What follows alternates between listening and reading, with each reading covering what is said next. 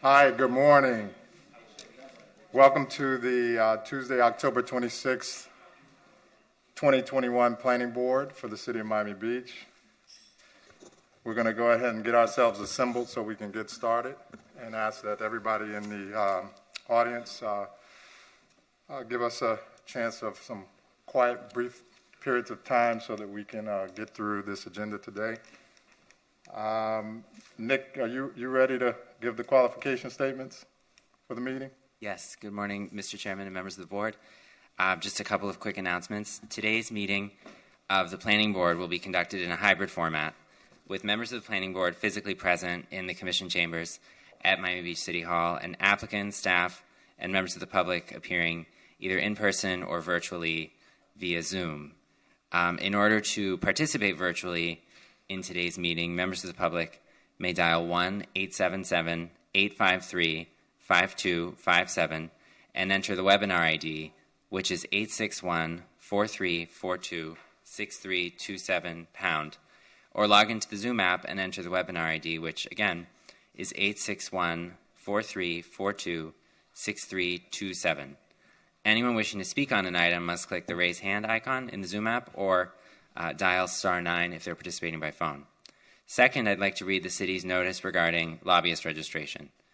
If you're appearing on behalf of a business, a corporation, or another person, you need to register as a lobbyist with the city clerk's office. If you haven't registered yet, you should register before you speak to the board. You don't have to register as a lobbyist if you're speaking only on behalf of yourself and not any other party, or if you're testifying as an expert witness providing only scientific, technical, or other specialized information or testimony in this public meeting, or if you're appearing as a representative of a neighborhood association without any compensation or reimbursement for your appearance, to express support of or opposition to any item. Expert witnesses and representatives of neighborhood associations shall, prior to appearing, disclose in writing to the city clerk their name, address, and the principal on whose behalf they're communicating. If you're an architect, attorney, or employee representing an applicant or an objector, you must register as a lobbyist. These rules apply whether you're appearing in favor of or against an item, or encouraging or arguing against its passage, defeat, modification, or continuance. And lastly, I'd like to swear in anyone who will be providing testimony today, including staff.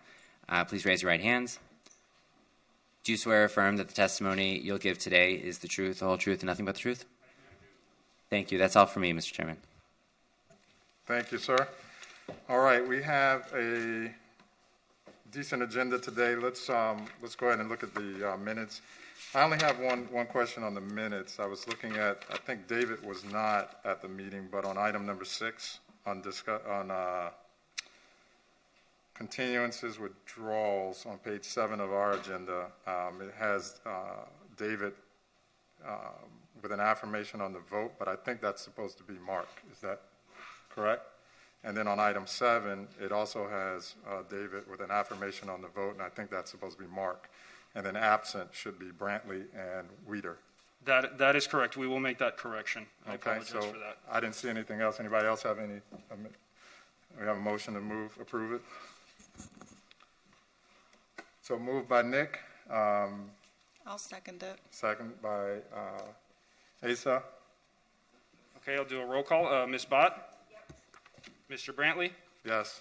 Ms. DiPietro? Yes. Mr. Fernandez is absent right now. Mr. Jelpi? Yes. Mr. Milan? He's out. Absent right now. Mr. Weeder? Motion passes. All right. Item 4 is going to be under modifications to previously approved board orders, PB file 210452. The applicant has requested a continuance. Can we have a motion to continue that item to next planning board meeting? Do you want it to continue to November? Yes. Okay. Yes, sir. I'm sorry. Go ahead. Good morning, Mr. Chair, honorable board members. James Rao with Green School Mortar Offices, 600 Brickell Avenue. Yes, we're requesting that this application be continued to November agenda. We'd like some additional time for neighborhood outreach. Okay. We have a motion to support that. Sure. Jelpi. So moved by Nick. I'll second it. Seconded by Asa. Okay. Motion by Mr. Jelpi. Mr. Chair, if you will, I have... 1 second, please. Oh, sorry. Go ahead, Rahelu. Okay. Ms. Bott? Yes. Mr. Brantley? Yes. Ms. DiPietro? Yes. Mr. Fernandez is absent. Mr. Jelpi? Yes. Mr. Milan is absent. Mr. Weeder? Motion passes. Go ahead. Mr. Chair, we would like to ask for your permission for another matter to be continued. Number 6 on your agenda, file number 0446, Mila Restaurant. We'd like to spend some time, additional time with the staff on the application. We provided some new information to them, and we'd ask that that be continued to your November agenda. Rogelio, do you have any issue with that? We have no objections. Okay, seeing no objection from staff, do we have support to continue the item to November? Planning Board File 210446 as well. I'll move it. I'll second. Moved by Asa, second by Nick. Okay, Ms. Bott? Yes. Mr. Brantley? Yes. Ms. DePietro? Yes. Mr. Fernandez is absent. Mr. Jalpi? Yes. Mr. Milan is absent. Mr. Weider? Motion passes. Thank you very much, You Mr. Chair. made members. somebody happy on the other side of this meeting. Well, I was trying to get you all out of here as soon as possible. All right, we appreciate it. All right, let's go into our discussion items, which would be our longstanding discussion with procuring off-duty officers in the city of Miami Beach. And I understand that we have the chief with us. Is that correct still? Yes, I see. We have a discussion on off-duty police. I see that Chief Clements is on Zoom. I don't know if you wanted to speak on this item. Chief, we always want to give you FaceTime, when you want it. So here we are, if you're ready to go. You found it? So, I don't know if Chief Clements or Chief Acosta. I see you're both on.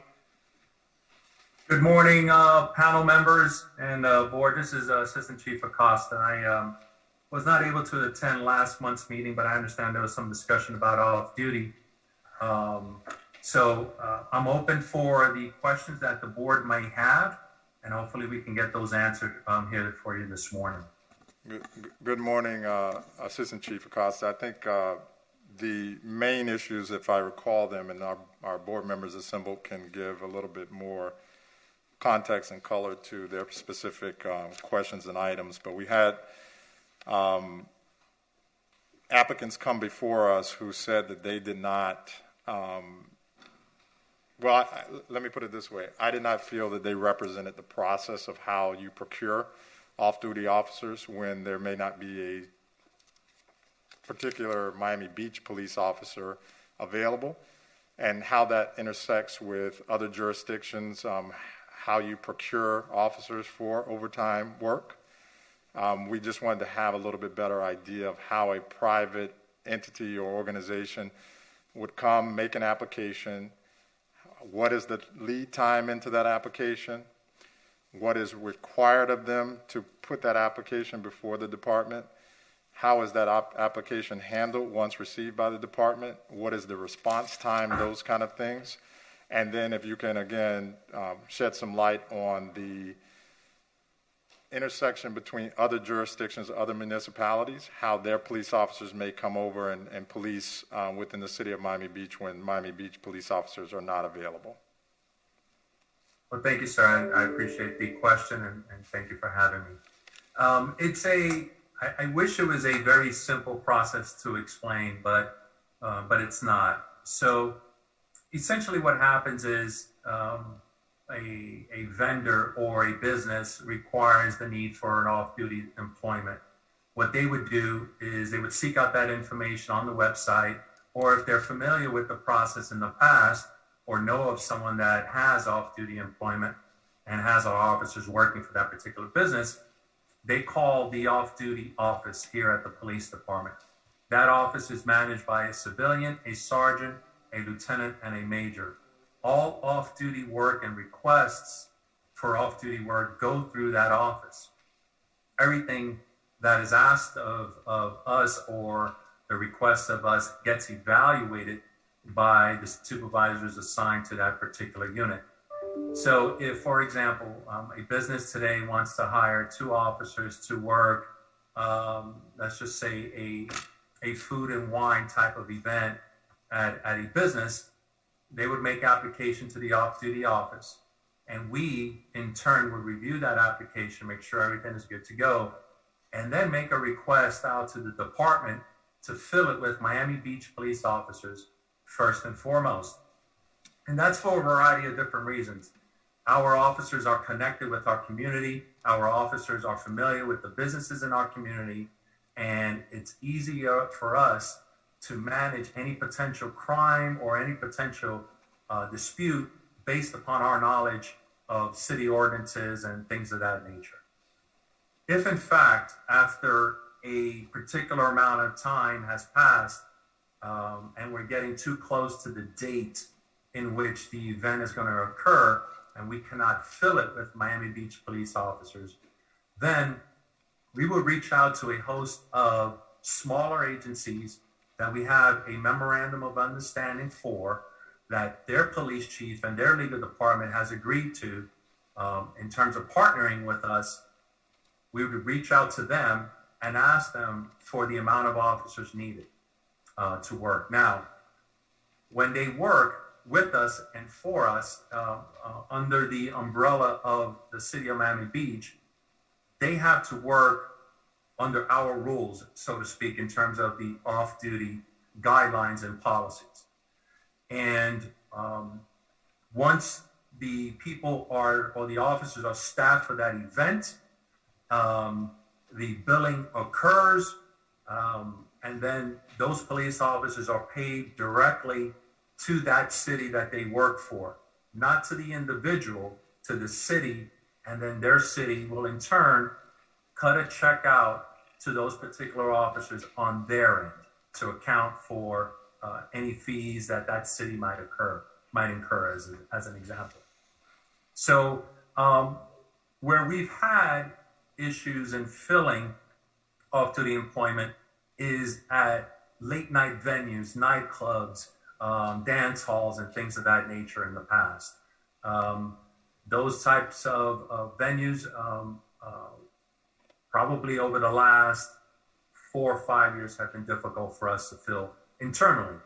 Outside agencies, as an example, I believe it's Miami Springs, if I'm correct, works primarily at the door at Club Live, and the Florida Highway Patrol works the traffic congestion in and around Club Live.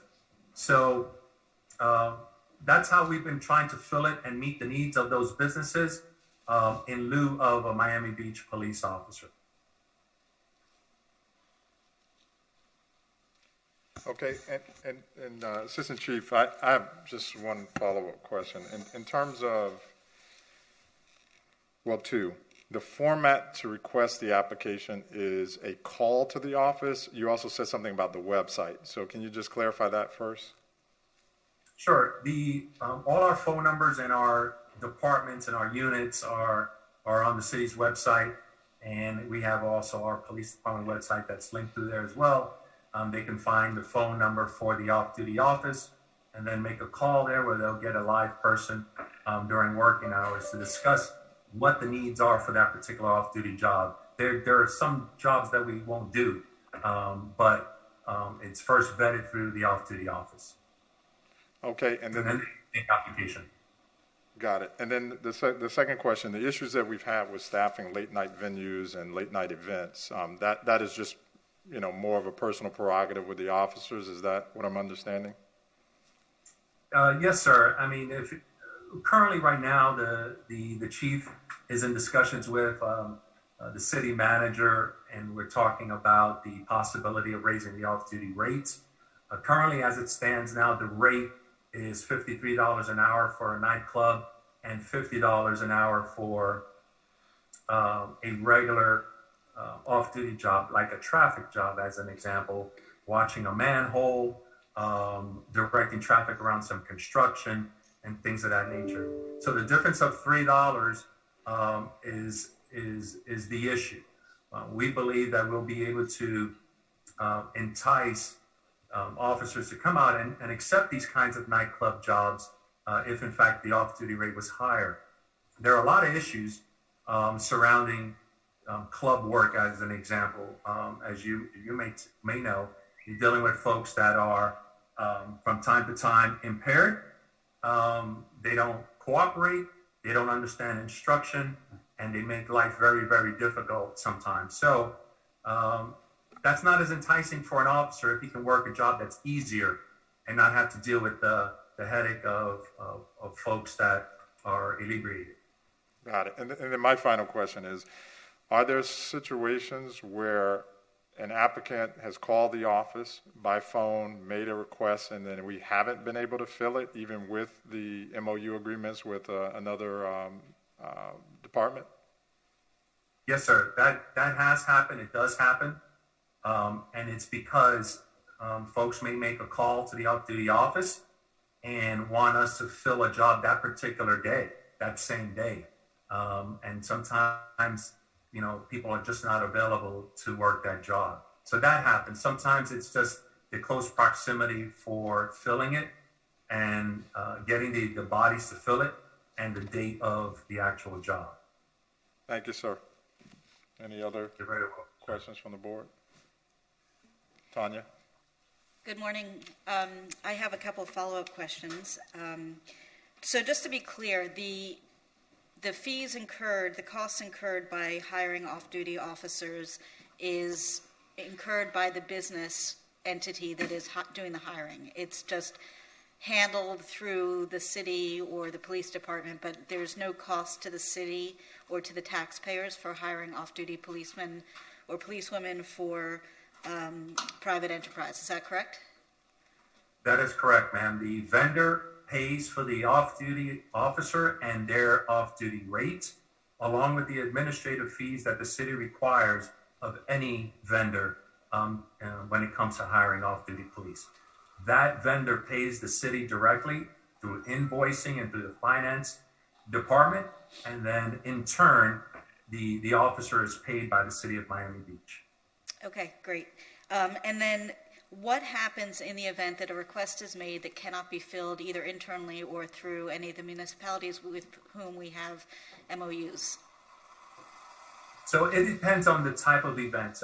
As an example, if it's an off-duty job and it's related to a traffic or construction and things of that nature, and there's a manhole cover that needs to be managed or a deviation of traffic on a particular lane, if it's a big concern and it's on a thoroughly traveled road, then we will send an on-duty police officer there to manage that particular job for as long as we can, and then we'll bill back the vendor for those on-duty services that are incurred.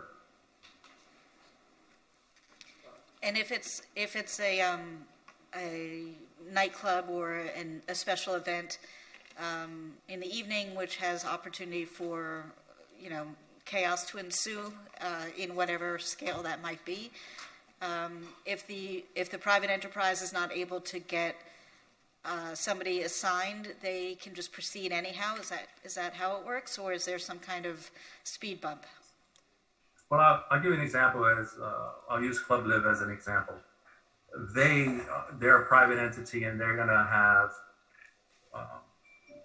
artists and celebrities at their club on a weekend night, as an example.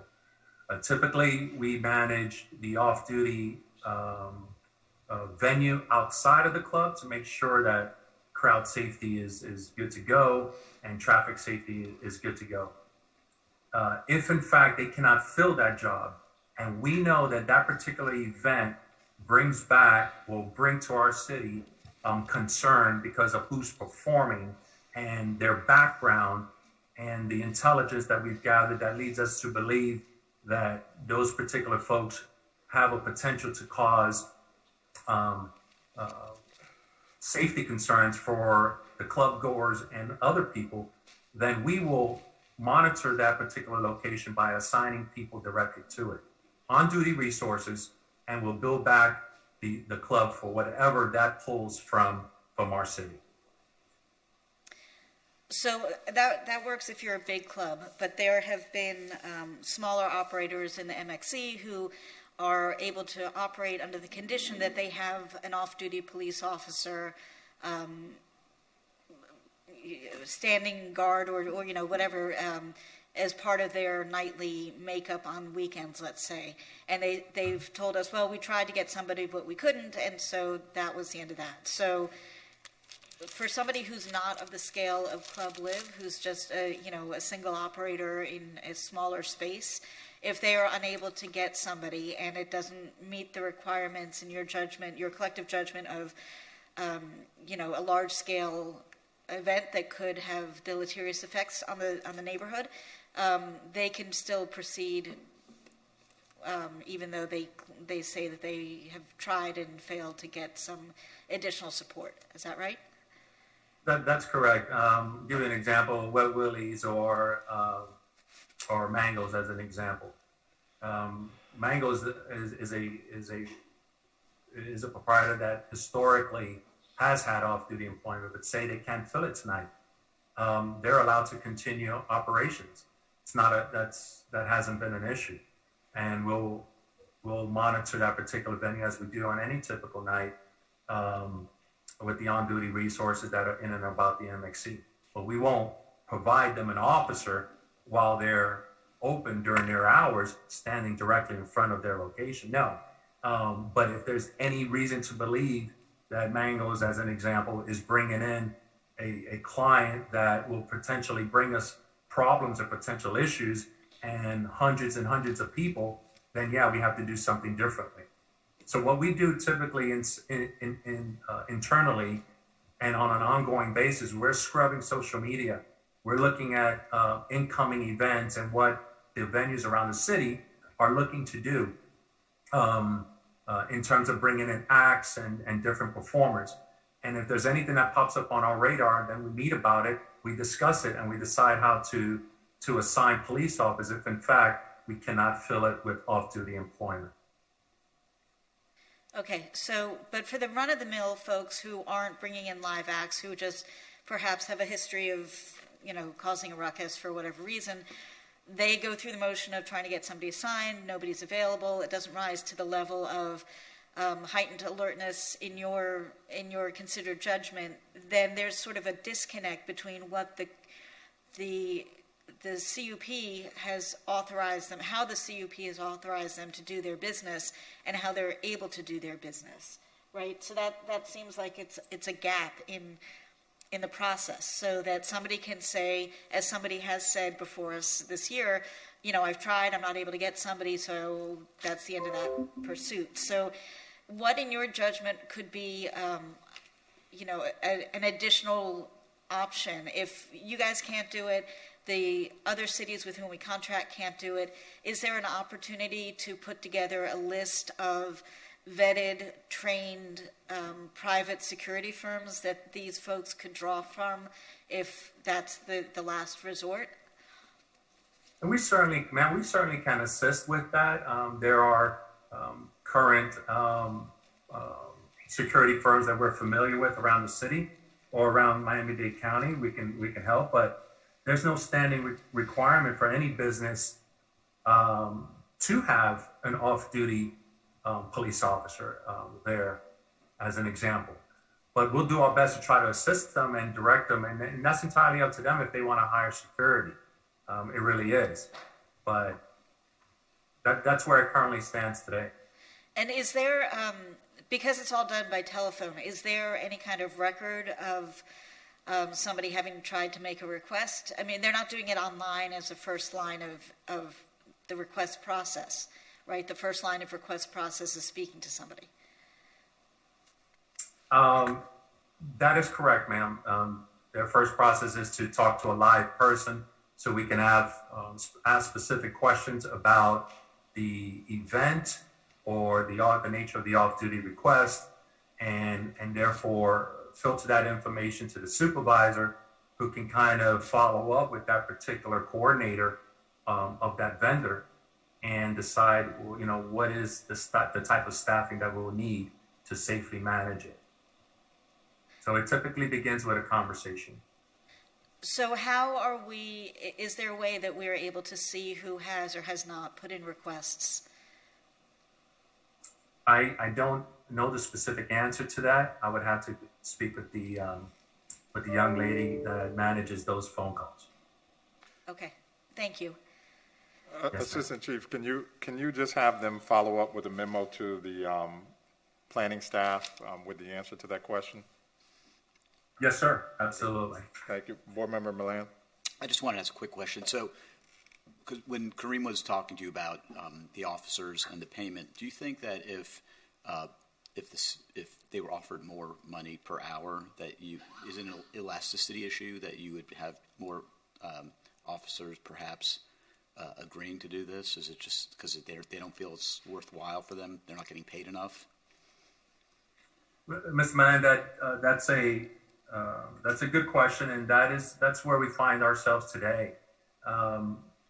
There's a lot of factors involved in police officers voluntarily deciding that they want to work an off-duty job. They're going to make a decision that's right for them that particular day in terms of let's just put it plain and simple, the type of headache they want to deal with that particular day. Right. And if it's not financially enticing, then they're just not going to. They'd rather accept a job that they know at the end of the day is going to be manageable and less headache. So we know, and we've heard internally that people would work if the off-duty rate was increased, but that is a conversation now that we're having internally with our chief and our city manager to try to come to an agreement and a reasonable rate. So who sets the rate? We make the recommendation for the rates based upon what we know, based upon an analysis of what off-duty rates are going in other jurisdictions. And then we think about it, we compare. Miami Beach is quite different from neighboring agencies. So we have to take that into consideration as well. The chief makes the recommendation, discusses it with the city manager. Our city manager reviews it, has another conversation internally with HR and finance, and then she makes a final approval. Right, because I don't want to increase expenses on operators, right, except that it is passed through. So this isn't a cost to the city, it's a cost to the operator for the privilege of getting certain rights, under CUPs that we give. So I certainly would think that we should at least look. I'm not telling you, you should analyze what the number may be to perhaps entice officers more officers to participate. I understand this is totally voluntary, but I'm sure there's a number at which more officers would be enticed to do this kind of work after hours. And again, it's from our perspective, we're not looking at it as a cost to the city. We're not. This is a cost to the operator.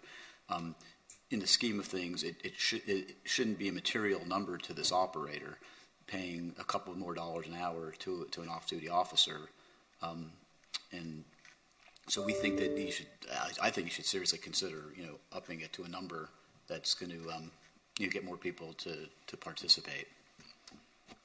Yes, sir. Thank you. Thank you. And Chief, I would just add to that. I mean, I am no way I'm trying to direct the department on how to do its business or how to come up with a price or a process, but maybe there should also be a discouragement of folks coming to the police department at the last minute requesting officers. So maybe that's a financial discouragement. So if the normal rate is $53, maybe it should be $100 or $90 if you request police for a venue within 24 hours or 48 hours. So maybe as you go back and look at the pricing, maybe you might consider how you look at incentives and disincentives for folks requesting off-duty officers. So, but that's all I have. Yeah, and I mean, I totally agree, because what we're trying to do is create less excuses to not comply with our orders. By saying that it's impossible to do it, we're trying to create a better process so that people can't, so it is possible. Yes, sir. So we can hold, and we can hold people accountable. Yeah, we get too many people coming before the board trying to blame the police department, and a lot of times probably not the police department. Right. I don't know the percentage, but it's probably pretty high that it was on the individual proprietor versus the officer, the department rather. So anyway, any other comments from the board before we let Chief Costa go? Well, just to your last point, Chief Acosta, the question about how we can see who has actually put in a request or not, that's one of the reasons why we'd want to see it, so that if somebody comes in and says, well, I've tried repeatedly and haven't been able to, well, we'd be able to see if they did actually try, if they tried in a reasonable time frame, if they tried more than once, and sort of have a log of that kind of connection from the individual proprietor with outreach to the city, to the police department rather, to try to fulfill his or her obligations as set out by his license to operate, basically. And then for the planning staff, I guess the question becomes, what do we want as a city? Do we want to put in additional structures or processes so that if somebody is not able to procure the services they need from the police department and their cooperating agencies throughout the county, what then? Right now, I think there is no what then provision, but I think there needs to be, given that, last number of years have been increasingly chaotic, and we want to give them an alternative if there needs to be one, so that the alternative is not just to do nothing and hope that it works out for the best. Absolutely. So let's do this. Let's let I call him Chief. Chief, I'm promoting you not because my father-in-law was Miami-Dade County police officer over economic crimes and fraud. So all the assistant chiefs that used to come in, I always called them Chief when they came in the office. So no disrespect to our chief. That's okay. That's the norm around here in the culture, so it's okay. Absolutely. So I just want to give some qualification to it.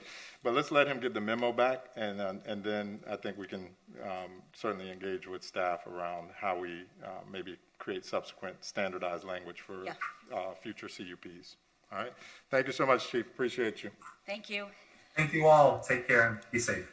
Thank you. You too. Be well. All right. Let's. I think Mr. Gonzalez, you're up.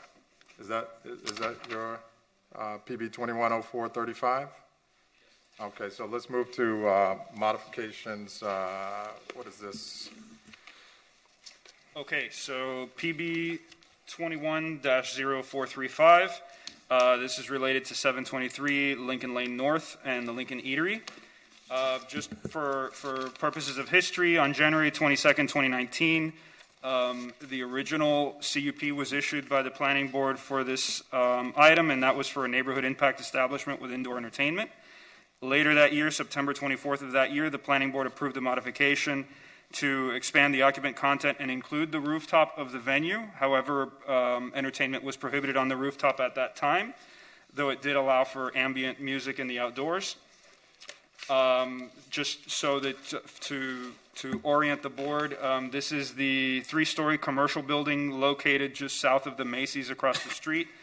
It has a food hall that's been operating since roughly 2019. And so the request here is for the rooftop to have outdoor entertainment, and that would only include DJs, live performances, and televisions. It would not seek approval for live music, so they could not have a band playing. The applicant also requested that a clarification be made in the hours for which the indoor entertainment is authorized to include legal holidays, as well as the existing hours that are already in the board in the order. A sound study was prepared by the applicant for the request to allow for entertainment on the rooftop. That was also peer-reviewed by the city's sound consultant, and the sound consultant is online if there are any questions. As a result of that peer review, we've included several conditions into the order to ensure that sound doesn't affect anyone. Even though the site is fairly isolated away from any residential uses, it has a big parking garage on the west.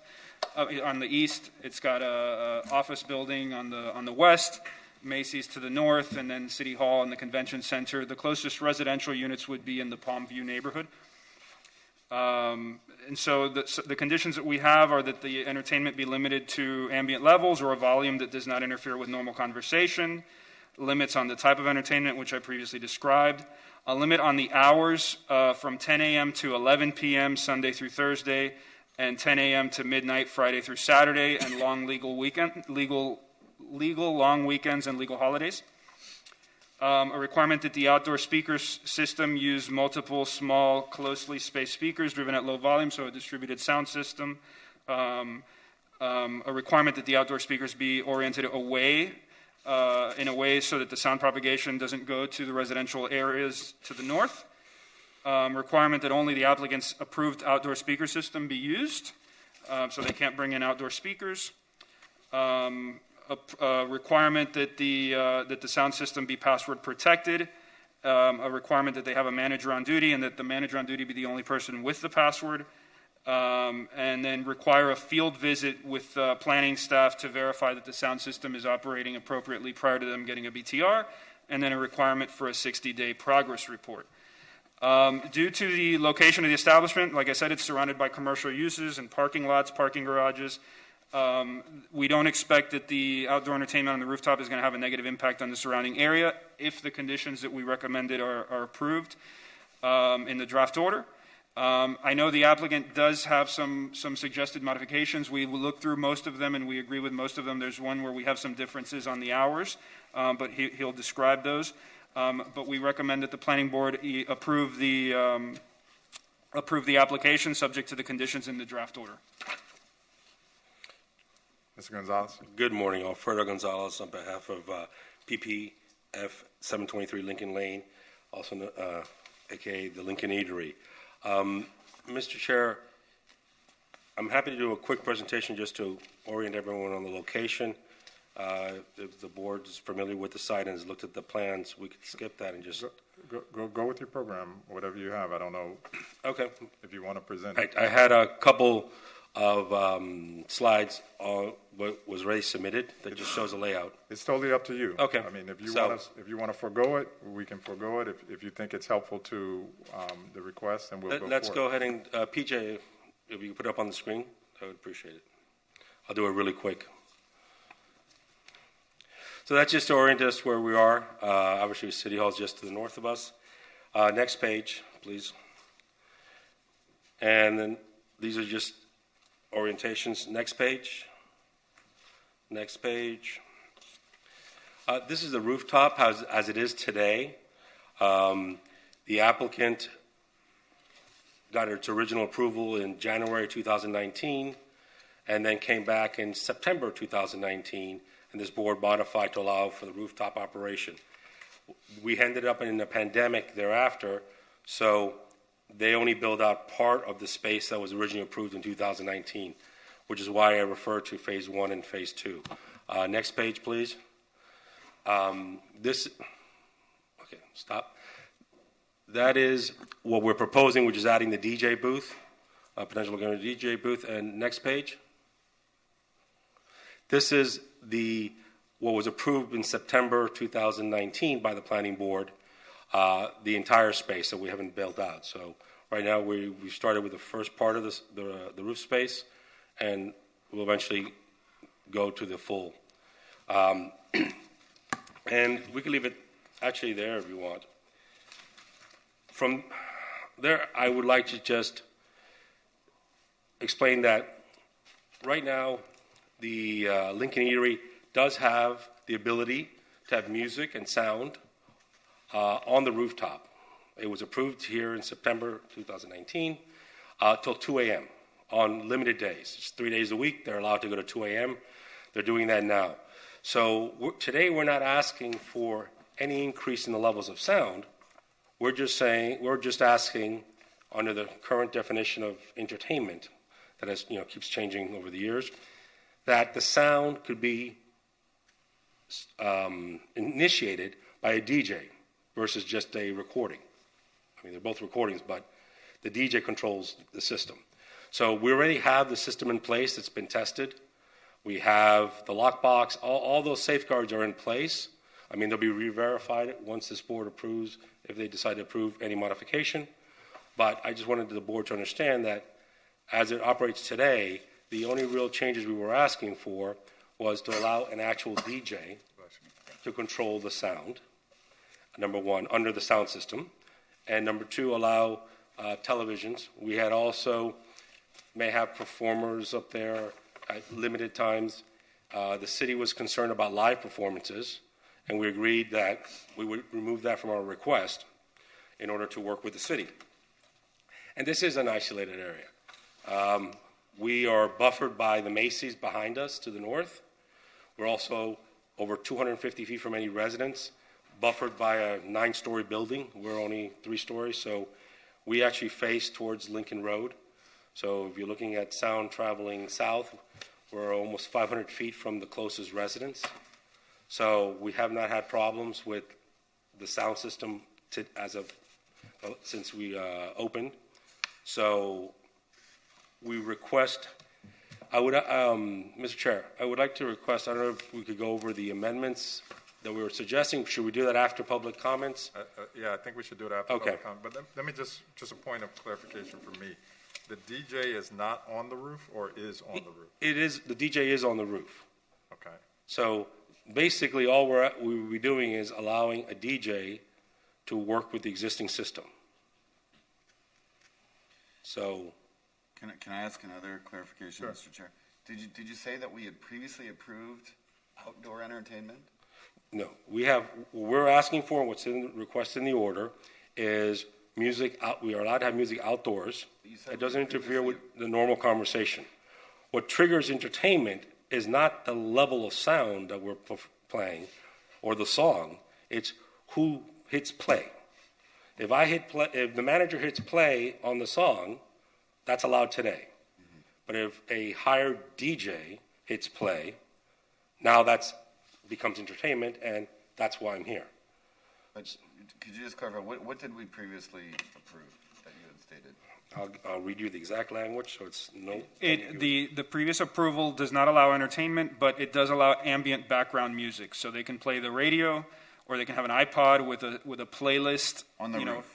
On the roof. Okay. This would allow them to have a DJ that can change the songs on demand. But still ambient or beyond? Still at ambient levels. Yes, same levels. It doesn't affect the sound level.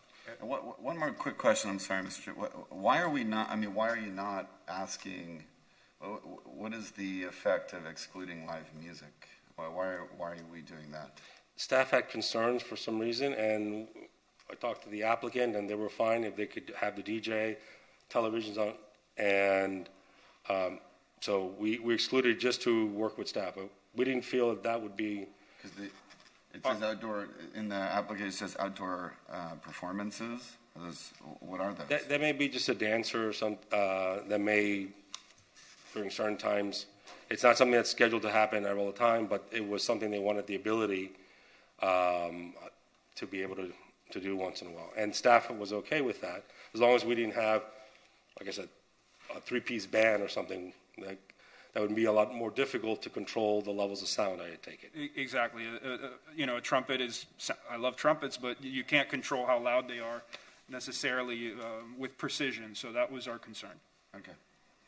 You guys just hate live music. If it's indoors, it's great.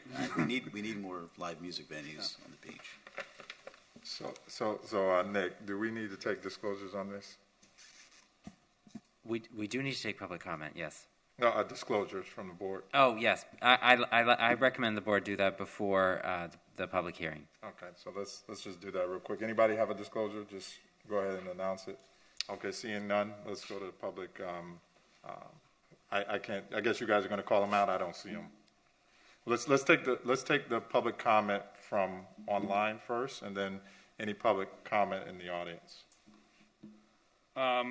If anybody, I don't see any hands raised right now on Zoom.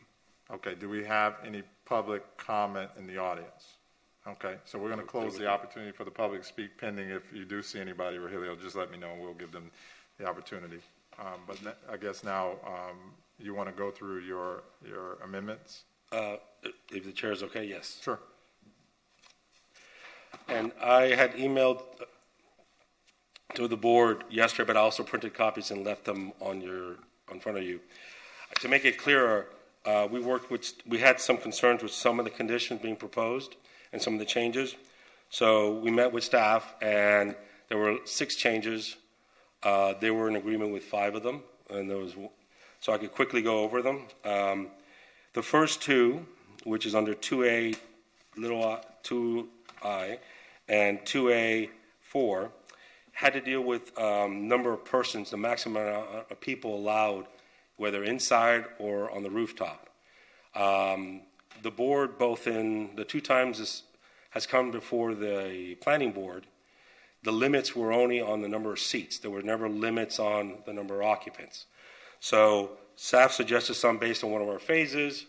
We requested a different number because actually in one case, in the inside, we have a current occupant load that's larger than that. So we agreed to these 2 numbers, 425 in the inside, 275 on the rooftop. So those were the 2, those are 2 amendments that they supported. Then, Can I ask a quick question about Yes, that? sir. I'm sorry. Isn't the interior occupancy load determined by the fire code? Isn't it based on egress width and square yes, footage? but And historically occupancy on CUPs at times, it's up to the board's discretion whether or not you may want to put a cap on the number of seats. You could put a cap on the highest number they could seek. And I guess when it was here before the board previously, the board was comfortable just doing a seat limit and not dealing with the occupant load. Staff wants to now include a limit of people in addition that we could apply for. So, and we still have to go to the fire marshal, but this creates the ceiling that if we applied and let's say we try to cross that ceiling, we would have to reconfigure the space to bring down the number or come back to the planning board again. Okay, yeah, because ordinarily, I don't know if this just maybe for the rest of the board, ordinarily it would be based on your square footage divided by a factor based on what the occupancy is. Or you can kind of do it per fixed seating, per seats. You kind of have both options, but anyway. So, So on that one, you're saying 2A2, the number from 285 to 425? yes. And then on 2A4,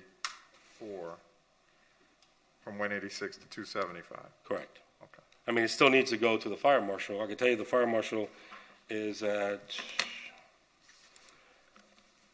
almost, hold on, I had that here a second ago.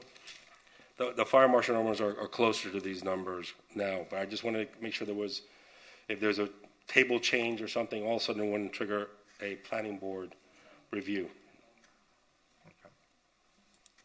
Okay. And then I'll skip over number 3 for the time being, but then under number 4, under 2A6-4, staff had added additional language because originally they were talking about we were going to ask for entertainment level sound, so they added this extra restriction that would be geared towards entertainment. But we're not asking for that, so it's repetitive. And the current county and city regulations on the 100 feet is more than ample. I mean, the closest residence out behind a 9-story building is more than 250 feet away. So then what we did on 2A... So let me just Yes, go back. So that line, that demarcation point on 17th Street, what is the distance there that you've noted? Is it more than 100 feet? Has your team looked at that? I believe that is more than 100 feet. I'll give you the exact number. I wouldn't have an issue with leaving. Yeah, it's like over 200 feet. So we're sticking. I didn't want to create too many different standards. So when there's enforcement, it's clear. I mean, the stricter standard, because we're talking between the period of time of, let's say, 10. Later in the evening, you have after 11 p.m. the standard of 100 feet. So that's a much stricter standard. And that's fine then. So- You're accepting of that, so let's go to the next one. Which number are we on? 2A6 sub 4. Okay. It's just for reference. The Macy's has a frontage of 205 feet between their property line and 17th Street. So then on the Fifth Amendment I had proposed is under section 2A7, And all we did was, originally, when this was approved, it allowed entertainment and performances inside. So it didn't distinguish between live performance, a band, or a dancer. Since staff on the rooftop added 4 categories, I wanted to match the same 4 categories. It's not adding anything new, it's just clarifying. So there's no dispute of what's allowed and not allowed in each of the areas. And then under 2A13, which is my 6th amendment, there was a suggestion to have the televisions located no closer than 20 feet from the parapet wall on the rooftop. The issue is that we're about 26 feet. And the concern that had been raised by the sound consultant, who's here to answer any questions, was really more having televisions facing to be out over the parapet and creating any kind of disturbance to people on the street. So we had recommended 6 feet, that way the patrons, whenever they have televisions, wouldn't impact anyone outside the property, and it wouldn't create a concern. So, and then my last amendment was the hours. That's the one that both staff and ourselves, we couldn't come to terms on. So 2A6, subset 3. Yes, sir. And currently, on the rooftop, you could operate till 2 a.m. We could operate to 2 a.m. So the issue boils down to between midnight and 2, could you still use, I could still have music today. So the question is, could I have music started by a DJ, or does it have to be my iPod? It does not impact the level of sound. And I understand that the city's concerned, and I know there's been some issues with some operators, and you're having issues in some areas of the beach. But where we're located, I don't think we will have a problem. We haven't had a problem with levels of sound, and we are open till 2 a.m. on the rooftop on the given days allowed today. And they do play music through the radio or through the sound system that they have. So that's not created a problem. And majority of the outdoor venues do have till 2 a.m., except some of the ones that are now you're revisiting, because it seems that you may have a reincarnation of a Gansevoort type of operation, not to use that word, but and we request that we allow to have it to 2 a.m. And again, if there was a problem, which we haven't had since 2019 that we started, we're happy to come back and revisit. So basically the issue there is the volume is going to be the same because it's a lock system, but it's who's controlling that lock system. Who gets to pick the song? DJ versus some guy just pushing the So button. the DJ could do it as staff agreement until midnight, and then at midnight, it would have to be, he could leave a CD that he spun and then just plug it in and go to 2 a.m. We think that the difference doesn't really create a disturbance or a problem to the neighborhood that is pretty far away, since we're really kind of buffered by buildings, by the Macy's buildings, and we're surrounded by garages. Have you had any complaints about noise violations? No, we haven't. They had some issues on the state of emergency on the hours, and those were resolved once they understood how the state of emergency operated, what they could and could not do. But outside that, they haven't had problems. Would you clarify that first part of your statement? I'm not sure I understand. It's something with my ear and also the mask. No problem. Is that clear? So they did get a couple violations early on during the pandemic for violating the state of emergency with the hours and how they operated within their BTR. So that they were issued, they rectified, and they haven't had a problem. But have they been issued a series of noise violations because of their current operations? The answer is no. Okay. I think the key issue is whenever there's sound, it should be kept at an acceptable level rather than worry about all the details. The devil's in the details, but it seems to me that if you can if the sound is moderate so that nobody complains and you're distant enough from the other residential areas where people are trying to sleep at night, that's the issue. So the board should, I suggest that the board should consider that in a simplified context. It seems the volume is consistent for all the different, let's say, categories of sound. Rogelio, is the difference? It seems a little arbitrary, the categorization between DJ versus manager. But is the intent of that a DJ performance, there's crowd noise associated with that? Is that what it is? That's correct, because DJs have become something that people come to see. So that's exactly the concern. Yeah. So I understand. It seems a little arbitrary, but it's that associated impact with the performance. And I understand. If you look at, I've watched the evolution of DJ go from not treated as entertainment. And a lot of the old SCUPs have DJs. It's not considered entertainment. And the evolution of very well-paid, high-paid DJs who are, it's more of a show. And instead of categorizing a DJ that's more of an entertainer versus a DJ that is just putting music and not necessarily getting a performer. What is the nearest residential locations near that area? I know the Marshalls is next door, and then the old Bird across the street from City Hall, right here on 17th, so about 250 feet away. So our venue obviously faces south, and we're buffered by the larger parapet, the wall of Macy's. And then there's the corner building, which is a 9-story office building.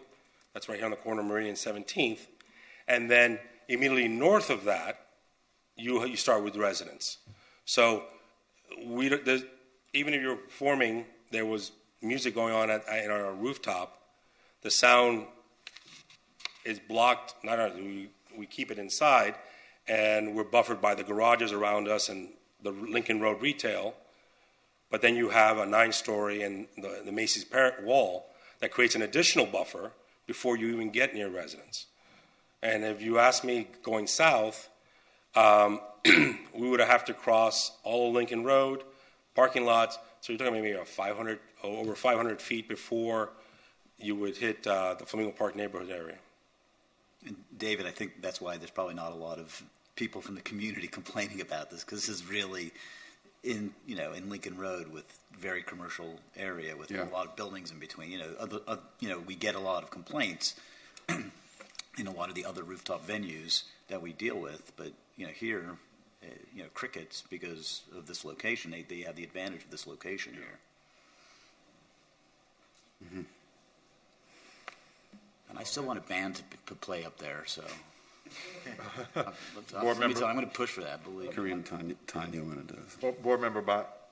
I actually agree. I think it's a bigger conversation for another time about this distinction between live music and other kinds of... It's BS, honestly. It really just, I have to go off of my beach to watch live. I love to watch live music, and I have to go off of my beach. It's ridiculous.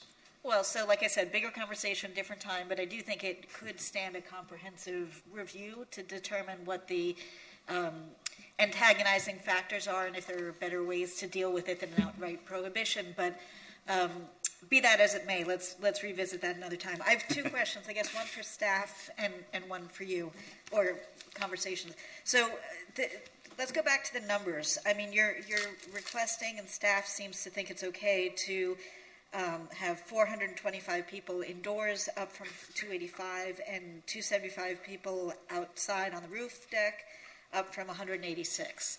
That seems like a big change. Can you... Well, let me just address that, though. I don't think that he's saying that he wants that number. He's trying to establish a ceiling that's above what was set here, because his belief is that the fire marshal already allows for a number higher, so he's trying to get us to not create his ceiling less than what is allowed by code. Yeah, and I can answer. Is that correct? Yes, sir. Okay. And I will go one step further. And staff was trying to find a number to put, because since we weren't really dealing with the inside at all, there wasn't detailed plans. I have a current OC load from the fire marshal for the inside, which is the eatery where people order food, of 385 people. I wanted to create a bit of a cushion. If you're going to do a ceiling, there should be a cushion. So if there's in the future, a change of tables or the way they operate, then all of a sudden, it really wouldn't have an impact on the neighborhood. But it still would follow the seat limit. I mean, we have a seat limit that was imposed by this board twice and reinforced the first time in the modification.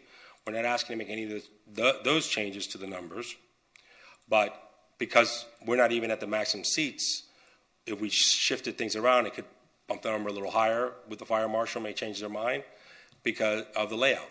So, but today I have 385 inside, so that's why I picked 425. If you want to give me a ceiling for this applicant for indoors, then let's do one that is reasonable and would adapt to any possible change without changing the maximum seat count that this board decided twice. That I'm not asking for change. Yeah, that number we just took from a plan that we saw, but it's intended to reflect our intent there was to put the actual number, what the number is in the plans. So the number that he's giving you is more accurate of what should be in the plans. Okay. Then the other question is going back to DJ versus pre-recorded music or from the radio or whatever. So would the DJ then also now be able to control the volume? No. The DJ, under the existing approvals and under our proposed order, it's under the controlled sound system with all the regulations that both our sound consultant and staff recommended, and that's already in the order. So that doesn't change. The only dynamic that would change, which I'm requesting, is that between midnight and 2 a.m., the 3 nights a week that they could go to 2 a.m., typically, the DJ, if they have a DJ, the same DJ could keep playing the music until 2 and not stop at midnight. Because the venue still allows music to continue till 2 a.m. The DJ would be required to hook into the house sound system. Okay. They could have their tables and all that, but they would have to hook into the house sound system, and the preset level of sound could not be exceeded, and that would be password protected. Okay. So they can lower the volume, but they can't go above whatever. I mean, I just know, having a great DJ can swell crowd interaction. Obviously it's a little bit different if you've got 100 people on a roof deck rather than 5,000 people in a field, but I'm just envisioning people with their glow sticks going nuts because they've got a great DJ up there and all of a sudden it gets really loud, but I guess that's not what you have intended. No, because if that were to happen, it would happen before midnight as well, and we still would have a problem. So, and that's not the intent of the operator. Okay. We also have a condition that they have to inform the DJ as to how the sound system operates and as to the limits of the sound system before they begin to play, because that's an issue that we've had with some of the other operators, that they don't inform the DJ that they have to abide by these rules and kind of go off and do their own thing. So, Mr. Chairman? Yes. Just for clarity, so what that means is that the DJ that's playing there will not be able to go higher than what's already said in the house system that's password protected. Correct. Yes, okay. The DJ is under the guise of the password protected system, the lockbox that the manager has control of, all those safeguards that are currently in place now at the location continues, and DJ will not come with his own sound system and bring their own boombox and then all of a sudden create a disturbance.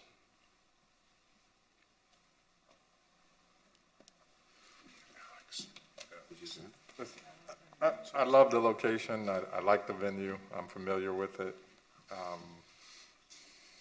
I think a lot of what we would do with this and what we have done in the past is, kind of feeling whether or not we should give a little bit more expansive regulation to something or, be a little bit more restrictive. I understand you're asking for, the midnight to 2 a.m.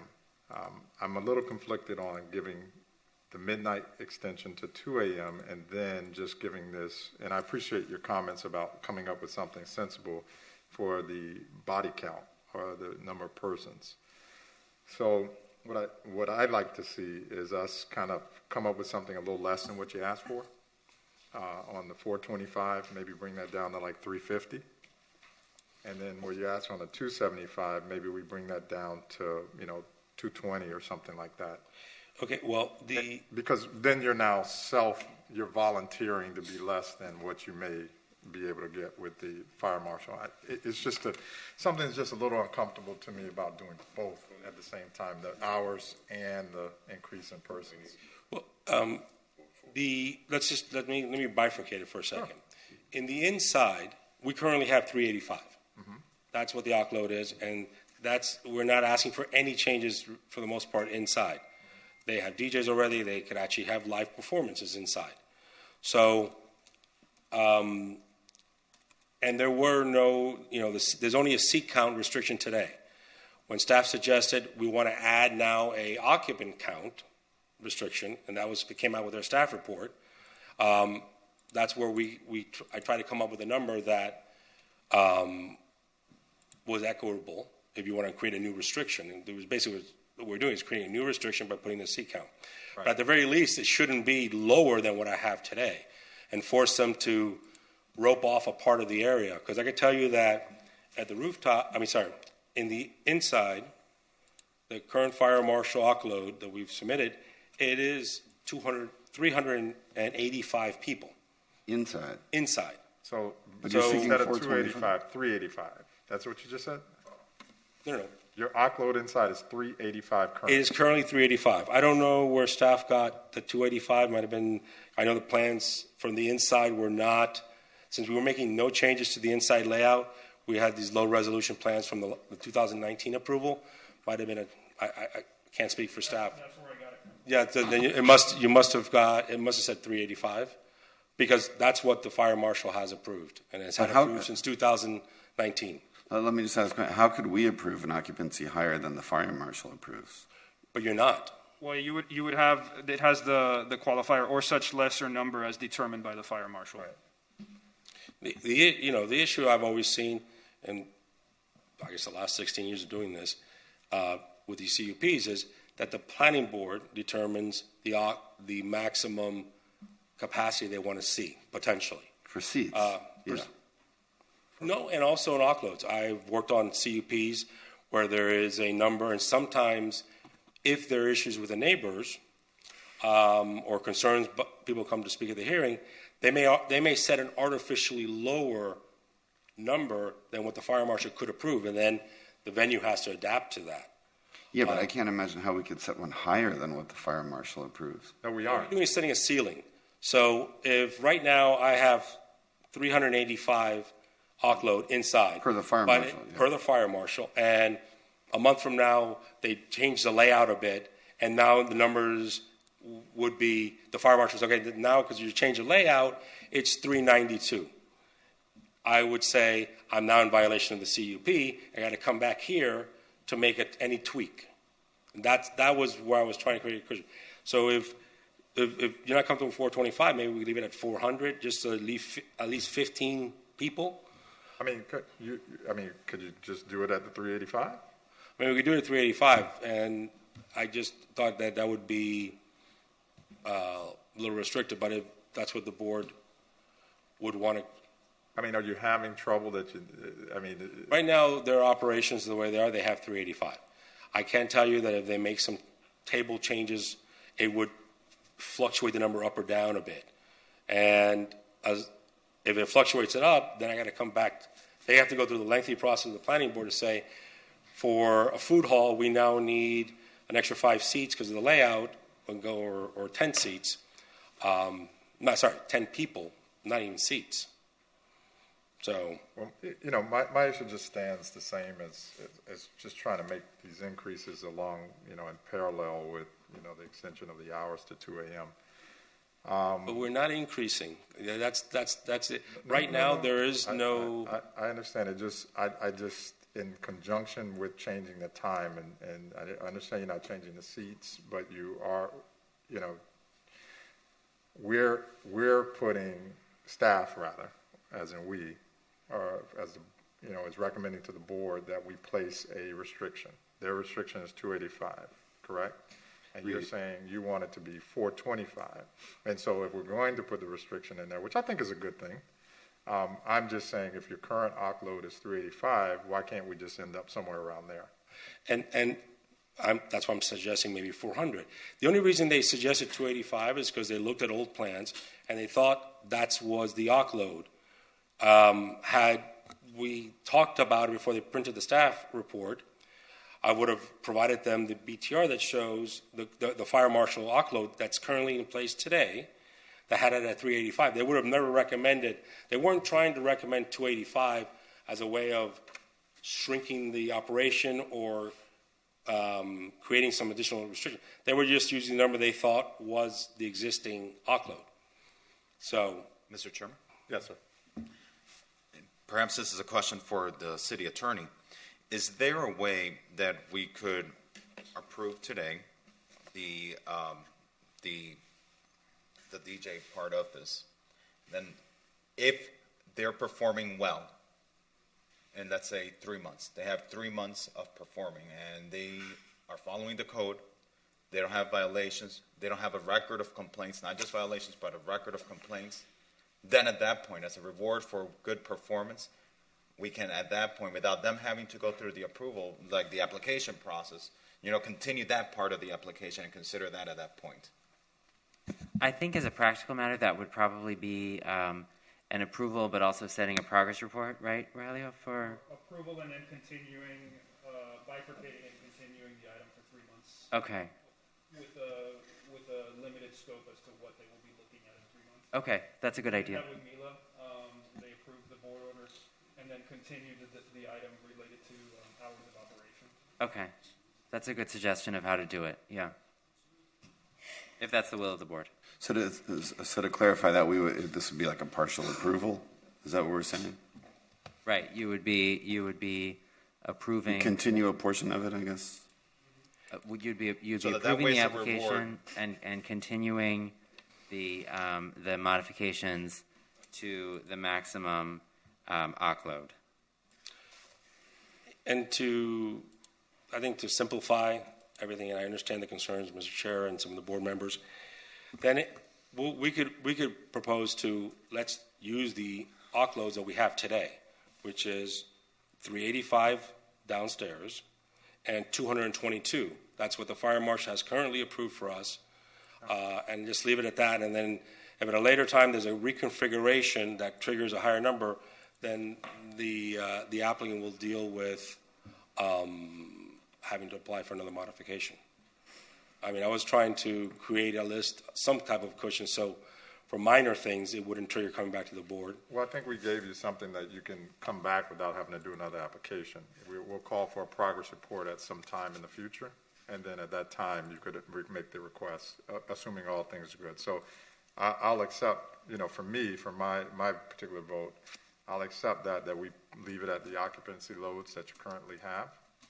And then if it's the will of the board, you come back in whatever X number of months, we just go ahead and book it now on the calendar. And then at that time, assuming everything is well, then if you need additional load, then we'll talk about it at that time. You want to say 90 days? I mean, because the system is in place. I mean, the only thing I need to do is once this board approves the modified CUP, is go to licensing and have them reflect the new modified order. Because it already has entertainment, it already has all the numbers are there already, so it's a very minor thing. So if we go with the number 385 and 222 on the rooftop, which is what we have today, and then a progress report in 90 days, I guess, or where we may need a little longer than that. What's the longest period of time that we can go for a progress report? Does it have to be 90 days, or can we give them 6 months? We could give them 6 months. There's no. I think you're going to need more than 90 days. That's fine. If you want to do you think that too, or you think 90 days is going to be sufficient where we can not have the same conversation we had today? I think you need a little longer. Whatever, we're comfortable either way. If you want to have a progress report in 6 months, if that. What I want to see is a record of good performance before we give them that. Yeah, I don't think you can do it in 90 days. Okay, no, we're happy to come back in 6 months, and we'll do the progress report in 6 months.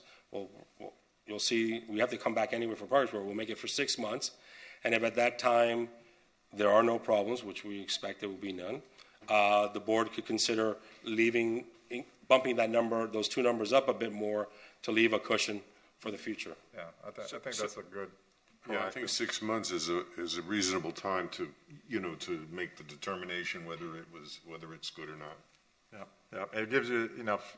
Look, we got some language in here. Legal long weekends. I don't even know if is that a definition term? What is that? What's that? Legal long weekends. We've used that term in other CUPs. If it's a bank holiday, a federal holiday, it's federally recognized. Okay, so that'll give you 6 months. Will give us enough time to go through some legal long weekends and other experiences that would make sure that no one's complaining and that you got everything working in order. So it's just being proactive and a little bit cautious with regards to issuing it. So I think you'll be fine, but I think this would be a good compromise. So. And we're more supportive if everyone's in support of, the board's in support of the rest of the amendments. And then those two, instead of it being the numbers I originally requested, it would be 385 and 222 for the rooftop. Applicant would be fully supportive and appreciative. And then we'll come back in 6 months and see. I have just one more question, if I can. The TV is on the roof deck. Is the vision to have, like game day events or something, a Sunday night football event, and have people gather around to watch a game? Or what's the vision of how those would be used?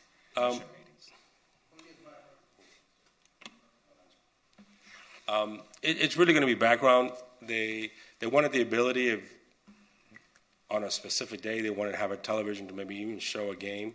They could, but it would be within the venue. It's still under all the same noise guidelines. It was something that allowing the business to operate and be just like live music. We thought that would have been a no-brainer in that area, but we understood the concerns. We respect the concerns. We thought televisions would not create a problem, and for the most part, it would be background. But could they put a sports event one day? They could. So I guess, in and of themselves, televisions are not a problem, the way live music is not a problem. But I would just remind everybody who's a part of this that if you're showing the Super Bowl on the roof deck and people are really excited because, it's a Hail Mary and the Dolphins are in it, that is going to be a very different set of sounds coming from your rooftop than, a tennis match or something on a random Saturday afternoon. So it's incumbent on you guys, whoever's there, to make sure that the tools that are now going to be at your disposal for entertainment are used the way they're intended to, because if in 6 months you come back and there are a bunch of people who have complained that, on a random Sunday, there are just swells of people shouting from the roof because they're all excited about something fun going on up there, that is going to hurt what you're trying to create. So it's incumbent on you guys all to, like I said, use the tools the way they're intended and manage them and not let anybody get carried away by, he's a great DJ putting together a great set, let's just crank it up a little bit, or, whatever. So, we have this conversation up here a lot, and I sound like somebody's dead mother, and I don't mean to do that, but it's just a reminder that, if you're getting what you are asking for, it's incumbent on you to treat it as the privilege that it is, not the right. And on behalf of the applicant, we agree with you 1,000%. Okay. We understand that as whatever is in this order and whatever the board ultimately approves today, it's on us to make sure that we're following, and if there's a problem, address it. Otherwise, we don't want to be in a situation where we have to come back here in 6 months with if there's a laundry list of problems. It's not going to be beneficial to the operation. Correct. Or anyone. So Okay. we fully understand. From just the procedural standpoint, if we're continuing the item for 6 months, it may be good to renotice the item before because of that time frame. Would the applicant be willing to accept those costs of renoticing? Sure. Wouldn't be a full application. I'll knock on everyone's door. No. Yes, we will agree to do the renoticing. And that's what we're noticing for the progress report. Well, if the item is continued to remain open so that you can actually change the order, it would be a little different technically than a progress report. You'd be continuing, I thought we approving were it, gonna- and then continuing it for 6 months so that you can actually make adjustments to the order On the occupancy and all that. on the occupancy, on the hours, So it'd be whatever more else like a you may want to modification continue. hearing. Yeah, because at a progress report, technically you can't modify it. You can vote to set a modification hearing, Okay. and then we would notice it at that point. And does that prohibit us from changing the occupancy at all now? We do it then? Because I think he's still asking for an incremental increase. You can do. I think what the applicant's asking for is for the order to reflect at 2A, Little Roman 2, 385 persons Yes. indoors, and then at 2A, Little Roman 4, 222. Right, Alfredo? Is that Correct, right? because today That's the there are fire no marshal. limits. It Yeah. was numbers that were added. We just wanted to at least, at the very least, keep the arc loads that the fire marshal has currently at the location. No, I'm clear on that. I guess what I'm not clear is just the procedure. So he's asking for other things beyond that. He's asking for the 6 foot from the parapet roof edge and all of that. Are we will be passing those things today or not? Because Well, we would be that's up to continuing. you. Yeah. What I understood from the discussion was that you wanted to wait on the hours. So you wanted to keep it at midnight for now and then maybe consider allowing till 2 a.m. in 6 months, No, is no, what no. I understood. No, I was saying give them the hours, but reduce the cap on the occupancy, which they've agreed to. Okay. So the only thing that remains outstanding is whether or not we would increase that further, and that was what the continuation was for, or the progress report would be for. Right. So Mike, just from a procedure standpoint, so I understand what the heck I'm doing, we are approving this, but we're going to just renotice only for items 2A2 and 2A4. Is that correct? That was my understanding. Yeah. Okay. All right. So I don't know. I'm gonna move it just how I said it, or ask somebody to move it how I said it, and we'll go through these. But let me just go through them one more time. So 2A2, not to exceed 385 persons indoors. 2A4, not to exceed 222 persons on the rooftop. These will be verified by staff. These are existing arc loads. Yes. 2A6, subset 3, until 2 a.m. Okay? 2A4, subset 4, that whole sentence that starts the system design and ends at 17th Street, because that's more broad than what the current code allows. So they're accepting the more restrictive 100 feet. And then we got 2A7, which is just making it consistent with the indoors, right? And then we got 2A13, which is the 6 feet from the parapet. So that's what I have that we will be moving on today. Mm-hmm. And then we would have, as part of this, they would come back in 6 months for continuance of only 2A2 and 2A4 In a modification hearing. with a modification hearing. Yes. Thank you, sir. Okay. All right. So anybody in favor of this? I'll move it. Okay, it's been moved by Asa. I'll second it. Second by Mark. Motion by Ms. DiPietro, second by Mr. Milan. Roll call, Ms. Bott, Yes. Mr. Brantley, Yes.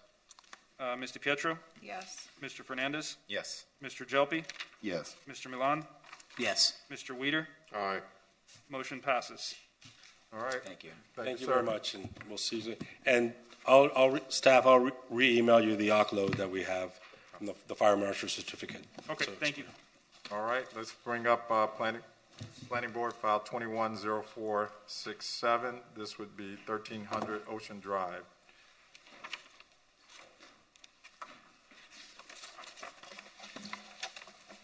Music there. Somewhere. Mark, we might get some live entertainment next time, maybe. Who knows? You never know. One day. One. Yeah. So this is PB 21-0467. This is for 1300 Ocean Drive, and it is a change of owner-operator. The applicant is requesting a modification to an existing CUP to change the name. It was formerly Cafe Cardozo. This is the Cardozo Hotel. It will be changing and will be owned and operated by Yucca Restaurant Company. So staff has no objection to this. We do suggest one modification to the order to be consistent with more recent CUPs. One is changing the process for future modifications so that it requires a simpler process. It requires a progress report before the planning board, and then they submit an affidavit to staff. And then one additional change where they will be agreeing to provide access to code enforcement and other life safety departments to ensure compliance with the terms of the CUP. And with that, staff recommends that the planning board approve the requested modification. And I think the applicant is here if she wants to say a few words. Thank you. Hi, good morning. Good morning. I am Janet Suarez. I'm the owner of Yucca Restaurant. We are transferring our location. We had our location for 25 years on Lincoln Road, and we closed after pandemic for obvious reasons. So we made this partnership with the Estefans over at the Cardozo Hotel, and we're very excited. We know Ocean Drive is a challenge, but in regards to our venue, I think that the entertainment, in order to keep the same business model that we had on Lincoln Road, is important. We obviously understand all the issues that are going on, and we're more than willing to follow all the rules that have been on this, on the CUP, and we think that it would be, vital for our business. So we are asking that you grant this transfer of ownership. Do we have disclosures on this, Nick? Technically, right? yes. Yeah. Anybody have a disclosure? All right, seeing none, let's move on. Do we need to take public comment on this? Yes. Yes. Do we have any? I don't see any hands raised on Zoom. Okay, anybody in the audience? Okay, seeing none, we'll close the opportunity for the public to speak. Any board members have any issue with the item? I think it's pretty straightforward. Anybody want to move it? I'll move. I'm happy you're reopening. I wish you all the best. Thank you. I'll move. Okay, the item's been moved by Board Member Milan and second by Board Member Weeder. Okay, I'll do a roll call. Ms. Bott? Yes. Mr. Brantley? Yes. Mr. Fernandez? Yes. Oh, Ms. DiPietro? Yes. Mr. Gelpi? Yes. Mr. Milan? Yes. Mr. Weeder? Aye. Motion passes.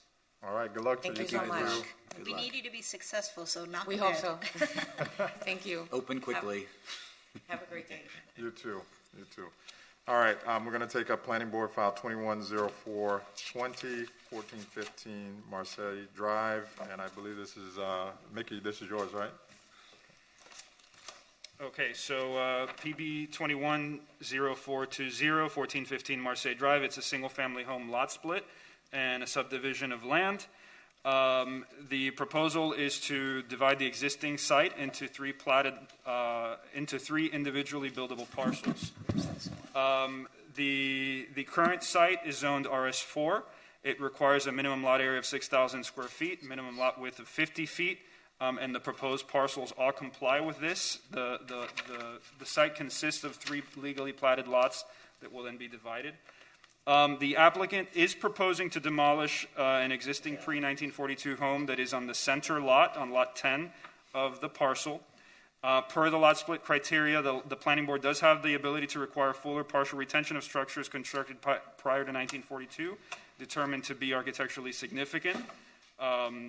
A determination of architectural significance was not made, but the applicant did submit an engineering report which indicates the structure is deteriorated and requires significant rehabilitation. And additionally, that first floor of the home is set 3 feet below the minimum design flood elevation, which is 9 feet NGVD. So that affects the long-term longevity of the structure. So staff does not recommend that the planning board require the retention of the home.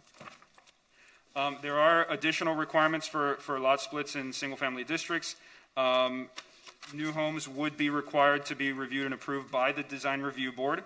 And it also requires that if an architecturally significant pre-42 home is demolished, that the unit size not exceed 40% and the lot coverage not exceed 25%, or such lesser number determined by the planning board. Though the determination of architectural significance has not been made, the applicant has agreed to abide by those limitations of 40%. We did an analysis of the lots in the area. We looked at 25 parcels in the area, excluding the applicant's site. The parcels range from 6,370 to 11,025 square feet. The applicant's existing site is more than double the size of the next largest site. So this is a very large lot for the area. The average lot size is 8,884 square feet. The median is 9,302. And the current homes in the area range from unit size of 1,964 square feet, which is 18% of the lot area, to 3,972, which is 48% of the lot area. So what the applicant is proposing fits within that range. The applicant is proposing a limit of 40% unit size for all of the lots. So staff does recommend that the application be approved subject to the conditions in the draft order with that 40% unit size restriction for all 3 lots. All right. Mickey, go ahead. Good morning, Mr. Chair, members of the board. Mickey Marrero, law firm Burkhardt, Riddell, Fernandez, Larkin, and Tapinas. With me today, here behind me, Nick Rodriguez from our office, and via Zoom, our project architect, Russell Blue, and the owner, Maria Caiola, who I believe Russell at least should be promoted. If we could get the presentation up on the board, up on the TV. And Mickey, if you'd like, I can swear in Russell. Sure. So Russell, if you're on the line, do you swear that the testimony you're about to give is the truth, the whole truth, and nothing but the truth? 25% of the I think there's a limit that the front needs to be smaller. Russell, has he been promoted? Do we know if he's on mute? It's okay. I can get him when he. What's it? When he connects. Apologize for the silence. Is the architect on? Can you tell, Aurelio? Russell? The architect, I'm sorry, who's the architect? Russell Blue. Russell Blue. I do not see a Russell Blue online. Could it be under Blueprints, which is I think. There's 2 phone numbers. There's a 954 number and a 212 number. Is he from New York? 212, I think it probably is. That's 212. Can we bring 212-725-3638?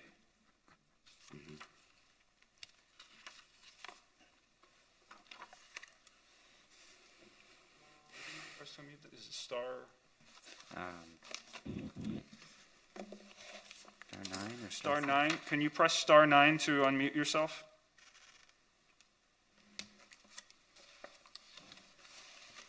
Russell, are you with us?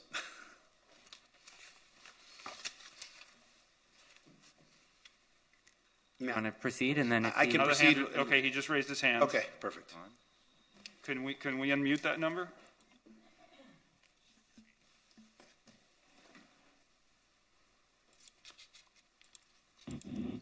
Okay, you should be able to speak. Hello.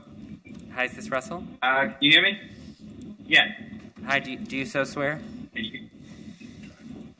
Yes, I do. Okay, thank you. And Russell, could you mute? There seems to be a little background noise. Thank you. I think try to do that. Okay, great. So good morning again. Still the morning. So back to the presentation. What you see on the slide now is the aerial showing the property.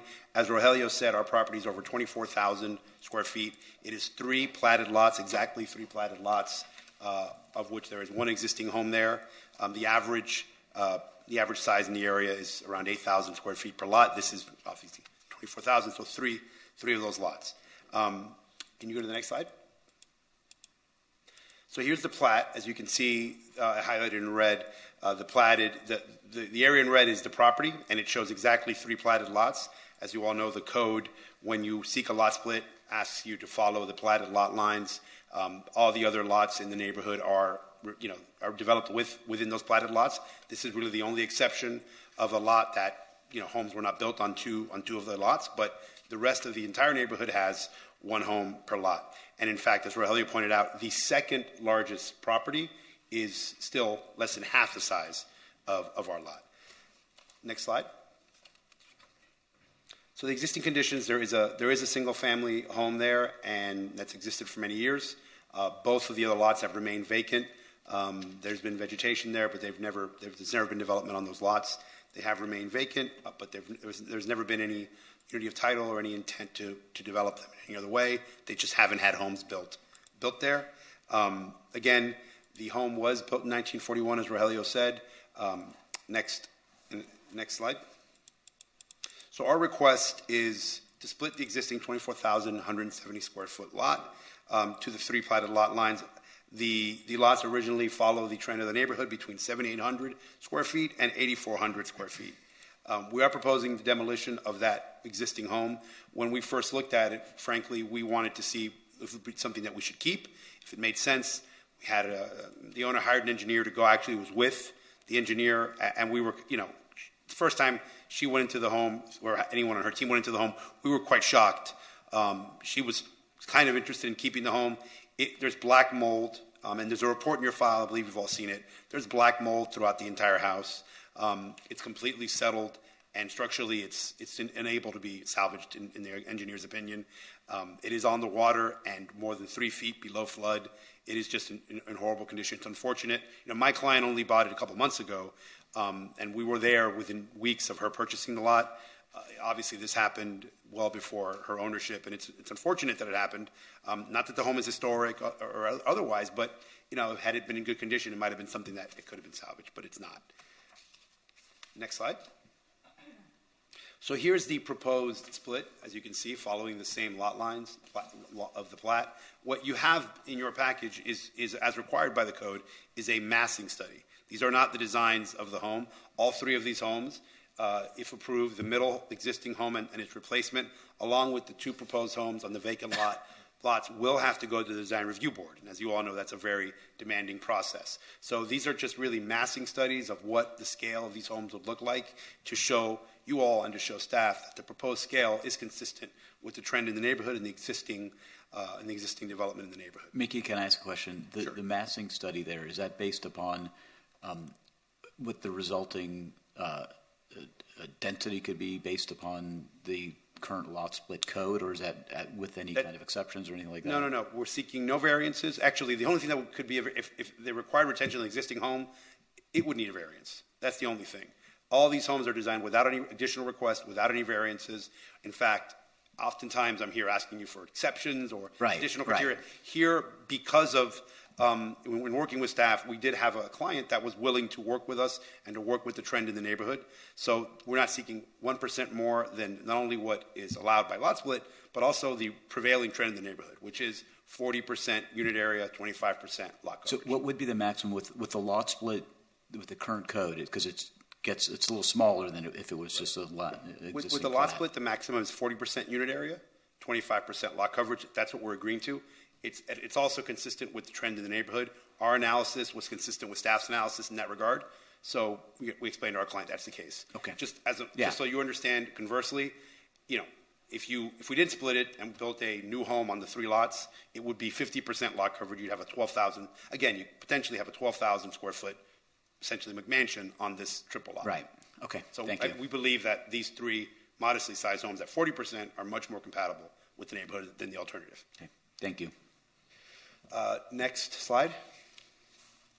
And this is a rendering. And again, we show this to you to see the scale. This is the scale at 25% lot coverage and 40% unit size. Ultimately, homes are going to go through the design review board process. We've not submitted for that yet. So the homes that you will see, that the design review board will see, will be likely substantially different. And we'll be working, with the neighborhood on those homes and with staff to get beautifully designed homes. But again, here you see the scale, which is very appropriate. Next slide. And here's essentially the summary of the area. The minimum lot size in this neighborhood is 6,000 square feet. If we followed the minimum lot size and tried to get the most out of these 3 lots, it would be 4 lots at 6,000 square feet. We're not seeking that. We're maintaining the lot line, the plat lines as they are, which coincidentally, and I think rightfully so, matches the prevailing trend in the neighborhood of about 8,000 square foot lots. Again, the median unit size in the neighborhood is 39%, so we've agreed to 40% as staff as recommended. In fact, I think this is the first lot split I've worked on where we actually agree with all of staff's proposed conditions. It just worked out that way. We have a pretty reasonable owner, and the numbers just worked out that way. Next slide. So this is the existing home. You all have the full report in your file, just some photos. It's more than 3 feet below. It's 3 feet below flood. There's severe deterioration, water damage, and mold. We went in there just to gauge whether this could be salvaged and if that made sense. And it's in terrible shape. It's one of the worst shapes I've seen inside. Unsafe. And my client immediately boarded it up because we found that when we went to see the site, there was evidence that folks had been squatting there at some point. There was, again, before her ownership, there was chips, there was some food on the floor, there was broken TVs. It looked like there had been some folks in there recently. We know that the long-standing prior owner, the wife that remained, passed away in 2020. It was through probate, sold to, I guess it was an investor, and he sold it to my client. But it was owned by the same family, I think, for decades prior to it going into probate. And I don't know if the family started letting it deteriorate at the end, or if it was just a really difficult year and a half of water exposure and damage. But we believe a lot of the damage was way before it went into probate, based on the condition. Next slide. So here's just another rendering, again, a massing study. As you can see, just by what's around, the massing of the proposed homes is very consistent with what's in the neighborhood. It matches just to a T, and that's why, thankfully, we're in line with staff on this one. And I think the last slide. So again, thank you. We believe we are bringing you one of the more sensible lot split applications that I've worked on, and we're asking for your support here so we can then develop 3 beautiful homes that we believe will be a great addition to this area, and happy to answer any questions you may have. Russell's on the line. He's been working with me on this, and Maria, I think, is on the line as well. She's the property owner. Should you have any questions? Thank you. So, Mickey, next time you come in front of us with a proposal for a lot split, can we say, that's nonsense? You said all the other ones are nonsense. I didn't say they were nonsense. I said this is the most modest. Okay, I thought you said sensible. Every case is looked at differently. I'm just giving you a hard time. I mean, I appreciate that. It is, hard facts make hard cases, right? So this is one that's he's really within the platted lot already here, right? I mean, he's basically complying with sort of the downzoning that's required with a lot split. I mean, to me, there's really not it's not, for me, it's not a difficult decision, but I'll leave it up to you guys if you want to discuss more. And this is RS4, right? I saw RS2 at one point on the screen. It's RS4. Mickey, you're taking this big lot and you want to make it into 3 lots, and the homes seem to be contextual with the neighborhood in terms of massing. Is that accurate? That's accurate. That's your position.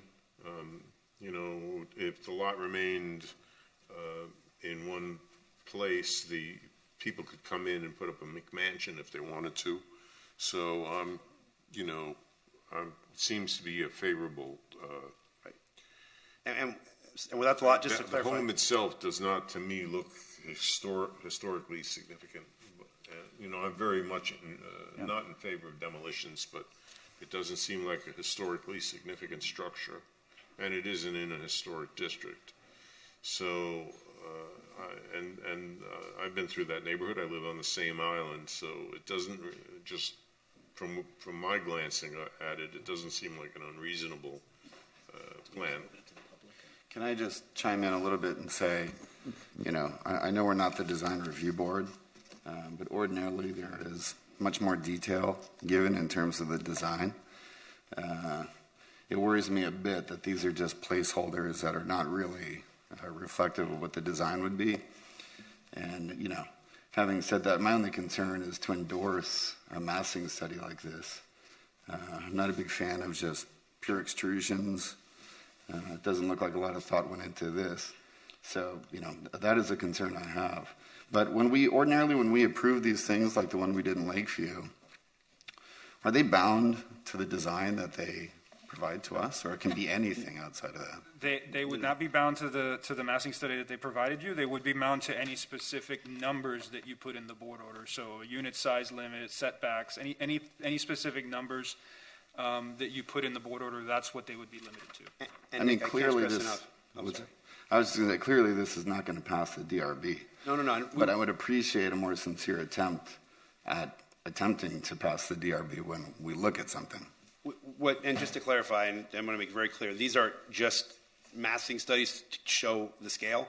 Right. They're going to be 3 completely different designs submitted to the design review board. That board, as to design, is a very, very demanding board, as you know, and we will work with that staff to make sure that something gets there. But again, typically these orders limit you to the lower level of unit size, lower level of lot coverage. You put in here in your order, I think your draft order says, we'll seek no variances. We would abide by that. So it really puts a lot of limitations on what we can ask for. Now the design then becomes subjective, and we will make sure it's something that's appropriate. I'm sure everyone will hold us to that. No, I understand. I feel funny approving this with this exhibit associated with it because it looks like we're approving that. But you're not. I know. Right, that's just an example, right? I mean, Yeah, it's just showing the massing. Because the That's only all thing it that is. matters right now is that the Why lots even do will it? exist, right? And then why'd they do that? You gotta Well, ask. it's a requirement of the application I to provide understand. massing studies. I understand, but Do you have to give renderings, or you don't have to give? Do you have, so you, At design review board, we're going to do. no, I understand, but like you gave conceptual renderings, right? Yeah, it's That gonna was look not nothing. necessary, was it? I think we were asked to do that. The criteria has, a massing, it does request for massing.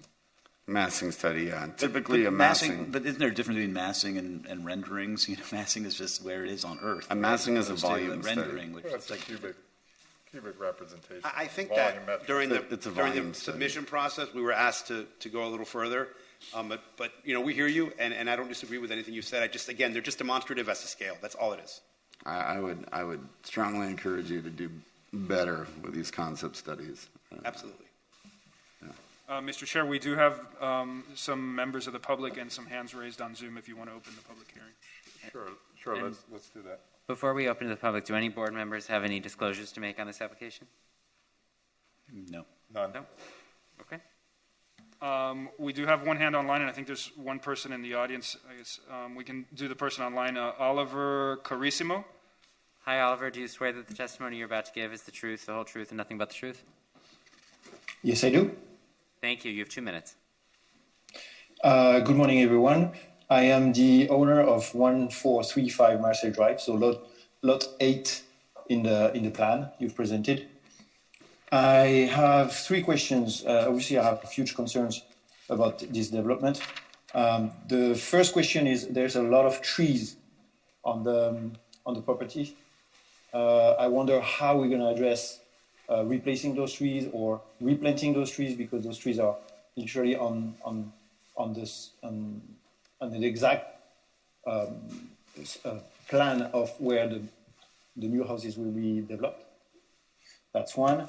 Question number 2, how can we question the house being demolished and having maybe a neutral assessment on the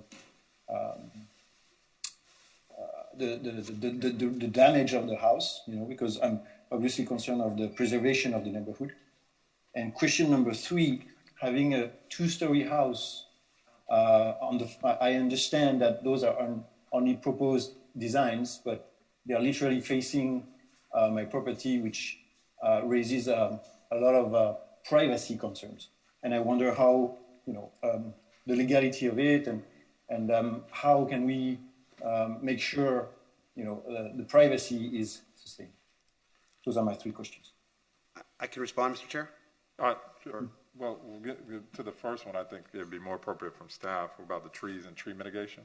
Sure. So there is a condition in the order that prior to the issuance of a building permit, a tree report shall be prepared by a certified arborist for all the existing trees on the site, and shall be submitted for the review and evaluation of the City of Miami Beach urban forester.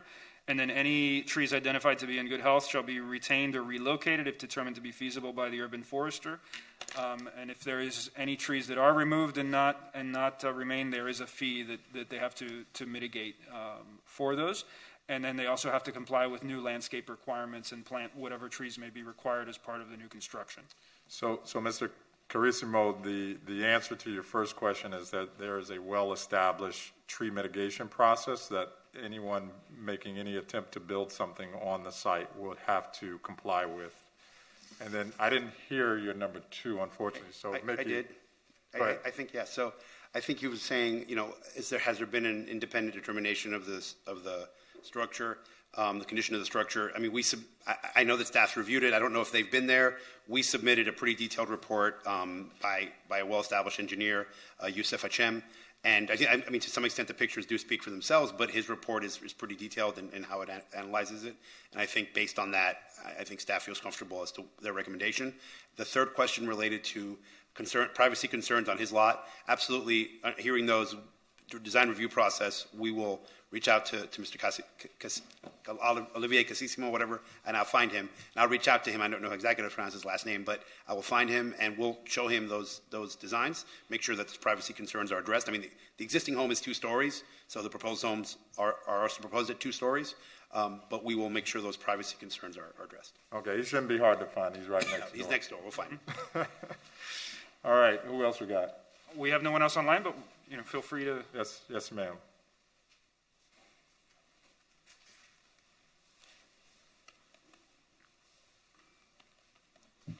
Just state your name for the record and address.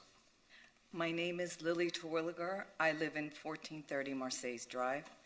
That's across from this house, and I'm representing the property surrounding this property that's going to be built. I know that we talked about the condition of the home, but this is one of the pioneer historical houses on Marseilles Drive. The original owner, Bob Evans, and his wife lived there for many years. His mom built that house, and the cement walls were bulldozed and heritage trees were cut down without permits. They have left construction debris on the property, and the neighborhood has been in contact with code compliance. The city had to clear the weeds and overgrown grass twice at the city's expense, and unfortunately the city doesn't want to pay for the cost of removing the construction debris. And now the property needs to be cleared again. This will be the first home to be demolished in our street. They will build 3 architecturally undesirable cement block homes, as you saw, and that don't fit the characteristics of our neighborhood. The proposed construction of the house, as Olivier said, on the smaller lot will be facing his yard, and privacy is going to be a problem. I don't think we should allow these investors to come into our neighborhood, purchase land, and get carte blanche to destroy and build anything they wish. We ask you to reject this petition to split the property, and we can't allow investors to come into our neighborhood and destroy it just for their profit. This is a forced rezone and shouldn't be allowed. This notice was only sent to the properties 350 feet surrounding our area. I put this on social media, and many of our neighborhood and others are objecting also. Thank you.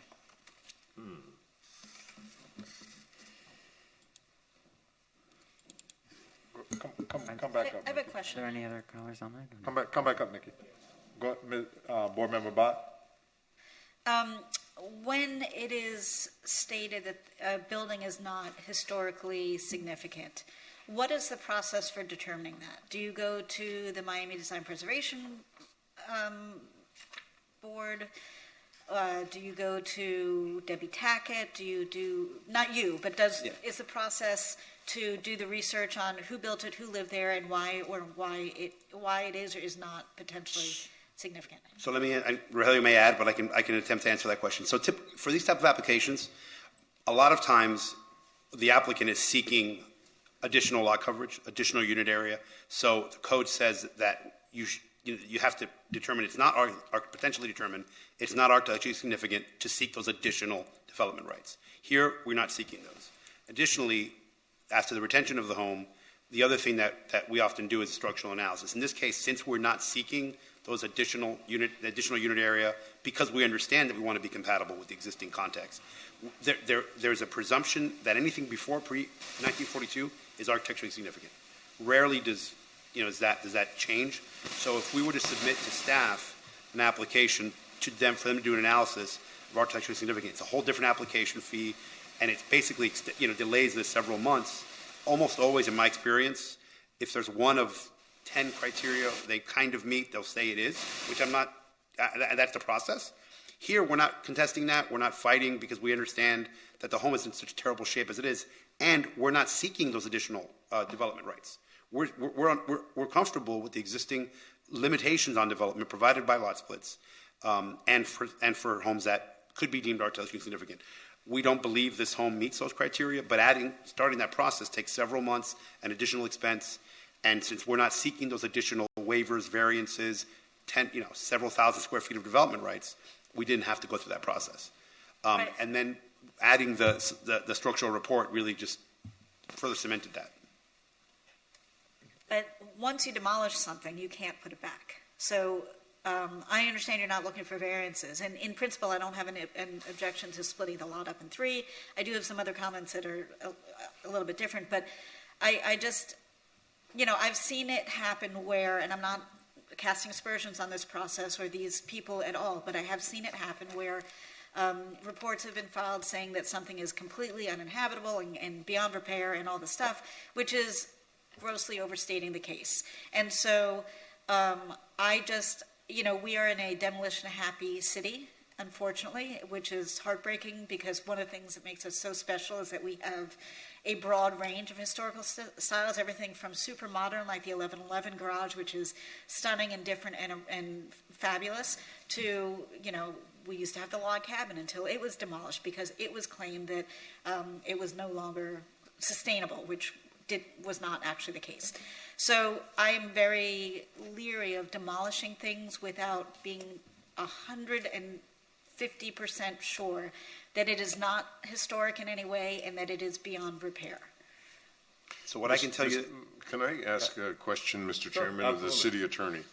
Mr. City Attorney, it's my understanding that if a home is not in a locally historic designated district, the owner has the prerogative to demolish the house, providing that a new design is acceptable to the design review board. My problem with the city is that I think the entire city should be all structures should be historically designated. But we went through that fight on Palm Island, and now they want to demolish the Al Capone house. And it seems like the city's powerless to stop any of this new construction. For example, next door to my house on Bay Drive, they built a house that looks like a public storage structure. It's obnoxious, it's too high, and it's ruined it hasn't helped my property value, I don't think. Maybe it has, I don't know. But I'm just saying that without historic designation of this structure, if they go to the design review board, then they can get it demolished. Is that accurate? It's a little more complicated than that because the applicant's before you on a lot split application, and the planning board, in the context of lot splits, your criteria does include whether the proposed lot split adversely affects architecturally significant or historic homes. Whether the home is architecturally significant is a determination for staff to make. I don't believe staff has made a determination that this particular home is architecturally significant. But, Mr. Attorney, may I ask a question? Yeah. Okay. The analysis states the home has not been determined to be architecturally significant. Right. Does that mean that there has been an analysis to determine whether the home has been architecturally significant or not? Or does that mean that an analysis has not been conducted and therefore it has not been determined to be architecturally significant or not? There has not been a determination of architectural significance. That is a formal process that has to be initiated by the homeowner in our code that has an appeal process. And so in this case, the property owner did not request that determination be made, and we don't have staff does not have the ability to force the applicant to make that determination. Just going back to what you were saying. It's my understanding that the Historic Preservation Board can now, the Historic Preservation Board has taken the initiative to involuntarily designate certain properties historic. The Al Capone house, for example. Is there any truth to that? The HPB initiated the process to designate the home at 93 Palm as historic, but that requires, it's a multi-step process, and the first step is for staff to conduct a preliminary evaluation as to whether the home would meet the criteria because there are objective criteria for designation. So the fact that the staff has not determined that this is a historically significant home, the way it's presented here means that the home is determined not to be historically significant, and that we are to assume on the board that the staff made that decision. Well, there are two separate things. 93 Palm is a proposed historic designation. The question, your first question was, is this home architecturally significant, which is a separate question from designation. As staff has advised, whether a home is architecturally significant requires a formal review by the planning department that would need to be initiated by the applicant. That hasn't happened here. So unless the home is in a historic district. Unless the home is in a locally historic, designated historic district. Which it's not. So there's a fundamental flaw then in this process, and this is not particular to this home, but the way we read the staff analysis and recommendation is that it's been reviewed and it's been determined that it's not historically significant, but what is actually correct is that it is not. Wait. That's not what it says. He's making a distinction between architecturally significant and historic designation. So I just hear the two things being conflated. And that was confusing me too. So, Nick, if you just give that to us one more time, because I think that is nuance that is causing us to trip a little bit here.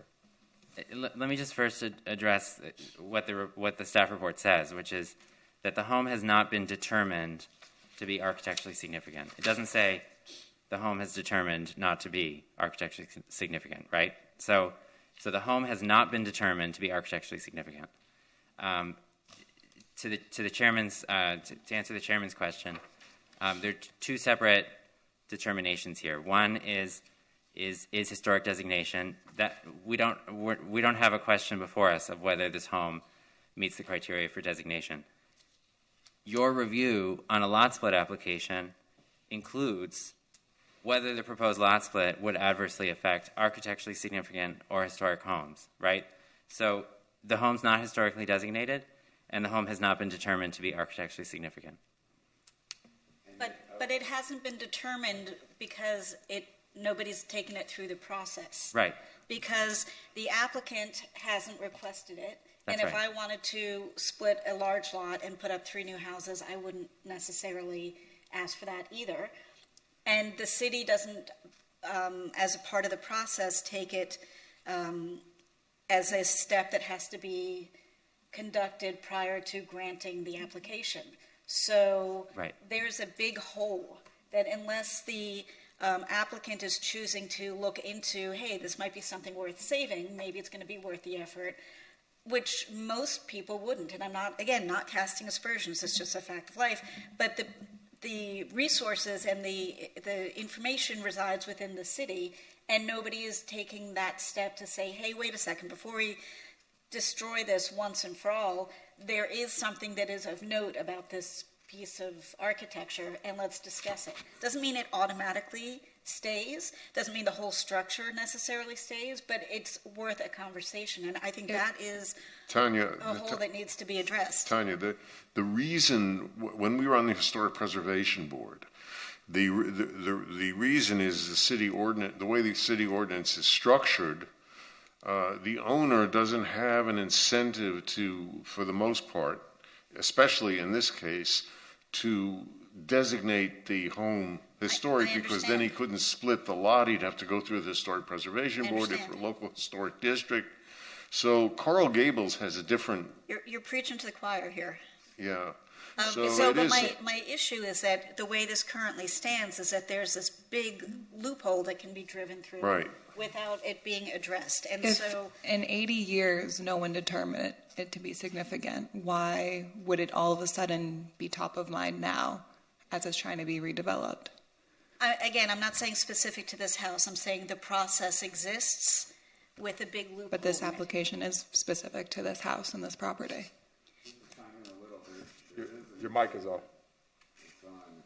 Oh, I'm sorry. Test. Hello. There you go. There is an incentive to designating your home architecturally significant if an owner wants to do that, but it has to be it has to be initiated by the owner. You get all kinds of additional development rights and easing of setbacks, encroachments, things like that. So there is a little bit of an incentive to do that. It just hasn't been done in this case. And am I correct, Nick, that the city cannot just do that without the owner's consent? Well, there's probably a cost to it At too. the Are very- we going to be paying for this? Like, you know, is there a cost to going through this process if an owner does this? Don't they have to front the cost? There's an application fee and notice, and they have to do public notification. I'm not even talking about going through the whole process. I'm just saying, you know, I a bit of see- research to say, hey, there is something you might want to know about this structure before you get rid of it, which is just a conversation, not a whole designation process. Nobody's being forced to do anything, but a little bit of research saying, you know what, the guy who designed this did X, Y, and Z. Is that of interest to you? Yes, no, then you can take it from there. But Just point of order. Can I add something? One second. One second. Go ahead, Nick. I was just going to add, I believe even if it was architecturally significant, it still could be demolished. It I would just understand require a that. certificate of appropriateness. I understand that. My only point is that things get demolished without even the research being done to determine if there's anything of interest or value. Maybe it's, you know, this outbuilding should stay because, you know, whatever happened here. But we don't even know that because unless the owner That is requests- unique. That's unique to Miami Beach. I'm doing a side note. I have a project in Boulder, Colorado, a home that's 47 years old, not even 50. And they reviewed it. We're doing an addition and determined it's architecturally significant. And it kind of triggered a lot of, but they did that. We didn't want that necessarily. So that is unique to Miami Beach, the way well, we do and it. to our detriment, I believe. But Sure. Just But point that- of order, that- Mr. Chairman. Mr. Fernandez. Yeah, just point of order. Because when I'm looking here at the criteria of the scope before us, it says whether the proposed lot split, not the demolition, the lot split adversely affects architecturally significant or historic homes, and if so, how the adverse effects will be mitigated. From my perspective, I'm seeing this from two views, and correct me, staff and Mr. Attorney, if I'm wrong. We have a lot split before us, and a lot split can occur without demolition, or a lot split can occur with demolition. And right now, from how I'm seeing this, you know, we can approve a lot split, however, not make a decision right now on the home. And I would like for the in your application, you haven't provided us with any information on the architecture of the home. And if I'm going to be approving something from demolition, with all due respect, Mr. Marvarero, I would love for you to provide me with some information on what you're asking me to demolish. Though I do have information on the structure, and I see a lot of it is wood frame, and clearly in our environment, wood frame structures don't do well, and there's mold on the property and all that. But if you're asking me to demolish a pre-1942 home, it's in our due diligence to have information on the architecture. However, when I look at the scope of this criteria, whether the proposed lot split adversely affects architecturally significant or historic homes, we're talking about the lot split. Right. And that's where I feel, you know, we can move forward, I think, with the lot split if we feel comfortable with that as we get more information on the architecture of the home. Well, staff has already considered that, no? We've looked at the structure and the information the applicant has provided, but as we said, we have not made a formal determination as to architectural significance. We have And not. on the application, was my point. And on the application, were we provided with any information on the architecture of the home on the application? Well, they provided a report for the condition of the home. So, I mean, look, there may be a gap. You know, I'm going to use Tanya's word. There may be a gap in terms of, you know, how we may do it here versus the example that was given in a whole other state and region of the country. But at the end of the day, I don't think that that's what's before us. And Looks like the house I grew up in Westchester. I just want to make sure that they're definitely thoughtful comments. I just don't know that that's something that we can do something about on this particular application. And I don't know that that's fair to take something that we may have an opinion about a regulation that doesn't exist and then thrust that onto the applicant. And I hear you loud and clear, Tanya, but I don't quite think that's right. This is a policy decision for the commission. They have to decide whether they want to protect our homes And in this case, it seems like we'd be locking the barn door after all the horses have been stolen. We're too late. And we had this fight with Hochstein and with the really significant home on what was it, Palm Island or Star Island, and he drove a bulldozer over the thing, and he was celebrating the fact that he demolished that house. It was shameful. So I think just because the policymakers heretofore have not chosen to take up a hard policy change doesn't mean that it shouldn't be re-elevated as a point of discussion when it comes before us. And it's not to punish you guys or your application, and it's not presumably not going to affect your application, but I do think it is yet another bigger conversation that needs to happen.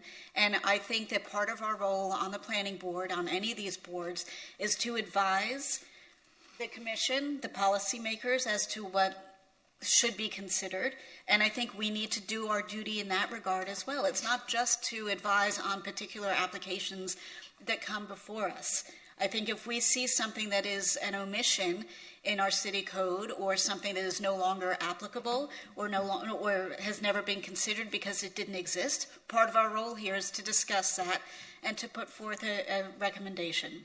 I agree with that, Tanya, except we aren't legislators. I mean, we are bound by what the legislation that we have. I understand so that. we That's certainly why I'm can make saying it's not recommendations. going- I understand you have your concepts and you have your beliefs, which isn't necessarily everybody else's, right?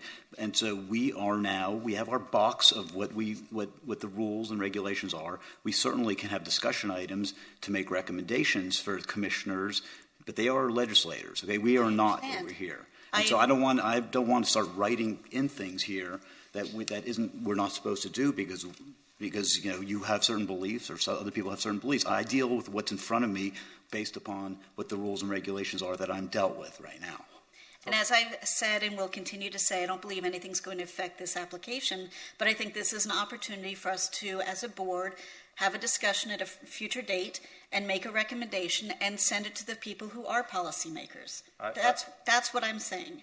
And I agree with that, and that's the point I was just trying to make. I don't think that we're going to be able to do that today per se, but Understood. It's something that we should take up. And I didn't mean to infer that we shouldn't take up things that are not, or have discussion of things that are not in the application. I just want to make it clear to those who aren't sitting in the audience and those who are listening at home what is in front of us, so that they don't think that we're just in favor of demolishing, structures and just moving things forward. And I think Mark really captured the essence of it. We're making a decision based on the current rules. It doesn't mean that we can't take your comments and produce a memo or an advisement to the commission to say that this going forward, consider it doing things this way. So with that, do we have a question on the item? Yes. I had one question. Is it possible that we transmit this or approve this knowing that it will go to the DRB? Can we make a recommendation in the DRB that they consider the historic nature of the structure they're replacing in their review of the development? Sure. Can I ask something, Mickey? Does it work? Let's say the historic. Let's say you do that, and they say we think this is a historic house. We think you should keep it. Does the lot split work now for your client? I don't want to answer that question with the word historic because, again, you've seen the condition of the home, and frankly, but I mean, Mark, I mean lines. I mean lines within a platted lot. I think I'm about to offer something that might be a middle ground here. But if we will submit, obviously, DRB applications for all three lots.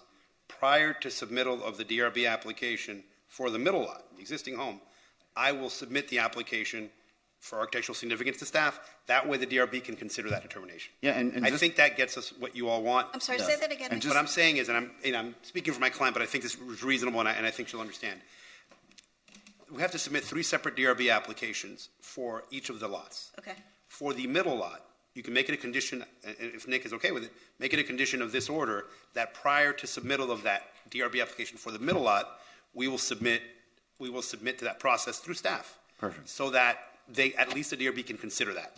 If I could say something about that, by the way. That's fantastic. By the way, they still can demolish that house even after if it's determined to be architectural significant, but there will be a certificate of appropriateness that's required. So I think that's a great offer. I think if anyone living in Miami Beach thinks their house is significant historically, architecturally, put it in central AC, keep it air conditioned, don't let it get this much mold, because it's very hard to make the argument that it's so significant and needs to be maintained if it ends up in this moldy and it doesn't have central AC. So I do think that homeowners also need to go through this process and also need to be responsible for it and take care of the properties to get these designations. Mr. Chairman. Yes, sir.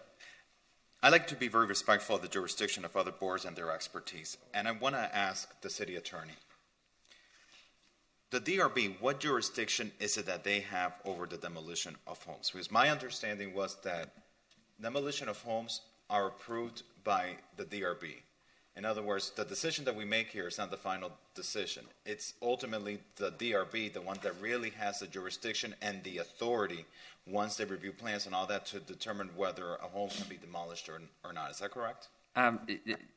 So the DRB has the authority to review the design of a replacement home whenever the demolition of a pre-42 home is proposed. So prior to a demolition permit being issued, the DRB would have to review the replacement design.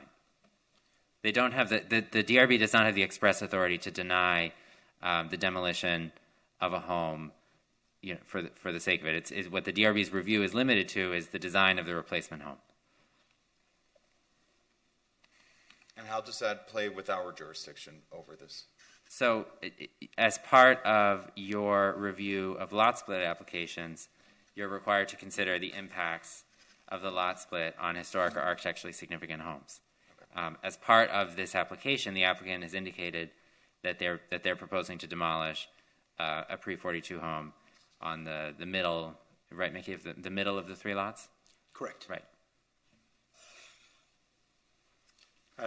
Frankly, I think that what you propose, Yeah, I can't see why we even. I mean, can we just move this item? I mean, this is exactly what Tanya spoke to. You're kind of responding to it, even though you don't have to.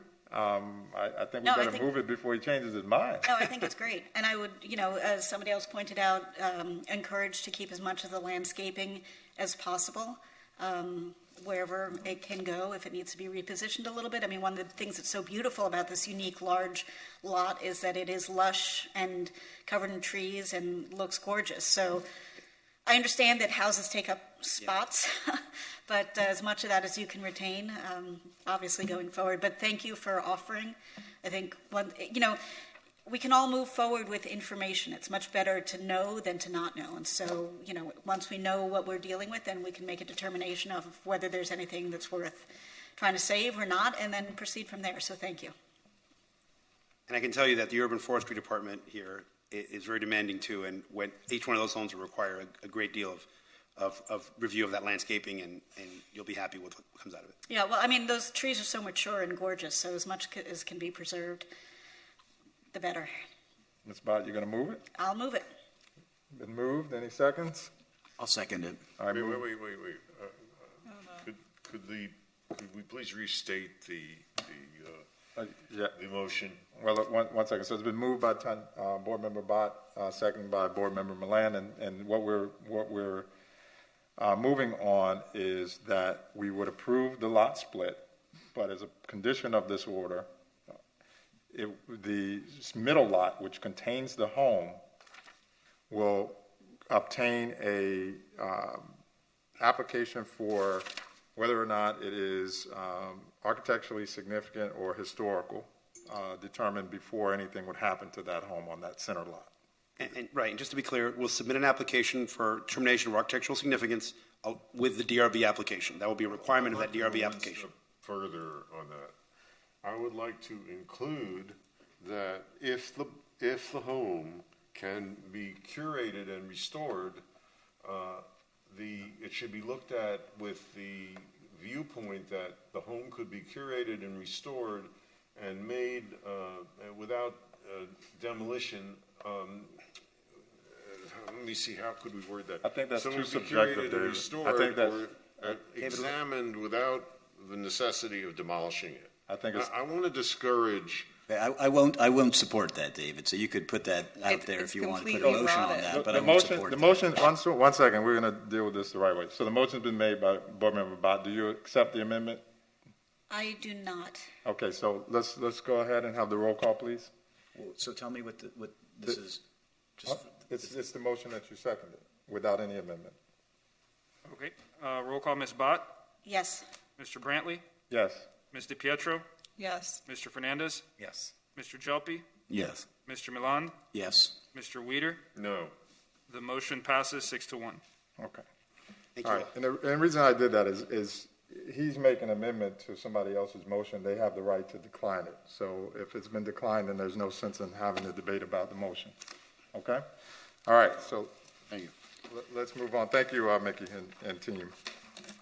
Let's move on. But just because it's old doesn't mean it's good. You know, it's I'm sorry, there's a what's lot. Just because it's old doesn't mean it's good. You know, I mean. Nobody's so- suggesting that, Mark. I understand, but you know, we're trying. You know, what David's going with that is going to suggest something that try to save something that's probably unsavable, and then we just add costs and expenses onto these homeowners, which is really to me inappropriate. Mr. Chair, I just want to let you know that lunch has arrived. Should we take a break?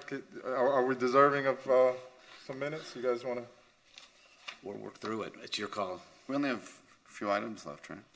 I think you're going to, item 11 is going to be probably a discussion, and I think 9, and, I don't even want to prognosticate on them, but I know 11 will be a discussion, so it's up to you guys. I can push through, or we can take a 20-minute break. Lunch is here. Can we eat it? Can we do a working lunch where we just eat and talk? I'd say we eat through it. Yeah. Which we Let's did just last keep time. going, and we'll just All grab right, our so lunches. we'll keep going. So let's bring up Planning Board File 210464, 291 Palm Avenue. This is a single-family home lot split. Okay. Mr. Chairman, on this item, I'll be recusing myself from this application based on a prior ethics opinion I received from the Miami-Dade County Commission on Ethics and Public Trust. I've been advised that I do not have a per se voting conflict. However, I hold a position on the staff of an elected Miami-Dade County Commissioner, and certain replat applications require the approval of the Board of County Commissioners. Accordingly, and on the advice on the Commission on Ethics and Public Trust and the Miami Beach City Attorney, I am recusing myself. Okay, fair enough. All right. Rogelio, you want to introduce the item? Okay, well, I have to wait for the board member to leave the room. He might watch it on his cell phone outside. No, I'm just kidding. It's back there. Go ahead, get lunch. We can hold 1 second. We can hold 1 second. Let's just, we're going to take a pause right here, let everybody get their working lunch. And you guys can get set Matt, up with the easels. Has your team been sworn in? Not all of us. Okay. Can you raise your right hands? Do you swear affirm that the testimony you'll give today is the truth, the whole truth, and nothing but the truth? I do. Thank you. That's all right. All right, I think we're ready. All right. You want to introduce Planning Board File 210464, 291 Palm Avenue. Okay, so this is another single-family home lot split. This includes one existing irregular parcel. It has a curve to it. It's on at the end of a curved roadway, and the lot is approximately 12,021 square feet. The parcel consists of two platted lots. They're lot 55 and 56. There is an existing two-story home and an accessory garage building. Both were constructed in 1935. This is another situation. The applicant is proposing to demolish the primary residence and divide the parcel into two individual single-family sites. However, the applicant is proposing to retain the accessory garage building and incorporate that into the existing home on the western lot. That garage building does contain some of its original architectural character, so it'll be incorporated into the new home, and I'm sure they'll be presenting on that. The RS4 residential single-family district, this is RS4, has a minimum lot area of 6,000 square feet and a minimum lot width of 50 feet. If the existing platted lot lines were used, it would result in a non-conforming lot of 5,267 square feet. So as a result of that, the applicant is proposing to move the lot line in order to create two conforming lots. Each one would be 6,011 square feet. This would then make it so that the proposed parcels comply with the minimum lot area and lot width. As I previously stated, the applicant is proposing to demolish the pre-42 home because it does span the lot lines, so it would encroach into both lots. But again, they would be retaining the accessory garage structure. As is previously stated, the planning board does have the ability to require the full or partial retention of structures constructed prior to 1942 and determined to be architecturally significant. Again, a formal determination of architectural significance has not been made in this situation, though it's likely that the home would meet that determination. That being said, both new homes would require a approval of the design review board, and we would like to note that the first floor of the existing home is 4.36 feet below the minimum design flood elevation of 9 feet NGVD, which is currently required of new homes. And given that Palm Island is one of the lowest single-family elevations in the city, this condition does impact the long-term viability of the structure, and staff does not recommend that the planning board require the retention of that home. There is criteria also that when the lot split results in not following the original platted lot lines, that the maximum unit size of any new home not exceed 40% of the lot area, and the lot coverage not exceed 25% of the lot area, or a lesser number that the planning board may determine. Since the applicant is proposing to remove the lot lines in a manner that is inconsistent with the original platted lot lines, this limitation does apply. However, the applicant is proposing new homes that exceed this limitation. If they want to do that, that would require that the design review board issue variances. They are proposing that the home on lot A, the western lot, be 60.9% unit size, and that the home on lot B, the eastern lot, be 55.1% of the unit size, and then a lot coverage of 33.2%. These not only exceed that limitation for lot splits, but it also exceeds the citywide unit size limits. And staff does have very serious concerns with exceeding the citywide unit size limitation, which is 50%. So while staff does agree that they should have the ability to seek variances, they should not be allowed to exceed 50% of the unit size, which is the citywide standard. Given the irregular shape of the lots, it's likely they're going to need variances for all sorts of things, including setbacks and such, and staff is not opposed to the applicant having the ability to seek those variances. We did analyze lots in the vicinity. The homes in the area, a lot of them predate the 50% unit size limitation, and the homes in this area are very large. We looked at 39 lots. The parcels range from 3,000 square feet to 9,000 square feet. So the applicant's existing lot, the unified lot, is much larger than all of the other lots in the area. There are several homes which exceed the 50% unit size limitation. There's 17 homes that exceed that current 50% unit size limitation. There are homes that, given the assumption of 20% additions, that would exceed that. However, staff is still opposed to the ability of the applicant to seek a home that is larger than 50% of the unit size. So with that, staff recommends that the application be approved subject to the conditions enumerated in the draft order, including that variances not be sought to allow for a unit size greater than 50%. All right. Good afternoon. Good afternoon. Matt Amster with the law firm of Burkow, Riddell, Fernandez, Larkin, and Tapanez. Offices at 200 South Biscayne Boulevard in Miami. Here today representing Casa de Palm, the applicant and also owner of the subject parcel, subject of the lot split. With me from ownership is Shamsu Lalani. He's actually a resident for 8 years in the city, has actually lived on Palm Island, lives nearby, has even not only lived in a home nearby, but developing one of the homes nearby. Very interested in and enjoys Palm Island and this area of the city, and is actually seeking one of these homes to be his new home. Also with us, Ethan Royal, our architect, and as you'll see, we have put a great deal of effort to analyze the neighborhood, determine the best outcome for this lot split, including very thorough and well-detailed designs of the two new homes, which you'll see in a few moments. And we do have a presentation. I'd like staff, if they could bring that up.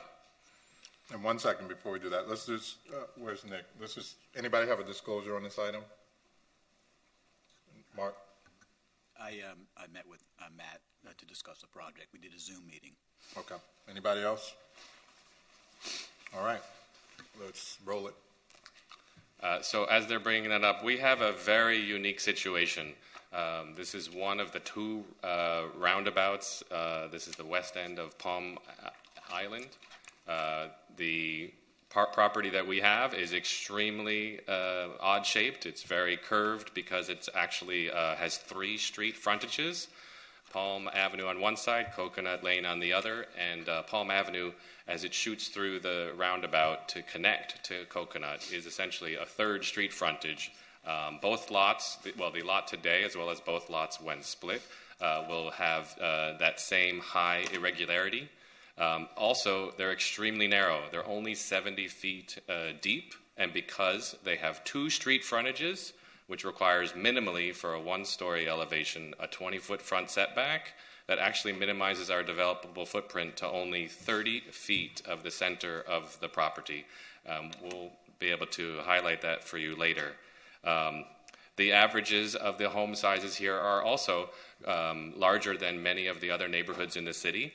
As staff indicated, the analysis for these dry lots that are the same zoning district and similarly situated, right, not on the water, you come out with an average based on the analysis of up to 58% unit size.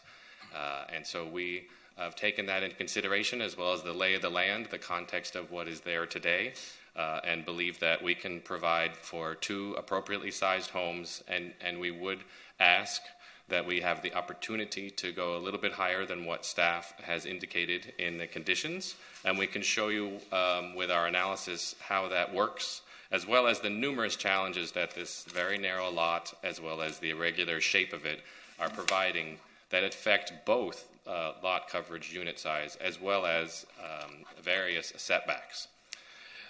With that, I want to turn it over to Ethan, but first, if you go to the next slide, we did reach out to all of our neighbors. We do have a few letters of support that we've submitted, and also I want to highlight that the orange are our 2 closest homes. We reached out to them and had initially a Zoom meeting with both of them, went through the plans so that they are well aware of what we are proposing for the 2 new homes. And they asked numerous questions. I think we were very responsive, and even have had follow-ups with number 16, the one to the east, right? The only one that would actually abut our property. So we've had, and there may continue to be negotiations to discussions about it, because as with every lot split, right, we do need to follow up with 2 DRB applications, one for each new home, which we have already submitted, right, because we have done our homework and fully designed these 2 new homes and wish to proceed with the design of those being approved at the DRB. Take it away, Ethan. Okay, thank you. Next slide, please. Okay, as you can see from this slide right here, unfortunately the laser pointer won't work, but on the image on the top left, you will see the subject property indicated by a series of numbers which correlate to the existing photograph. So this page is specifically related to the existing context. So you will see the existing home has been updated substantially over the years. The main house has had additions taken place on the western edge, as you can see on the aerial photograph there, that white volume on the side there. There's also been other adaptive architectural devices put onto the building, which is not consistent with the existing architecture. But what has remained intact, if you're looking at those pictures, specifically number 6 and number 7, is that the accessory garage has remained to its true intent historically over the years. So that is the portion of the property that we do intend to preserve and celebrate with the the proposed design. Next slide. This slide here illustrates to you the 6 properties that are on the roundabout there. These are, I think they represent 4% of the overall 150 properties on Palm Island. So it's a very small percentage that has this irregular curved shape, 70 feet deep, as Matt pointed out, which is extremely challenging to develop new construction within that footprint. But you can see, if you look at image number 9 and 300, and image number 10, that's 300 Palm Avenue. That was constructed in 2020. That has a lot coverage of 85%, and I believe a unit size that's just as high. So there are precedent within the neighborhood on that particular quadrant of the island that is consistent. We're far below that, of course, but we are consistent in terms of scale and massing in our proposal. Next slide. I won't go into too much, but this is a page that kind of deals with the waterfront lots. As you can see, there are some properties there that front a lot that have allowances for setback in terms of where their garages are positioned on the site. But we'll jump into the next slide so we get deeper into the development analysis. I think that's the right one. So if we're looking at the study that's also in the... Sure. If we look at the study that was prepared, or the staff report, they have a subset of 39 properties. We analyzed 95, which is the entire portion of the western of the island. You can quickly identify with all of the yellow in the charts that each of these properties, I think we have a total there of 63%, have some kind of deviation from the underlying code, whether it be lot coverage or unit size or even setbacks. The further subset that was analyzed by the staff suggests that the 55% of the properties in that subset of 39 is 50% unit size and above. We are at 60.9% unit size for the Lot A, which is the western portion of the site, and 55.1 for the eastern portion. And we'll show you the layout of the site in a second. Next slide, please.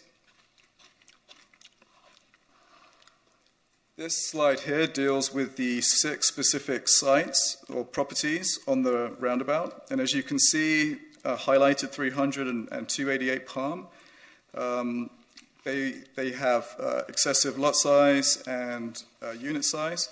But the point here of this image is just to illustrate that because of the challenging dimensions of the site, each home on this quadrant has specific challenges. Next slide. Just quickly, this is the existing massing. You see the 2-story portion on image 4 in the foreground there. And as we come around the curve of the site on the north elevation, you can see the large street wall. But we'll talk about the street wall in a second once we get to the diagram. But I do want to add to, as Rogelio mentioned, the existing home is extremely low. It's 4.5 feet elevation, and while BFE is 9 feet, new construction has to be 1 foot higher than that to 10 feet. So it's really 5.5 feet below the new construction. And the roads recently, which has been a benefit, have finally been raised incrementally in the area, which has offset significantly if you've been on Palm Island recently. The roads are much higher than many of the homes, and they have a very big dip down into their property on their driveway, as well as the rest of their land. So we're trying to do our best to acknowledge that and remedy the situation, become much more resilient with our new design. Okay. All right, Ethan, I'm sorry to interrupt you, but give you about 5 more minutes. Is that, or are you going to need more than that? I think 5. Okay. We may possibly need more, but yeah, thank you. Go. Okay. So we'll go skip to the next slide, please. The top image is dealing with the existing street elevation. 300 is the large-scale project on the right-hand side of that. To the left, just on the other side of the right-of-way, there is a subject property. Below is the North Street elevation of the 2 proposed homes.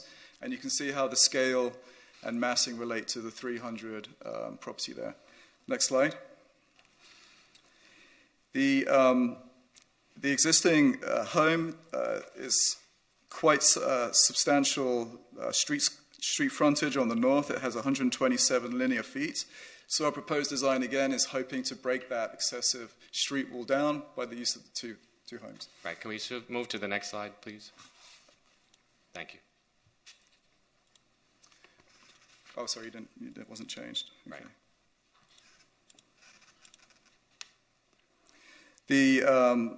So as kind of a calculation there, just for your reference, with a lot width of 179 feet, 71% of the current site is actually blank street facade, which is not a compelling street experience, either for the waterfront lots or for the adjacent properties. Next slide. Just quickly on this one, you can see by the dark gray, the central bar is a main component of this. That's what we are left with if we were to do a two-story building. It's a 10-foot wide floor plate. The light gray below that is a 30-foot deep floor plate that Matt had mentioned previously. That really is effectively the development footprint that we were given on this curved, shallow lot. The pink area there shows the existing building, and you can see that encroaches the development footprint, so that's why we do have some encroachments into the front yard setbacks. Next slide. This lays out the actual lot split, so lot A on the left, lot B on the right. You can see we have a nice deep swale, 10 feet on both the north and the south, and this was considered with city staff in negotiation to show that, well, we have this 10-foot. If we do a 10-foot setback on the front, we are theoretically achieving that 20-foot setback for the single-story portion. Next slide. Next slide again. And just to add, as mentioned, the original platted lot line would make the lot B, the one on the right, the east, non-conforming in size. So by shifting the line, we make two equal-sized lots that are also conforming over the 6,000 minimum for the area. Next slide, please. This diagram here is what we're calling the encroachment diagram to give you a visual reference of how much of that front yard we're projecting. For lot A, we are going into the front setback, 208 feet. For lot B, we have 199 square feet. So as you can see, because of the curve, the street frontage or the frontage of the homes is not consistently coplanar with the curve.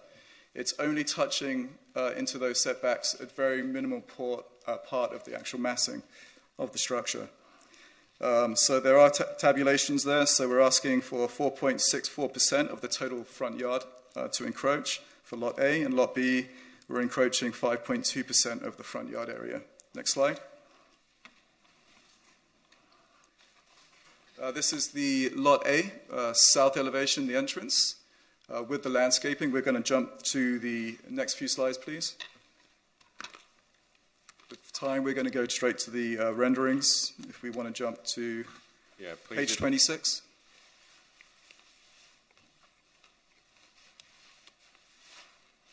Next slide. Okay. So here we see the massing of lot A. This is the view from Palm Avenue looking northeast. We have these deep overhangs on the south, again, to provide shade, but we won't talk too much about the architecture. Next slide. This view shows how the building is raised above. This is an understory project, again, to account for the preservation of the pre-1942 structure. It's raised above so that that building is articulated in its presence with the proposed design. Next slide. And you can see how the existing structure is being utilized and incorporated or integrated with the current design, and using the internal portion of a section of the garage to be the open stair circulation into the building. Next slide. And that's the north Coconut Lane view looking southwest. There are some landscape plans in the set, but we can come back to those. If you wouldn't mind jumping to page 34.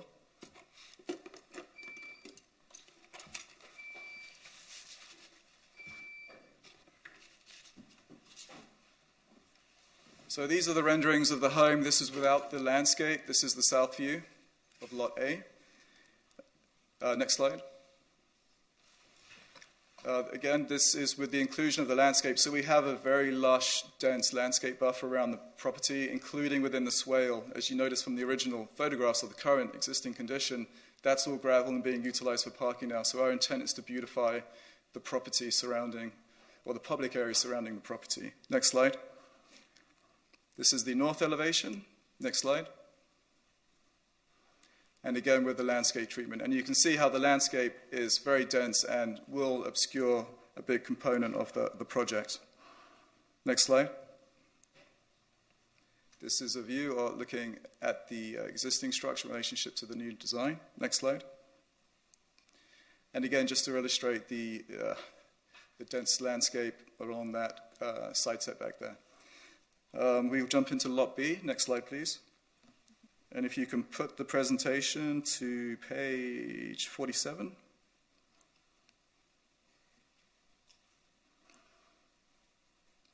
So here we have the massing of the home on the eastern lot, which is Lot B. This is the north. We access the building on Coconut Lane rather than Palm, again to split the entrances and divide the traffic. Next slide. This is a view looking southwest. And then on the next slide, please. And then on the southern elevation is where we have the programming for the amenities such as the pool and the sun decks and so forth. Next slide. And you get another angle of how that would look. Again, the landscaping is in there if you would like to review it. But if we can jump to page 55.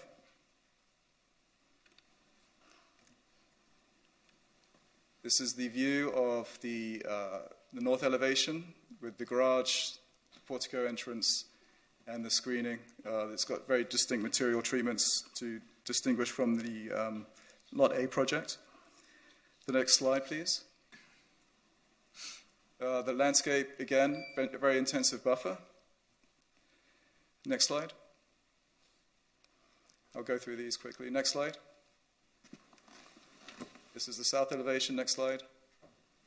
And then again, you can see how the landscape really does obscure the project. Now, if you go to the next slide, please, this is, I think, what's critical because it's the relationship between the two buildings. Obviously, we have that setback in the center where I think we have 5 on each side. But this shows the kind of the approach from Palm Avenue to both buildings. Next slide. And then we're approaching the building Lot A first with Lot B in the foreground. Next slide. Again, this is the existing structure with Lot B in the background. Next slide. And then home Lot B with Lot A in the background. And then the final image here, which would be the vision with all the landscaping intact with the view above the trees on both terraces. So that's what we'll finish with for now.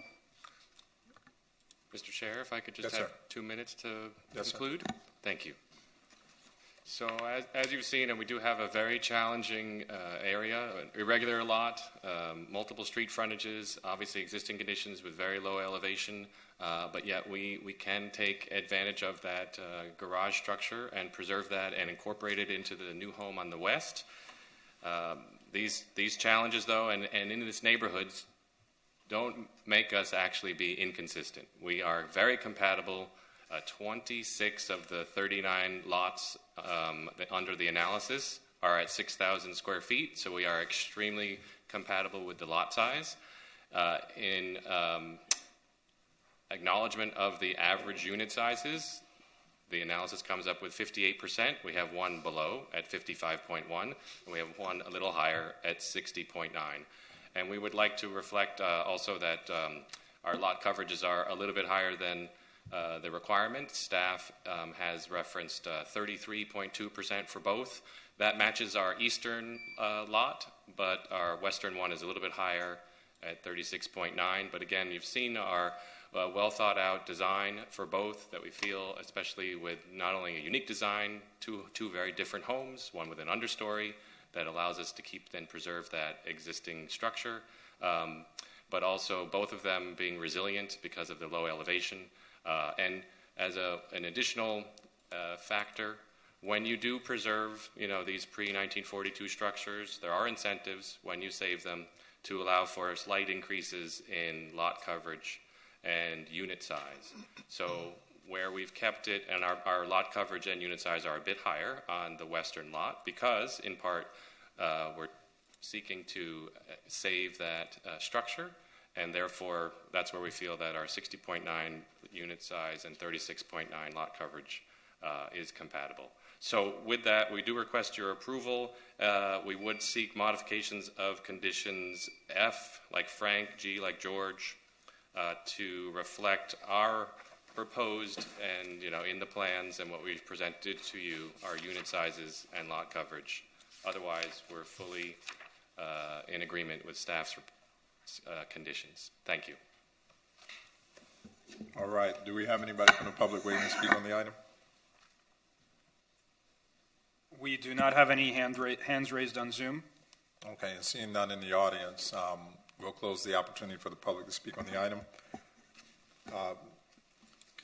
A quick question. Board Member Delpin. In the sections, it shows your first floor is at 17 feet. Is your first floor? That's right. We needed to have that clearance above the existing structure. So what we've done is we've taken that 24 feet that's allowable, and we have an 11-foot living level, and then sleeping level is 10. So I guess, sure. Yeah, I guess question for staff. So isn't the first floor required to be somewhere between the design flood elevation and freeboard? Yeah, so the base flood elevation and freeboard is the design flood elevation. I thought the design flood of it was base flood plus 1. That's the minimum design flood elevation, but it can But go you up could go. But you're saying you could go higher than that? Yeah, the freeboard is a minimum of 1, but you can go up to 5. But they're going more than that. They're going all the way to 17. And so in this case, because they're on Palm Island, the base flood elevation is a little bit higher. It's 9 feet as opposed to 8, which is generally what you get in the city of Miami Beach. So 14 would be the highest, right? Sorry? So 9 plus 5 would be 14. 14, right. So they can go higher, but then at that point they get penalized for their height limit, so they can't exceed the overall maximum height. So that would mean that they just have to have a smaller floor-to-ceiling height than what you would typically expect. But they're still doing 24.5, if I understand correctly. You said they were getting a variance, right? They're looking for variance on height? No, we're not seeking a variance on height. So height is measured from BFE plus 5, right? 5 being the max freeboard. So even though our actual floor is a little higher, the 24-foot height measurement, of which we are bound by zoning, is measured from BFE plus 5. So that was where our home is inside. We're sacrificing floor ceiling height in there in order to have it be below in the understory, which in large part is to acknowledge and allow this structure to exist and breathe. So that's the way that we're accommodating it there. Okay. So how many square feet is the new structure? for Lot A, the unit size is 3,661 square feet. For Lot B, the unit size is 3,315 square feet. And obviously Lot A is, we didn't mention this, but it's incorporating a portion of the existing structure which is being counted towards that unit size. So by preserving that, we are absorbing some of the size impact. What's the height of both structures? So the existing garage that we're preserving is 8 feet to the eave, and then it's a further 2 feet to the ridge line. So it's 10 feet. The total of what? So the existing structure is 10 feet tall. 10 feet? Mm-hmm. Turn, one second, David. David, turn your mic on. What's the square footage of the new structure? For Lot A, it's 3,661. Excuse me. Thank you. That includes 280 cabana. The portion of the existing structure. And the height of the new structure is altogether from ground to top? It is 24, actually it's 41.5 NGVD, so that's 24. It's the max allowable. 33.6. You can see it in this section. Sorry? It's 33 feet and 6 inches.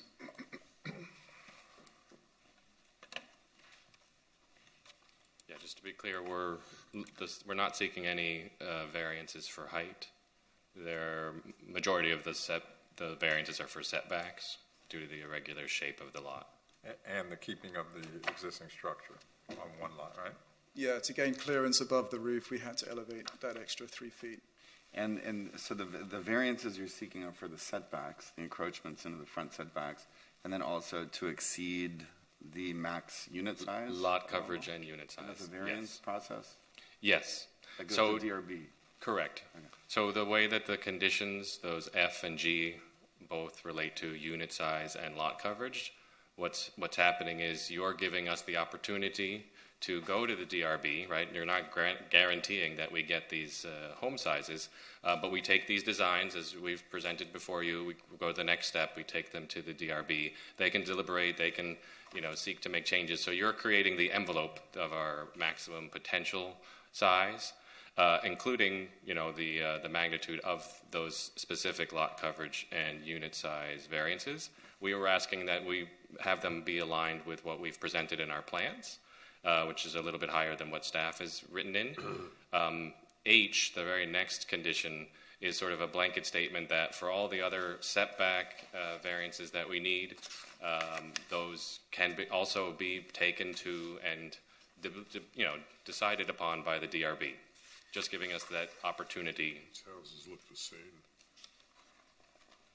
I see. Listen, I would just, I would just say there are parts of the project I admire. I admire you for keeping a portion of the historic building and trying to design around it. And I think it's jarring to see the new next to the old, not in a negative way. It kind of, shows the history and the future side by side. So I like the idea of that, and I like that you've sort of worked within the allowable height. I don't know if you'll get this, additional unit size, but I'm not opposed to letting you try with DRB. Yeah, it is a tricky site, I think.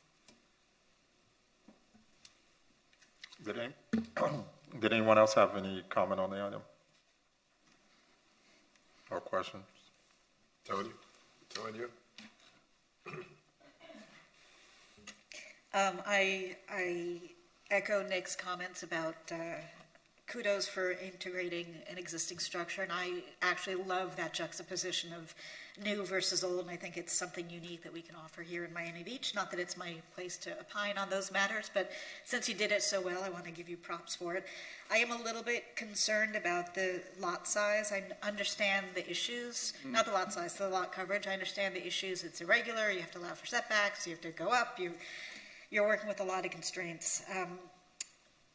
So I do have reservations, but I think I will defer to your next board appearance with people who are far more qualified than I to opine on that. So for once, Mark, I'm going to stay quiet. This is actually, it's interesting. Like, we're opposite of this. This is a tough one for me, too. It's a tough lot, but, I think I've been pretty consistent in my positions on this board for a lot of years, that that you sort of have to live with what the lot split statute says, right? And the lot split statute says is that it's 40%, I think. This would be. So I understand it's a difficult lot, but, it's a tough lot. I mean, that's what it is. And the whole purpose of allowing people to lot, the lot split statute, and again, we're not legislatures here, right? We deal with what the statutes we're dealt with. And the statute says it's an opportunity to sort of down zone here as opposed to up zone. And so I have voted consistently to not allow variances, to not recommend with variances or exceptions. And I think I'm going to stick with my position on this, but that's, if you guys don't feel that way, I'm totally okay with it. It's an interesting lot. It's a challenging lot. And that's why it's a little bit more difficult rather than just some regular platted, rectangular lot, which is much more easy to deal with. Actually, to Mark's point, if you were to reconfigure everything to fall within the suggested, the sizes that were recommended by by staff, what would the size of the home then be, the two homes then be? So 50%, they'd be about 3,006 square feet each. So it's not a significant, No, it's not. like It's- you'd be cutting it down. Well, yes, I think it's 600 square feet. Where these are small homes, so a small change makes a big difference. Well, 3,600 square feet is not a small home. I mean, it may not be a mansion, but it's not a small home. For Lot A, that shift down represents about 655 square feet. So it goes from 3,600 down to 3,000 something, right? 3,006 to Right. 50. And then for Lot B, that reduction represents about 309 square feet. And the reason why A is a little bit more is because, again, we're preserving the structure, and the cabana counts towards unit size. So there's got to be a little bit of a... Can I ask that question? So when you're calculating the coverage there, right, you're including that structure. Correct. How much does that structure, how big is that structure? So the cabana portion, which is counted towards unit size. And The cabana is the garage, right? That's the old garage. Yeah, if you look at the plan... Right, I understand, but how big is that? The cabana is 280 square feet. So let's say we knock that thing down, right? We would not have the cabana. I understand, but you know, you're keeping that and you're horse trading to get a lot more square footage when it's another 300 square feet when you take that out. Which you're including that in square footage. So how much of new structure are you adding to that? So let's say that's 200, right? 280, yeah. So it's 280, and then you're now going up another 420 from that, or are you going up 600? What are you going? It's another 325 basically on top of that. Mark, if we didn't allow them to seek variance, there would be no reason to go to the design review board, correct? No, we would still need to go because the age of the home you would is still need pre-1942, and we have to, because there's a non-conforming lot based on the platted lot line, we also, it's another reason that you need to go. So you'd have to go anyway. So, right. Yeah, and I don't see any way their home could be built here without a single variance, given the curvature of the lot. Yeah, and we think that... But, we're also talking about more, there's different challenges because of setbacks and things. It's a weird lot like that versus getting more square footage inside, too. That is a difference in my mind. Oh, yeah, absolutely. But the two homes certainly break up a massing of what a single home that could be built here, which has all the same variance requirements built in. There's no way, right? You saw that thin 10-foot deep I understand, but then, gray but strip. Matt, you That's wouldn't be the only two-story elevation. Matt, you wouldn't be coming in front of us for that, right? Because you wouldn't be needing a lot split for that because it exists. So I'm not sure that argument kind of rings hollow to me. My point, though, is that the massing of that one single home, which would be centrally located on the lot, here we can add additional, view and interest in the neighborhood by having two separate massed, homes that has, a corridor in the middle, which doesn't really exist there today, and that, is a benefit to the people who are undoubtedly walking in the neighborhood, taking in the views. I think also with this lot split and this particular shape, obviously the setbacks are 20 feet. With two frontages, you're losing 40 feet, 20 on each.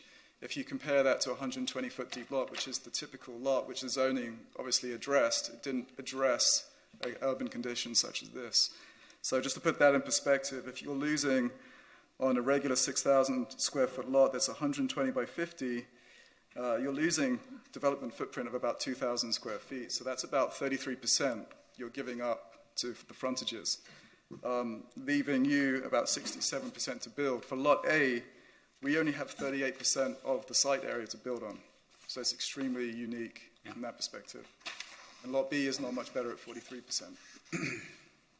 Is the on this rendering where there is the bars, the vertical bars, is that a screened-in area? It's not a screen as such with a mosquito screen behind it. It's a louver that's spaced about 4 inches apart, and it's really for privacy. So as you turn that corner, you will not get a reading through that. It's more of a privacy and a solar device to control heat gain. So I applaud your efforts to incorporate the historic structure or the pre-42 structure in the new design. It's kind of a challenge, isn't it, to to do that. And so it's, I mean, if you were to start from the ground up, it might be a little different. And then you have these new additional challenges of the elevation of the property above the potential sea level rise and flooding. The design itself seems to be consistent with a lot of the squarely shaped structures that have gone up on the beach. My fear is that some of these structures are going to be they're all going to pretty much resemble one another, and the character of the neighborhood will be kind of changed forever. On the one hand, you can't avoid that. On the other hand, there's something off-putting or sad to see what was our historic neighborhoods being replaced by a series of boxy structures. So I'm really not happy with that. But I understand the unique challenges you've had in building this structure. I do like the idea that you have all this landscape. That's nice. But I'm a little bit conflicted about the kind of sameness of the boxiness of the structures. Not particularly this one. This one is like the others. So I don't know if that's the architectural trend that's going on forever these days, but going on and on these days. But there doesn't seem to be a lot of innovation in the architecture of the city now. I know there's an attempt to build new structures, and you can't really build structures that are replicas of the past. Good architecture has to be of its time. But I'm a little bit ambiguously confused, if you will, to the designs that are populating the city now in conflict with the existing structural historic nature. Other cities have sort of limited that kind of different architecture in one area or another. On the other hand, it's good to have a diversity. So I don't know. I'm confused, but I guess, David, the only thing is DRB would chime in on that on your behalf. I guess they will review the design and condition it and review it more closely. Yeah, if I may, we'll take both to the board at the same time, right? One of the criteria when you do a lot split is that the homes be, differentiated, and so the DRB will carry forward that in ensuring that we have, again, the best design for these two new homes, as well as being, differentiated, which I think we have here, but, everybody always has, some 2 cents to add in, and I think your comments are well taken, and that doesn't mean, and we're hearing them, and before we go to the DRB, so I think that we can, explore some of those to address those issues that you have. I think the variance process, you have to demonstrate a hardship. So, I don't know that a hardship exists to, exceed the max unit size, but I guess that'll be part of that process. I mean, I wouldn't be inclined to approve that here, but we don't approve variances here. So, You said you would be inclined? I probably would not. Yeah. I'm sorry, I'm missing whatever the prefix of that was. It? What'd you say? You said you are in support of the variance or not? I didn't get it. I'm in support of letting them seek a variance. If I were reviewing it, I don't know that I would approve that. I mean, I think they'll have a tough time. I don't know that there's a hardship to justify a larger unit size, but, let them make their case, I guess. It's a tough one. The setbacks, I see the hardship. Yeah, I mean, you got a double street, so you get two primary Two fronts, frontages. it's tough, yeah. I agree with that.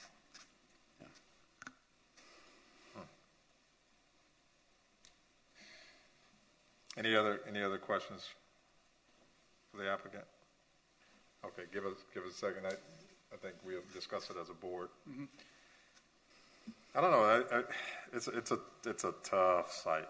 I mean, just not even just the curvature. I think it starts with the fact that they have two primary frontages, which requires larger setbacks on both fronts.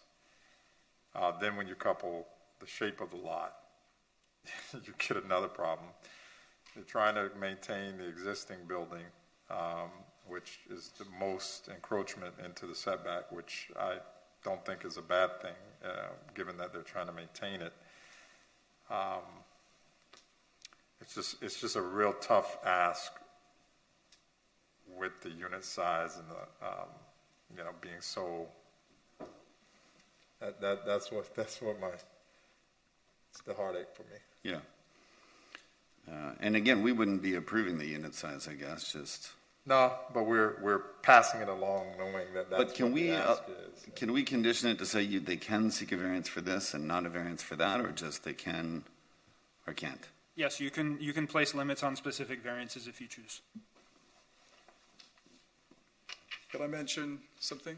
Sure.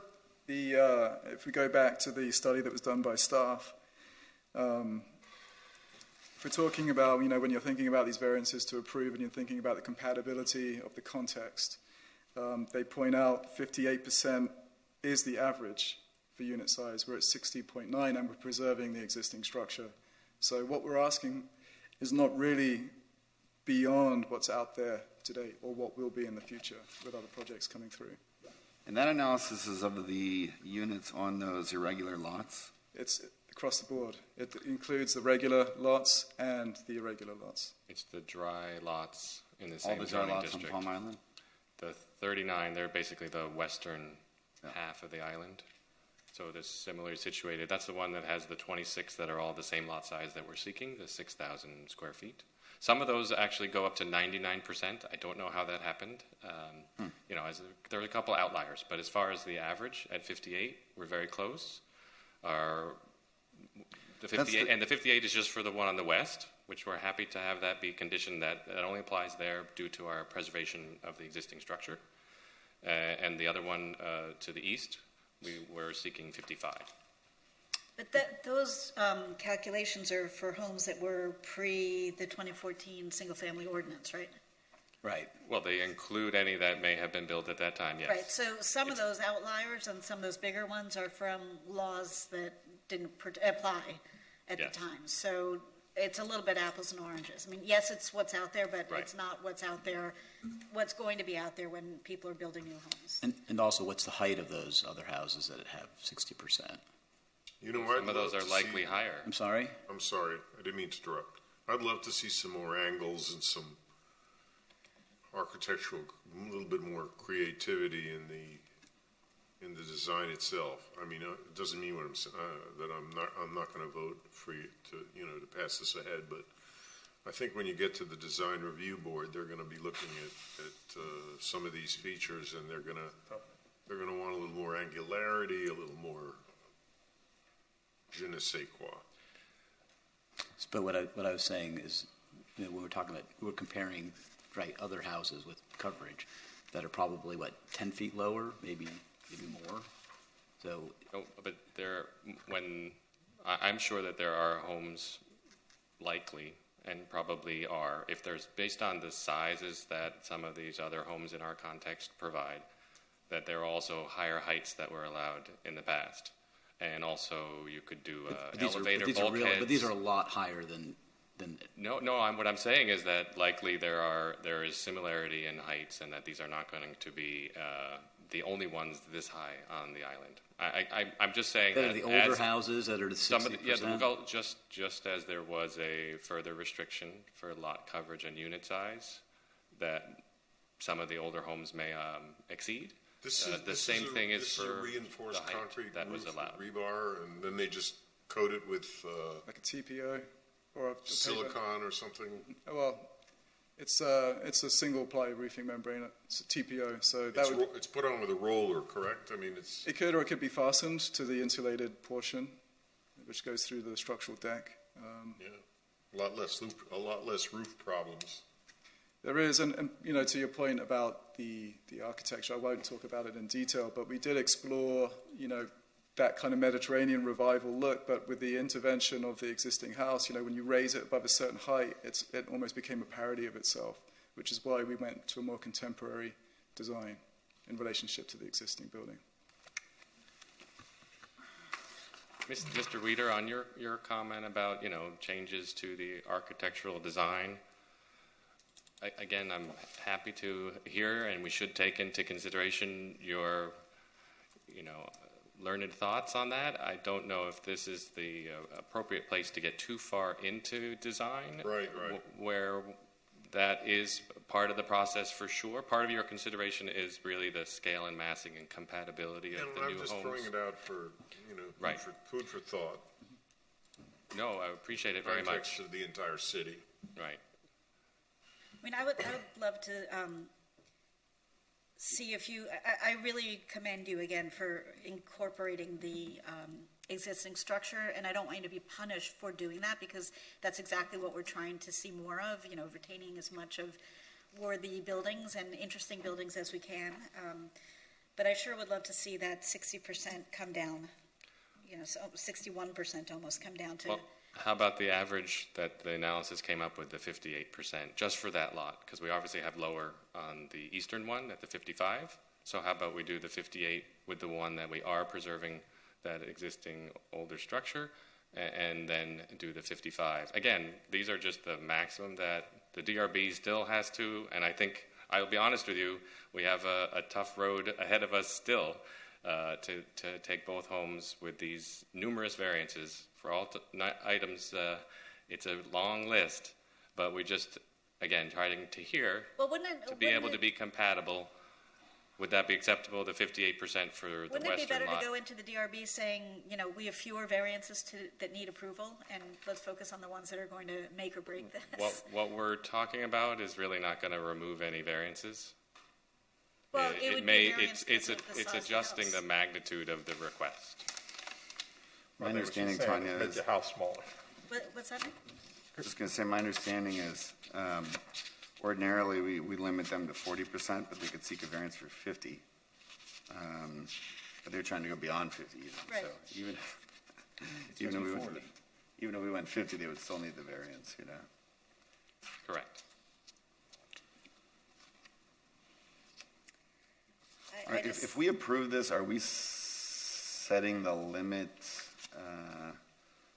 that Design Review Board can review? And is it possible that they, are they saying yes or no, or are they saying not 58, but maybe 48 or something like that?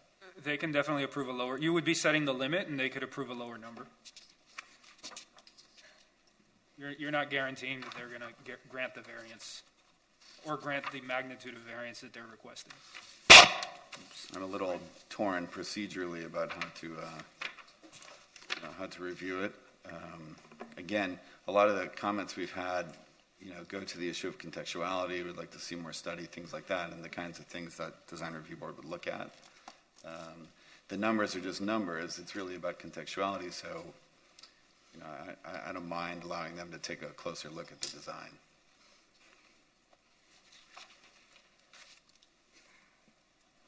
And so F and G on the order, what language are we proposing to change there from the applicant's perspective? Yes, so for F, which is for unit size, I think we need to make a differentiation between lots. So the last sentence, however, variances shall not be permitted to allow the unit size on lot A, which is the west, to exceed 58%, and for lot B, which is the eastern lot, to exceed 55.1%. And then for G, which is about lot coverage, again, the last sentence there, the 33.2%, that's actually what we have on our eastern lot, lot B. So I would just add before that, right, not to exceed 36.9% for lot A, the western lot, and 33.2% for lot B, the eastern. Could you repeat so lot A west, you said 58? Mm-hmm. For unit size, going back to unit size? Yes. 58 for lot A, 55.1 which is what we proposed for Lot B. Okay. And then for G, the two numbers, Lot A is 36.9, and Lot B is, as written, 33.2.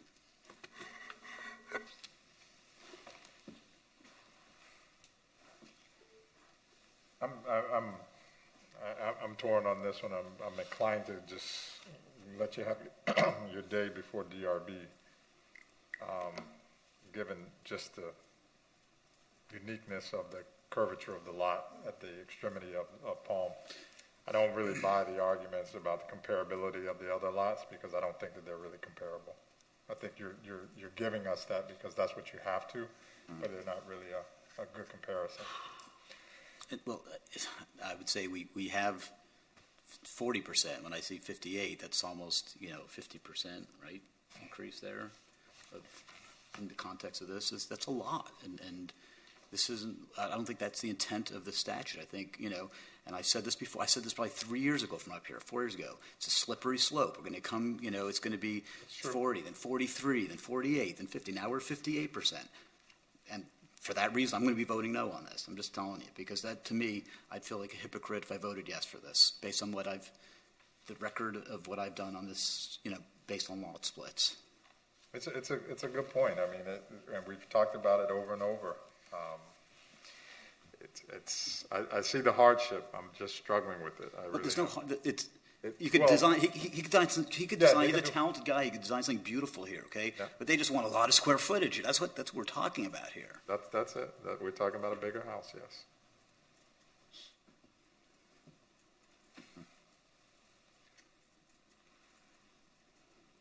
Yeah.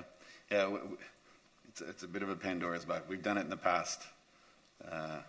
Mark I voted consistently no on every single one of these. Hasn't, but yeah, I have. Again, I think the intent, to Mark's point about the intent, is that a lot of these historic homes did not max out the FAR. So when you demoed one and split the lots, if you maxed out then the available FAR, you led to a significant density change. More and more crowded. And I don't have a clear picture. I mean, in terms of massing, this is quite a bit higher, but I don't have a clear idea if this is resulting in a real density shift in the neighborhood. And I would like someone to take a closer look at that. Yeah, I'm gonna support it to give them the day to have somebody look at that a little bit further. I just, given where it is, I'm gonna support it. But I hear you. Your argument is not lost on me, Mark. Everyone votes their conscience here. I'm voting my record too, because I'd feel like a hypocrite if I. There are certain instances where you can, and I'm all in, Matt, for on the variances and the complexities of this lot. But I totally understand that, and you deserve to get that, because this is one of those hard lots. But now we're really talking about maximum square footage here, and that to me is not really the philosophy behind. At least I think the philosophy behind the Lot Split Act when it was passed was to work on downzoning, and if the city doesn't believe that should be the case, then we have to talk to our commissioner to change that, and we could discuss it here if we want to change it and recommend legislation. But right now, we have legislation, and we keep on. This is just chipping away at that. Again, I think you have a talented architect who could design something within these rules with still getting your variances that you need because of the complexities of this lot. Mark is convincing me a little bit, and I'm looking at this. I'm not trying to advocate, by the way. No, I know, but you are right, and I just feel I've always felt it is a strange position to allow variances, not allow variances, just because if this were not a lot split, they'd be allowed to develop 50%. But there is this final sentence in Condition F that says, however, variances shall not be permitted to allow the unit size to exceed 50% of the lot size. So we could allow them to seek a variance for 50, but not beyond that.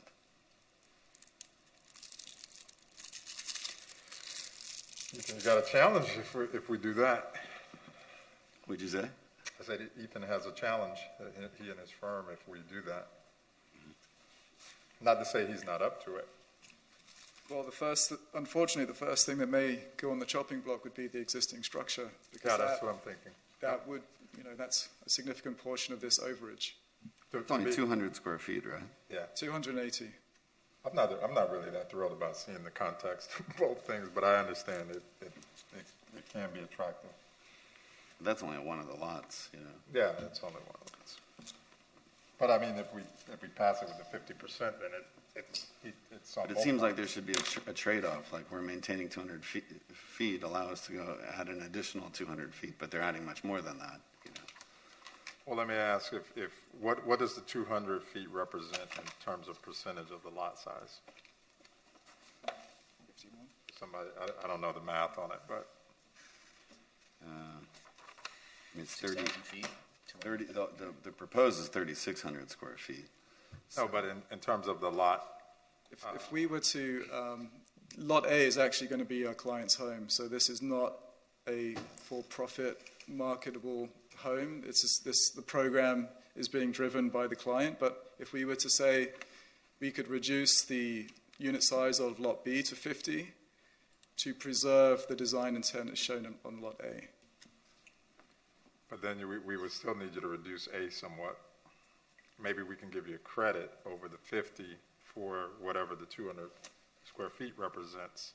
Maybe that's 3%, maybe it's 5%, I don't know, I'm not doing the math. 200 square feet represents 3.32%, 3.33%. So we can give you, let's say, 54. But let's do the 280, which is the cabana size. Would that be reasonable, rather than 200 square feet? Well, I thought it is exactly 200 square feet. What is it? It's 280. It's 280. So what is that? 280. And that's actually the portion of the existing garage building that is counted towards unit size. We are saving more than 280 square feet. Some of it's being opened up in order to have access, so you can exclude part of that as your unit size. Yeah, well, just to let you know, we're still incorporating the whole structure. No, I got it, Matt, but I mean, let's see what 280 So is. 280 is 4.65%, 4.66%. Yeah, like we can give them Let's 54. do that. It's a think good that that's middle. It's a good compromise. negotiation. So on basically what we're talking about is on Lot A, it would be 54% max, and then on Lot B, it'll be the 50%, which is in item F. They still have to get this approved at DRB. Oh, yeah. That doesn't change. It is the max we're setting, yeah. I feel better about that. See, things happen on this board. People think we just, things happen. It's a good Mr. discussion. Chair, Yes, sir. just Yes, to ma'am. clarify, and perhaps just to, I know we're rounding here, but can we seek the 55 on A to give us that flexibility? And again, DRB has to approve it, but we would go down to the 50 on Lot B.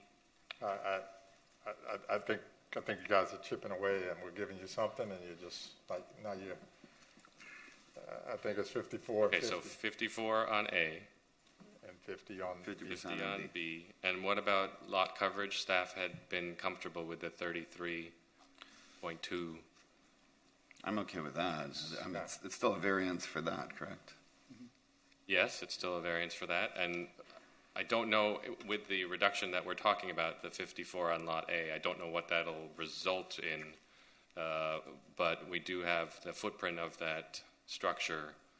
It does count for lot coverage, so if we could get 36 on that, I don't know what the number is, but I would appreciate if we could have some allowability like we did. It's a little bit higher on Lot A because of that existing structure. Sure, ordinarily the max is 33.2, correct? Right. So we could add the square footage to that. The max is normally 25. We're suggesting that if they do seek a variance, that it not be allowed to exceed 33.2, but you can Right. set. So we've already given more in the suggestion. Mhm.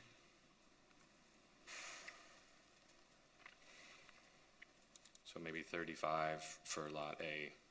Again, I don't know what the reduction to 54 with this plan.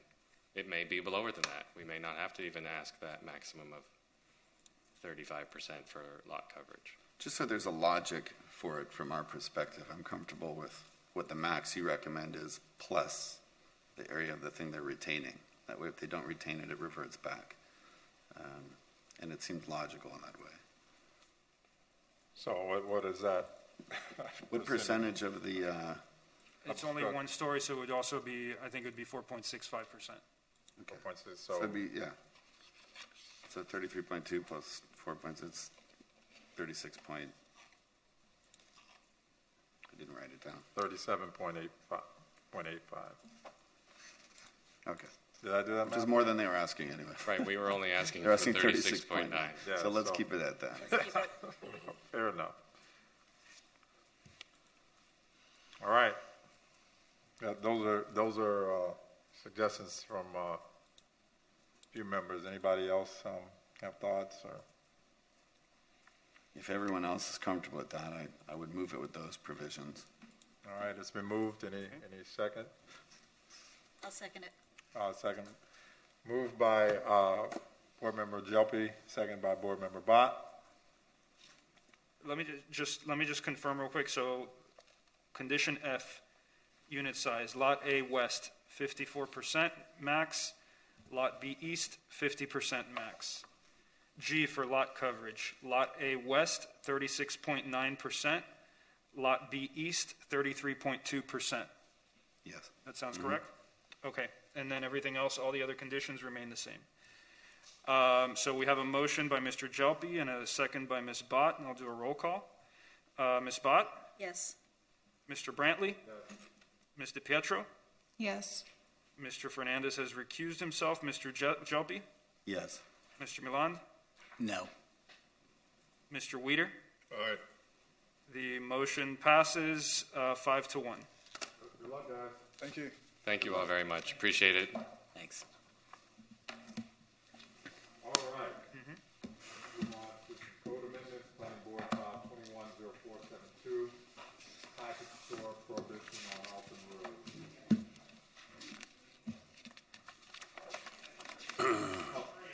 I'm sorry, Planning Board File 21-0472, package store prohibition on Alton Road. I like that. It's like if your mic is not on, somebody's like, hey, turn on your mic. They come out and turn it on for us. Welcome back, sir. Sorry to keep you outside for so long. You're chasing him around? Haley, are we waiting on you, right? Yep. Okay. No. I was looking for Alex. He beat me to it. Okay, so this is file number PB21-0472, and it's a package store prohibition on Alton Road. So package stores, another word for liquor stores, package stores for alcoholic beverages that are sold for off-premise consumption only. This does not apply to a restaurant or anything else that may serve alcohol. So what this does is it basically prohibits the use along this Alton Road corridor in the CD2 and CD1 districts.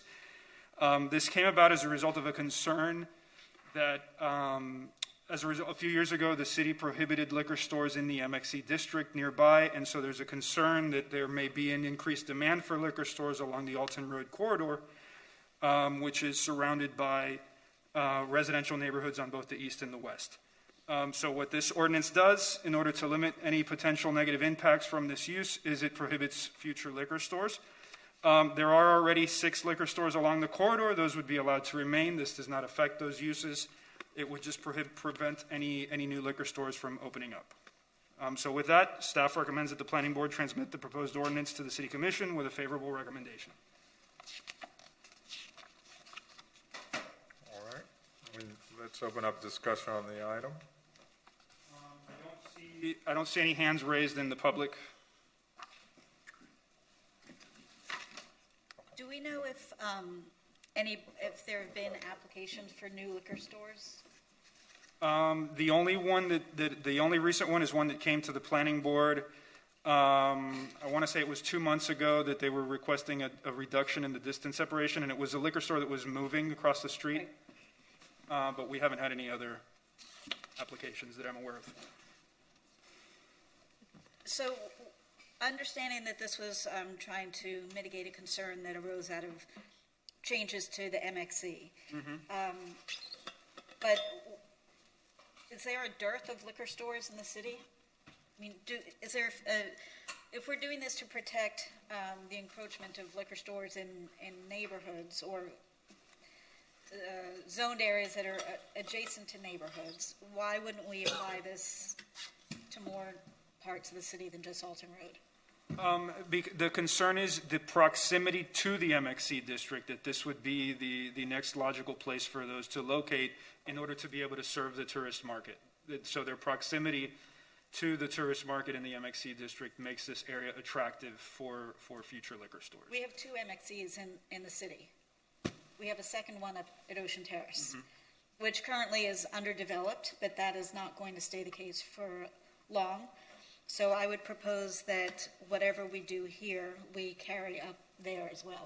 So there is also a distance separation requirement between liquor stores. In that MXC area, it's much smaller, so I don't think with the distance separation requirement that you're going to get more than one liquor store in that area anyways. In Ocean Terrace? In the Ocean Terrace one. Okay. This area, because it's a much longer stretch, there are still some gaps where a liquor store might be able to get in. Okay. So just to understand, the existing stores there, I mean, they're get to stay? They would get to stay, yes. And how long, I mean, in perpetuity, or like until they go to, like how long do they get to stay? Are they? There's no limit. As long as they keep the use active and they don't close for more than 180 days, they're allowed to remain. Are there a lot of them out there right now? I believe there's 6. Right, because theoretically we're also making the value of their stores higher, right? Because we're really knocking out the competition for them, and so we could, I guess, theoretically helping their business, which isn't necessarily the businesses we want to help so much. It's a little bit of a conundrum there. Mm-hmm. We don't establish through this ordinance a maximum amount of them for the area. We're just saying no more. It's 6. And right. So whoever's got theirs, they got theirs, and whoever doesn't can't get theirs. So. Correct. They would become a legally non-conforming use. Right. Tanya, before you, can I ask just to follow that? I'm sorry. If I own the store right now and I sell it, am I allowed to sign whatever rights I have to the next person? Yes. Yeah. Okay. As long as they keep it open and they don't close for 180 days, that's totally legal. We should have bought a liquor store before this one, yeah, so the value would have gone up. And these guys are going to become institutional liquor stores in the area. What? How under the current existing laws, we have 6. How many more could conceivably show up on Alton Road? With the distance separation, I think it's 1,200. You have the ability to reduce that distance separation. So if that were to happen, you could probably have more. With the existing distance separation requirements, probably 2, maybe 3. So there could be 2 more maximum right now. So that's what we're really doing is making sure it's not 2 more stores. But you could you have the planning board does have the ability to reduce that distance separation through the conditional use process.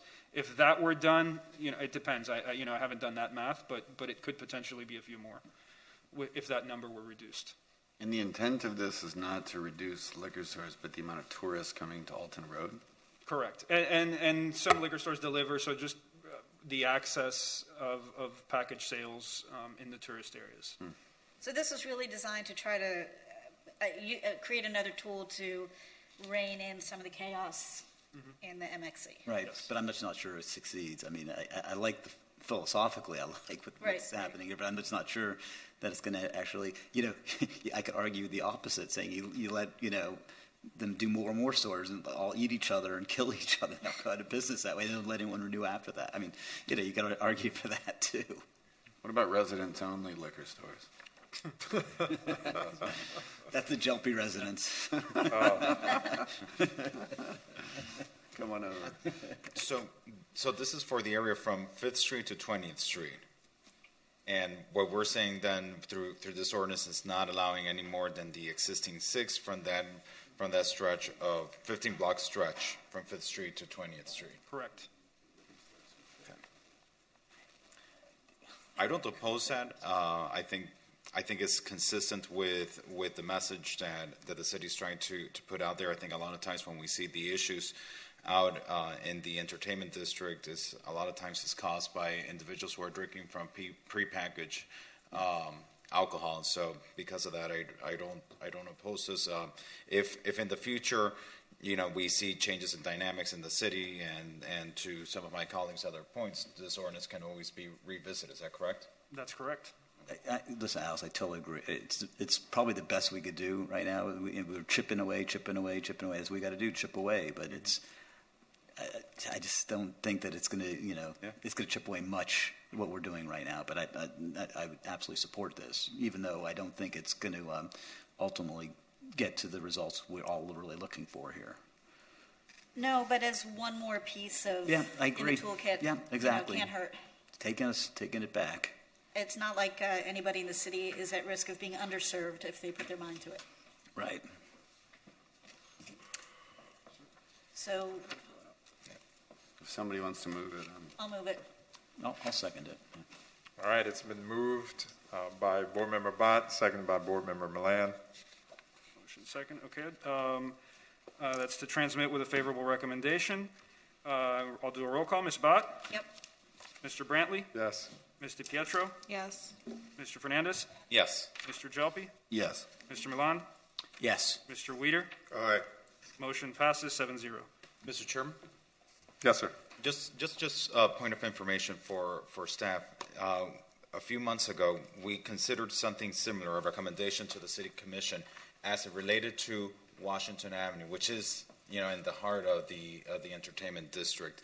Was that expansion of the prohibition of packaged liquor stores and these other uses ever expanded over to Washington Avenue, or no? We sent the LTC. I don't believe any ordinances were referred subsequent to that. Okay. All right. Thank you. You're welcome.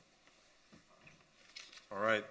Let's take up Planning Board File 210473, regulations for lower impact accessory medical uses. Okay. By way of history, so this is file number PB 210473. So just for background, in January 2018, the City Commission adopted an ordinance which updated the assisted living facility and medical use zoning regulations in the LDRs. This ordinance divided medical uses into 8 classes, and generally the higher the class, the greater the impact of that medical use. And then the ordinance also detailed specific zoning districts in which each class is allowed, and then the specific regulations for each class of medical use. So Class 1 medical uses, which are lower impact accessory medical uses, is what this ordinance is referring to, consist of opticians, retail clinics, adult daycare centers, electrology facilities, and medical offices. And just for background, a medical office is a small-scale office, less than 5,000 square feet, and that can include a dentist's office, a chiropractor's office, doctor's office, dentist's office, dietitian, a pathologist, physiotherapist, phlebotomist, or podiatrist. And so these are the lower impact medical uses.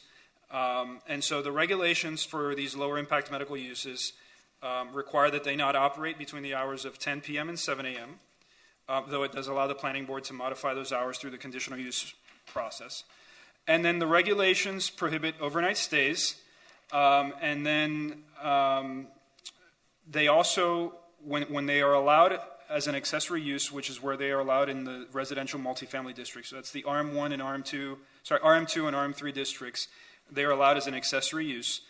And when they are allowed as an accessory use, the regulations essentially limit them to where they can only be patronized by residents of the building and their invited guests, or if it's in a hotel, by guests of the hotel. So that very much limits the ability of these uses to locate as an accessory use in an apartment building, in a large-scale apartment building, or as an accessory use in a hotel. Some of these uses are desirable for a hotel. This came about, there's a request by a pharmacy that wants to expand and have hair removal electrology services in the Gumanik Garage, which is located on 10th Street and West Avenue. Because that's a garage, there are no residents, there are no guests, so they're not allowed to do that because Class 1 medical uses in the RM2 district are limited to residents or guests of the hotel. So that's not possible if residents or guests of a hotel don't exist. So what this ordinance does is it changes the way Class 1 medical uses are treated when they are allowed as an accessory use, and it treats them as a standard commercial use. Because that's what their impact is similar to. It's similar to retail, which is allowed as an accessory use in the RM2 and RM3 districts, and in a main use garage. So this ordinance just is a simple modification that rather than limit the use to be only patronized by residents and guests of the hotel, they are now treated as a standard accessory use with all the other limitations that entails. We've looked at these uses. They really don't have huge impacts on their surroundings. There's doctors' offices located all over, and they really don't have a huge impact. So with that, staff recommends that the planning board transmit the proposed ordinance to the city commission with a favorable recommendation. So, Raheli, let me say, there's no like unintended consequences of this, right? Because maybe I don't understand it enough, but like, you know, we went through certain things with houses that all of a sudden turned into facilities that were, you know, that had treatment centers and stuff. So, you know, what are the bad things that could happen here? Those are in the higher classes of medical use, and so we're not touching those. Those are not regulated by. So class those are not 1 is just sort of the regular sort of most doctor. basic of the medical uses. Mm-hmm. Do we have to open it for the public? Or? Yeah, do we have members from the public wanting to speak on the item? We have no hands raised on Zoom and nobody in the chambers. Nobody here. We haven't had a lot of feedback lately. And this is for accessory uses in residential buildings. Yes, in the RM2, RM3, so the middle and higher intensity residential areas. And so the associations of those buildings would still have to approve this use in their building to the extent that their governing documents regulate that. Correct. But except the example you gave is there's no residents in that building. It's also for commercial buildings to have that use. If it's a main use garage that only has commercial uses, then yeah, which makes, I mean, I know that garage makes absolute sense to have a medical use. I couldn't believe that wouldn't actually be allowed. Mm-hmm. I really got nothing further to say, but I'm prepared to move this. I'll second it. I just have one question, just to clarify. Is there any kind of size restriction on this? Like it cannot exceed X number of square feet? Accessory uses do have limits. An accessory use has to be less than 50% of a building. And then a doctor's office, for example, there is another limit of 5,000 square feet per the definition. But let me see, accessory uses, it varies based on the zoning district, but I believe just the limit is that it can't exceed 50% of the building. But so hypothetically speaking, just to be devil's advocate, could somebody come in and say, go into a parking structure that's 100,000 square feet, let's say, and open up really like 25,000 square feet units? So a main use garage in the RM2 and RM3 district is a conditional use, so it would have to come before this board, and at that point we would have limits. But it also has a limit that 25% of the floor area can't be for habitable space for main use garages. So then some portion of that, depending on what uses they're proposing, if it could be accessory commercial space or residential space, would have to be regulated by the conditional use permit. Okay, so there's no way that somehow like a superstore of medical services could be opened up in some unintended place? No, those would have to go into commercial districts. Okay. Yeah. Thank you. And it's also limited to the class 1, which Right. All right, so it's been moved by me, Mr. Milan, and seconded by Mr. Fernandez. Okay, motion, Mr. Milan, second, Mr. Fernandez. Okay, roll call, Ms. Bott? Yes. Mr. Brantley? Yes. Mr. Pietro? Yes. Mr. Fernandez? Yes. Mr. Jelpi? Oh, Mr. Jelpi left, absent. Mr. Milan? yes. Mr. Weider? Aye. Motion passes. All right. I think this is the last item. Let me make sure. Yeah. So we're going to now take Planning Board File 210471, Retail Fulfillment Centers. Okay. Last but not least. Okay, so PB 21-0471, Retail Fulfillment Centers. Just by way of background, this came about as a result of a growth in online retailing. It's changing the way traditional retail and brick and mortar retail functions. And because of this, the potential exists to impact neighborhoods if these types of online retailers are not properly regulated. So one type of online retailer that is opening up in commercial districts near residential areas is a retail fulfillment center. We've had previous ordinances on this before. And so a retail fulfillment center is a small establishment. It's similar to a convenience store, but it relies primarily on the quick delivering of goods that are sold online. Because of their rapid purchase and delivery time, the sale of goods to they have a larger coverage area, and there's the potential to impact traffic throughout the day in a different fashion than a traditional walk-in convenience store or grocery store would impact traffic. So we need to accurately determine what the impacts of these uses are. Because the potential to sell more goods than what a traditional convenience store would sell exists, there would also be increased demands for loading than what we may otherwise expect. So the city's current LDRs are more specific to traditional retail, and they do not define retail fulfillment centers. So what this ordinance does is defines retail fulfillment centers, because currently such a use would be similar to a convenience store, and we treat it as a convenience store. And so if a convenience store is allowed, this type of a use would be allowed. And the only places where convenience stores are not allowed are in specific overlays, including the MIMO Art Deco commercial character overlay, which covers Collins, Ocean, and Ocean Terrace. And so this ordinance creates a definition for retail fulfillment center, and it modifies the definition for convenience store.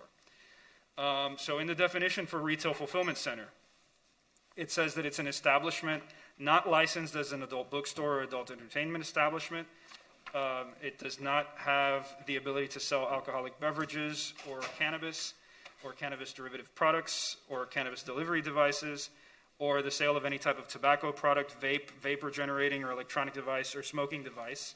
And it also is required to have a storefront open to the public at least 8 hours a day with a minimum depth of 15 feet and an minimum area of 700 square feet. It modifies the definition of convenience store to ensure that at least 60% of their floor area is open and publicly accessible, so that they don't rely on storage, a lot of storage of goods. Given that there's not a lot of research on retail fulfillment centers, the ordinance proposes initially to prohibit the use in areas where the underlying zoning district does not specifically allow it. So this ordinance would essentially define the use and prohibit the use. Now, staff is supportive of that ordinance so that we can continue to do research and define the use and determine the impacts. But staff does believe that if properly regulated, the use could be appropriate in certain areas of the city, including perhaps 71st Street in North Beach and the town center, 41st Street, and maybe the 5th Street corridors, since they have direct access to causeways. But they must be properly regulated, so staff suggests that the planning board consider a recommendation to the city commission that they refer a separate ordinance authorizing retail fulfillment centers in specific areas of the city, and those can include loading criteria, perhaps a limit on the number of establishments, a requirement that they be a conditional use, and perhaps other distance separation regulations so that we don't get an overconcentration of these uses. So with that, staff recommends that the planning board transmit the proposed ordinance to the city commission with a favorable recommendation, and that you recommend that the city commission transmit a separate ordinance defining where the use should be permitted. So a retail fulfillment center, right? So you're basically going to be in an area or a similar area that is like a convenience store. Is that? It hasn't been defined. Right. So, because I don't exactly know what it looks like either right now, right? And so, what about parking? What about the traffic patterns in these places? I'm just not sure I understand it, or all of us understand it, and all of a sudden we're putting up at this classification. We may be creating a monster here for some in certain areas, because I could see a lot of traffic that generated around these places. Because really, what they are, if it's a fulfillment center, right? A fulfillment center is a distribution center, really, right? So to distribute stuff, it's not like I'm driving my car to 7-Eleven, getting some gas, going in, buying some chips or something, and leaving. This is a lot of cars converging here, picking up stuff and then delivering them. That's what we're really talking about. So it seems to me that's like going to be a lot of traffic in these places. So that's essentially the point. There's a lot that we don't know, and so what this does is defines the use and then prohibits the use. And then we're suggesting that we look at another ordinance where we can actually study the details of how this will be regulated. Is this something like? Is there something specifically in mind for like? Why is this? Why is this put out there right now? Right? Why not study it a little bit more before putting this out there? Because is there something that's targeted right now that we're trying to get a business in town or something like that to do? Well, that's the point is that we've had an interest in these opening in the city. And we're not sure exactly how they should be regulated. So this gives us some breathing room so that we can come up with the appropriate regulations as part of a next ordinance. Yeah, I kind of have the same sentiments, I think the same sentiments. So Mark, you can correct me if I'm wrong. But, we're taking a step toward retail fulfillment, but not doing the whole walk. And we're just putting this out here to define it. I got that. And then there's some discovery period of what this looks like. And then there's going to be another item to come back then at some time in the future. So this is chipping away at getting towards putting them somewhere. That's going to define where they go in the city. I'm just not sure why we don't just do it all at one time. Let's discover it first and then give the definition as we learn more about it, and then define where these go based on that definition. Just to that rate, I'm having trouble with the stair What would happen step. if Kareem Inc. has 1,000 stores, right, in the United States and decides to come here, and I am a retail fulfillment center, right? What does this, like, what regulations does he fall under now? So if you are a retail, what this would do is if you are a retail fulfillment center, you would not be able to locate in a commercial district in Miami Beach right now, if this were to be approved today. Yeah, because we're approving the definition, but we're prohibiting it in all, I thought I saw in all zones of the city, all zoning districts. So we're saying that this type of business may exist, but it can't be in the city until we vet this? Until we pass a separate ordinance that says where they can go. Well, I'm kind of okay with that then, as long as, we're not sort of letting people come in and try to shoehorn into a definition that then, they have an argument that we're somehow violating their rights by not giving them permits we need. But my argument was a little different. It was that you're on the one hand, I thought what you brought up was, hey, we need to learn more about it. No, absolutely. So we're making a definition before we learn more about it. That's kind of like the issue I have with it. But go ahead, Alex. So I have a question. Right now, we don't have a definition for retail fulfillment centers. Is that correct? That's correct. But by not having a definition for retail fulfillment centers, they can just apply then under a different definition of an existing use in the code. Correct. Okay. And then what Commissioner Minor has sponsored, the reason why this is before us is because Commissioner Minor and the City Commission referred to us an ordinance. And the ordinance is establishing a definition for something that they want to prohibit. That's correct. And that was what Commissioner Minor sponsored. But then separate from what Commissioner Minor sponsored, staff is then recommending, independent of the referral by Commissioner Minor, that the City Commission perhaps look at areas where it should be allowed. Exactly. But that's not the legislation that's before us. The legislation that's before us is what Commissioner Minor sponsored, which is saying there's this use that right now, because there's no definition for it, it's just falling under different definitions, and that we want to prohibit as an allowable use in the city. Correct. Okay. Wait, so That's smart. That is a smart legislation, yeah. So these centers have opened in the city? We have one that has an approved building permit, yes. Okay, so now I understand the rationale then. That's a little bit more clear. Thank you, Alex. No problem. So why is this not, this business model, why is it not just being treated as a fulfillment center when that is really what it is? I mean, the retail part of it, the walk-in retail part of it is window dressing. So why are we not treating it as such? When somebody submits a permit and it as just a retail with shelves that people can come in and buy things, that's all we see in the permit until we have a definition that tells otherwise. So that's how we enforce the regulation. Right. There is not currently a definition in the code that that captures this use. So that's why a critical part of this proposal is to create a definition. No, I totally get that, and I'm very supportive of this, just so that I am being very clear. But, so is the issue that somebody whose basic primary function is to be a fulfillment center or essentially a warehouse can throw up some shelves and a walk-in vestibule, call themselves a retail convenience store, and proceed accordingly? But with this definition, it would have to be 60%. So Right. to make. No, that's what I'm. Because you wouldn't waste that space if you were really a fulfillment center, I think, right? You'd probably cram the aisles a little bit more. And it looks like I'm sure the layout's a lot different. I guess what I'm trying to get to is there any way to make this even tighter? Like, can we just? It's a blanket. What's the advantage of having retail fulfillment centers on Miami Beach? There is no advantage. I mean, why can't they be over the river and Yeah, I mean, somewhere else? They're not a good use do we for the want city. an Amazon warehouse, here? Only on Normandy Island.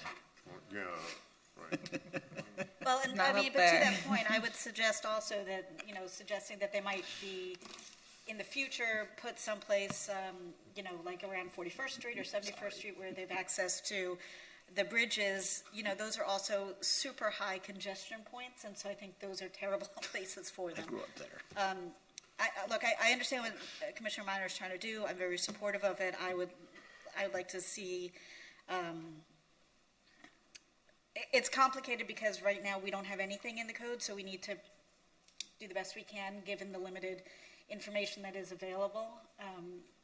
I do know that there are other places around the country where these and it also says that where these retail fulfillment centers exist, and they are being booted out by the neighbors. So, let's definitely make sure to tap into those cities to find out what's going on, so that we can protect ourselves as best as possible. Is this just for GoPuff, or it's also there's for? a requirement for pedestrian access to a retail fulfillment center? I mean, are they going to be selling goods over the counter, or are they going to be a warehouse for, some other company like Target or that wants? No, it's not a warehouse. I mean, they could have drones that come over or whatever, trucks that come over the That's not what causeway.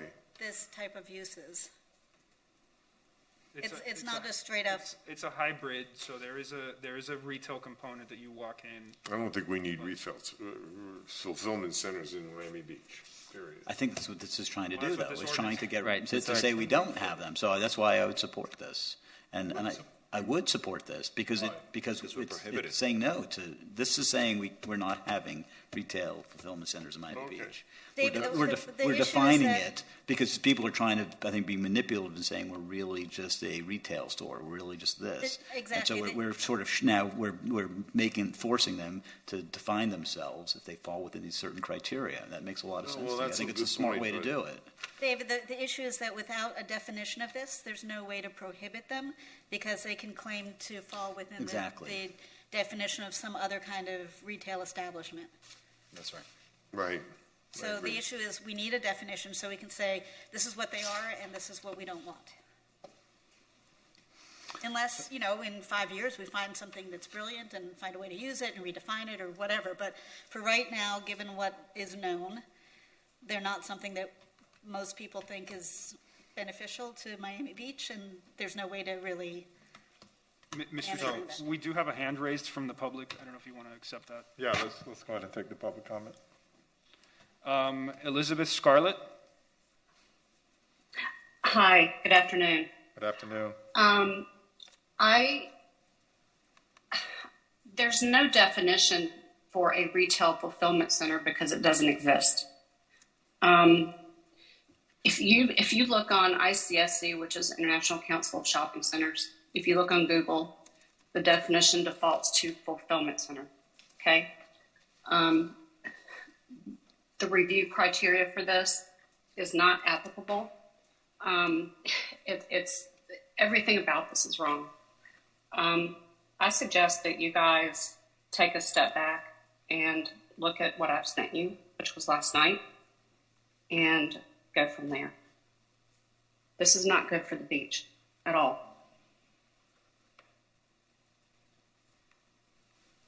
All And right. if y'all want to ask me anything, you're more than welcome to. I've been doing this 30 years. I mean, if you have about a minute left if you want to elaborate, but anybody have any questions for? No. These should be in industrial areas. By the way, but Ms. Scarlett, I think we actually agree with you here. We're trying to limit these or prohibit these in Miami. But the definition in the ordinance needs to be amended. So how would you amend it? How would you make it tighter than it is? I mean, the goal of this is to prevent them from sneaking in through other definitions. I sent a memo last night, and I've changed some of the language, establishing hours, that the active storefront should be accessible to the public, that it should be comprised of 80% of the floor area, that it should have no part of it should have frosted glass, barred or covered, that you can't have hookah products or any drug paraphernalia, that you can't deliver just to a public open space like a park or a beach. Those are just some general thoughts. I have a suggestion. I think the board should word a recommendation to the city commission that simply says the board discourages, without further definition and clarification of how such retail centers will operate, the promotion of retail centers or the implication that the city is going to promulgate regulations concerning retail fulfillment centers, creating the impression that they are welcome on Miami Beach, which they are not. The problem is, from how I see it, staff and city attorneys, correct me if I'm wrong, in the absence of this legislation, if we step back from this, tomorrow, we can have a repeat of what happened at 1675 Alton Road. That's right. And for the benefit of my colleagues that don't know what happened at 1675 Alton Road, after we all discussed retail fulfillment centers here, and that died. Because we made it very clear that we did not think it was a good idea. And the city commission didn't vote on it because the sponsor of the ordinance withdrew the ordinance. What happened was that a retail fulfillment center filed an application with the city. And due to the absence of a definition prohibiting it, they were able to get in under a different definition of an existing allowable use under the code. And so if we don't vote on something and initiate zoning in progress, there could be a repeat of that. And I just want to ask staff, are we aware of any other areas in the city where perhaps there may be interest for any future spaces for retail fulfillment centers that we are aware of? Yeah, there was a site there's an application for a site in Normandy Isle. So can we take some of the stronger language that was submitted to us last night and incorporate that into the ordinance? Yeah, and one second, I think, Asa, did you have a comment? No, I was just personally saying, don't come into my neighborhood. Okay, all right. I'm sorry, Tanya, go ahead. No, I was just, I don't know if staff has had a chance to review the strengthened language that was submitted last night, but if we can take whatever of that can be incorporated to make it even tougher, can we do that? I've not reviewed, and I defer to staff, obviously, on the planning perspective. But I think some of the points that were made, as far as frosted glass, minimum floor area, those kinds of things, I think that is more relevant if you ultimately are reviewing an ordinance that would be permitting these in certain locations. But I think, for purposes of what's before you, which is a blanket prohibition, we've drafted the definition pretty comprehensively to try to capture the use. So I think if you want to, if you were looking at districts in the city where you wanted to permit them, I would say, absolutely look into regulations on their operation. But I don't think, for purposes of this prohibition, that's necessary. I mean, Rogelio, do you disagree, or? Yeah, some of the changes that are in that letter might be beneficial if this ordinance were intended to allow retail fulfillment centers, but this ordinance prohibits them. So those additional restrictions really aren't necessary because this ordinance essentially prohibits. Let me get this straight. We're talking about a place where they are going to have products that are sent by another company for distribution in a certain geographic area. Is that not correct? And also, we're going to have a mixed use for this particular establishment because there's going to be a door where people can come in and pick up what they want, just like at a Target or a Walmart. Is that fair? To an extent. So the way this works, they rely on online retailing. So you would order something on your phone or on a computer, and the idea is that they get delivered in 15 minutes, as opposed to Amazon delivers it in a day or two.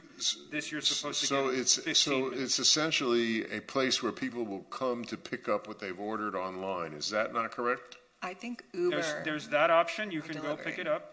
Or you can go shopping in that store. You can go. So to the store. It becomes it's a retail store, like say Walgreens, of the same size as a Walgreens, where all these products that you've ordered online are going to be stocked on shelves inside the establishment. Correct?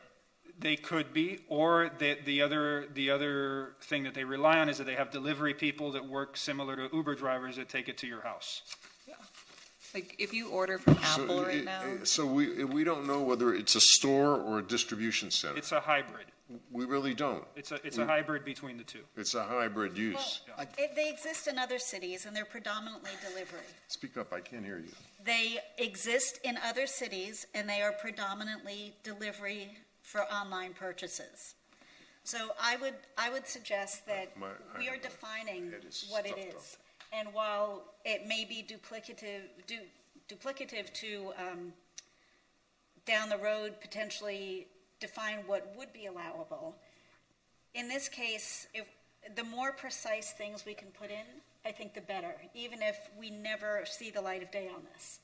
Because we're defining stuff, and we don't want to have any unintended consequences of loopholes that we have left open. So if there's an opportunity to say that can be delivered to X, Y, and Z places, then let's list X, Y, and Z and A, B, and C, or what the square footage is, or how it's laid out on the interior, so that it does not hide the fact that it is fundamentally a warehouse delivery. So I would say take as much of this input that can be legally included and include it. What's the harm? And Mr. Chair, I just want to piggyback on that.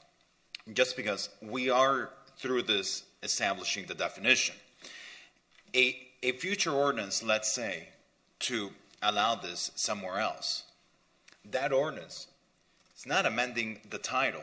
We won't have an opportunity in a future ordinance to make this an allowable use somewhere else to amend the title, unless that ordinance is proposing amendments to the title. So if in the future we're saying we'll come back in the future and we'll amend it in the future, well, that's in the hopes that a future ordinance makes amendments to the title. Otherwise, this is our opportunity to define what retail fulfillment center is. And correct me, Mr. Attorney, if I'm wrong. I think that you are always free to propose amendments as the planning board, and you do it all the time, to definitions in Chapter 114. So you're not foreclosing. It's not like it's not like now or never. You can always come back and amend. This is pretty simple because we know what a retail fulfillment center is now. It's a hybrid retail store and a place where a larger organization sends stuff or owns it to be distributed locally in the neighborhood. And the question is, will those products just as easily be distributed from Hialeah or from a retail place here in Miami Beach? And I don't know, if I order something from Amazon, it comes in 1 day or 2 days. Why do we need retail centers in a beautiful community where trucks are going to be coming in and out even more, and there's more congestion and more congestion? So to me, I don't see why we need to examine anything. I think we already know what it is. Well, but And David, if we don't Mr. Weeder, have- we've drafted the definition to address exactly that point, which is that it's not just any other retail store, and it's not just a fulfillment center, the kind that Amazon relies on. It is a hybrid, and we've drafted it very carefully to capture that. So I was at Whole Foods yesterday, in downtown Miami, and all of a sudden I'm walking out and I get stuck behind Sherpas that are basically, there's like 3 people, had to have like 10 carts pulling out goods, and these are shoppers who are fulfilling orders. So I think there's actually a slippery slope that's going to happen over time that, Publix may be at some point a fulfillment center, retail, because, maybe David doesn't feel like leaving his beautiful place on the water on Normandy Island to go drive to Publix. So to me, I think right now it's good to just stop it. But I think, again, this is going to be a living, breathing thing. I think this may perhaps change over time. So we're supposed to set down regulations as to what it is and what it isn't. How much of it is fulfillment, how much of it is retail, and we're supposed to regulate that or propose an ordinance for that. I think it's best left. But I think what we're doing here is saying we're pumping the brakes on, saying if it is something. This is a retail fulfillment center. It's not allowed in the city. That's right. I think, exactly and right. so I think, and I'm good with that. It's very straightforward. Until we and let us think a little bit more cogently about this, rather than let things slip through the cracks, which will happen without a definition. Okay, that's what's going to happen. That's it's exactly already right. Happened. It has already happened. And to Mark's point, I mean, here we're talking about specifically retail uses that are no bigger than 7,000 square feet. So it's very specific retail uses in areas where you usually want to engaged active storefronts. You usually don't want to have warehouse uses. And specifically with retail fulfillment centers, you're talking about very light industrial type of use that are then occupying retail spaces in areas that tend to be very high traffic areas. And so to that extent that we can prohibit that, it's probably a good thing to the extent as much that I think perhaps we should be defining this a little bit better, because like for example, we're saying it can only deliver to someone's home and business. Well, how about the person that's ordering from a retail fulfillment center is having it delivered to the corner of Collins and 10th Street? We may want to say that We're a retail picnic in Lummis Park. that a retail fulfillment center can't be delivering just to the corner of a street, or we may want to put some certain additional fine tuning into it just to make sure that the community is well protected. To me, just the terminology retail and fulfillment center is a kind of a euphemism. It annoys me. Why don't they just say it's a warehouse place where you can sell something, or you can walk in and buy something? It's just if it were just a warehouse, then it would be clear that the use was prohibited. But by incorporating this retail component, it qualifies as a commercial use that would be allowable in a commercial district. But by the way, just to Alex's point, I think if we eliminate the words, and deliver to clients' homes and places of business, you could say where goods can be collected and delivered by delivery persons that don't, you cross out those words. We're now take out that exception where you're going to send to some picnic at Loomis Park. I actually agree with you, Mark. I think that if what you're worried about is capturing everything, if we start coming up with things on the fly and drafting on the fly and adding examples, you're just delivering stuff. Now That's we're all you're gonna doing. You don't care where you're delivering. You're delivering it. So I think that that we've drafted this very carefully so that again, it's where goods are primarily sold online and delivered directly to a person's home or place of business. I don't think that if you add delivered to a street corner, that we're really fundamentally addressing something differently than. No, but to Mark's point, just take out. I would say I would just take out the word. I would take out the word homes or Delivered places off of premises. business. Just delivered. Delivered off premises. Delivered to clients by delivery persons. Period. And continue on there. If we put delivered off premises, I think that would cover any type. Delivered off premises, exactly. How is that going to cover all the traffic that's going to be coming in the trucks to deliver the? No, but they're not allowed. Dave, we're prohibiting this use. We're saying What this ordinance is, section 142.4, unless otherwise listed in chapter 142 as a main permitted or conditional use within a specific zoning district, neighborhood fulfillment centers and retail fulfillment centers as defined in section 114.1 are prohibited in the city of Miami Beach. So this makes it clear that this use will not be allowed. Yeah. Okay. And so if in the future an ordinance comes forward, putting this in as an allowable use in a zoning district, the opinion of the city attorney is that we'll have the opportunity to refine the definition at that point? You could always amend, and again, this board does this all the time. You can always amend the definitions in chapter 114. Okay.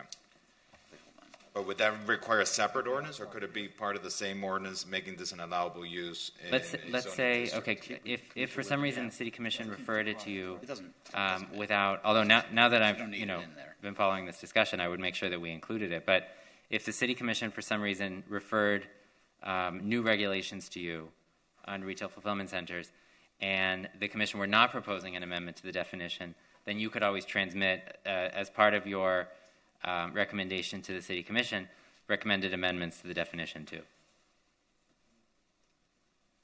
What is the opposition, though, to including some of the language that was submitted to tighten up, or do we think that just saying anything delivered, period, will eliminate any possibility? So some of the terms that I'm seeing, just looking at it right now, I just saw it today for the first time.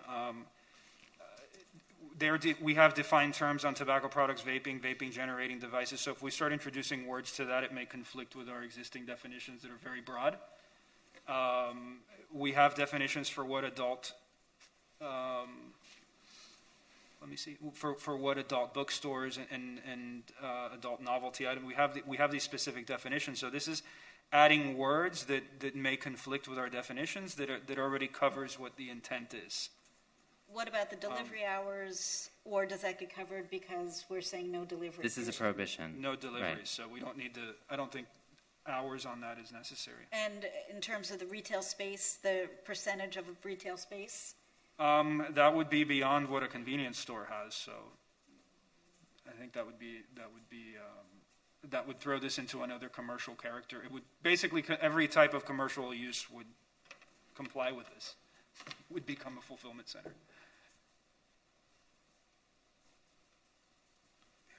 I think if the prohibition was lifted, the definition would be revisited anyway. Mm-hmm. Yeah, and we would also we would also likely incorporate conditions of approval as part of the use. Can we, if we're calling it retail fulfillment, can we also say that it is light industrial at the same time, and therefore, if it were ever to come back for consideration in some future time and space, that it would have to therefore be relegated to a part of the city where light industrial is permitted? I think that what the effect of that would be, you'd be recommending allowing them in light industrial districts, which are the I-1 districts. And it doesn't sound like that's where the board is heading. No, I don't want them anywhere, but Right. But my point is, if they were to come back, could they get relegated to a light industrial as opposed to being considered for other parts of the city? Remember that you're the clearinghouse for any amendments to the land development regulations. So any amendment that would permit them anywhere is going to come before you. Now, if you want to include as part of your recommendation that if the city commission were to permit them down the road, that they permit them only in light industrial districts, that's totally appropriate. That would essentially be Terminal Island and Sunset Harbor. Yeah, well, I mean, we don't want them anywhere, so.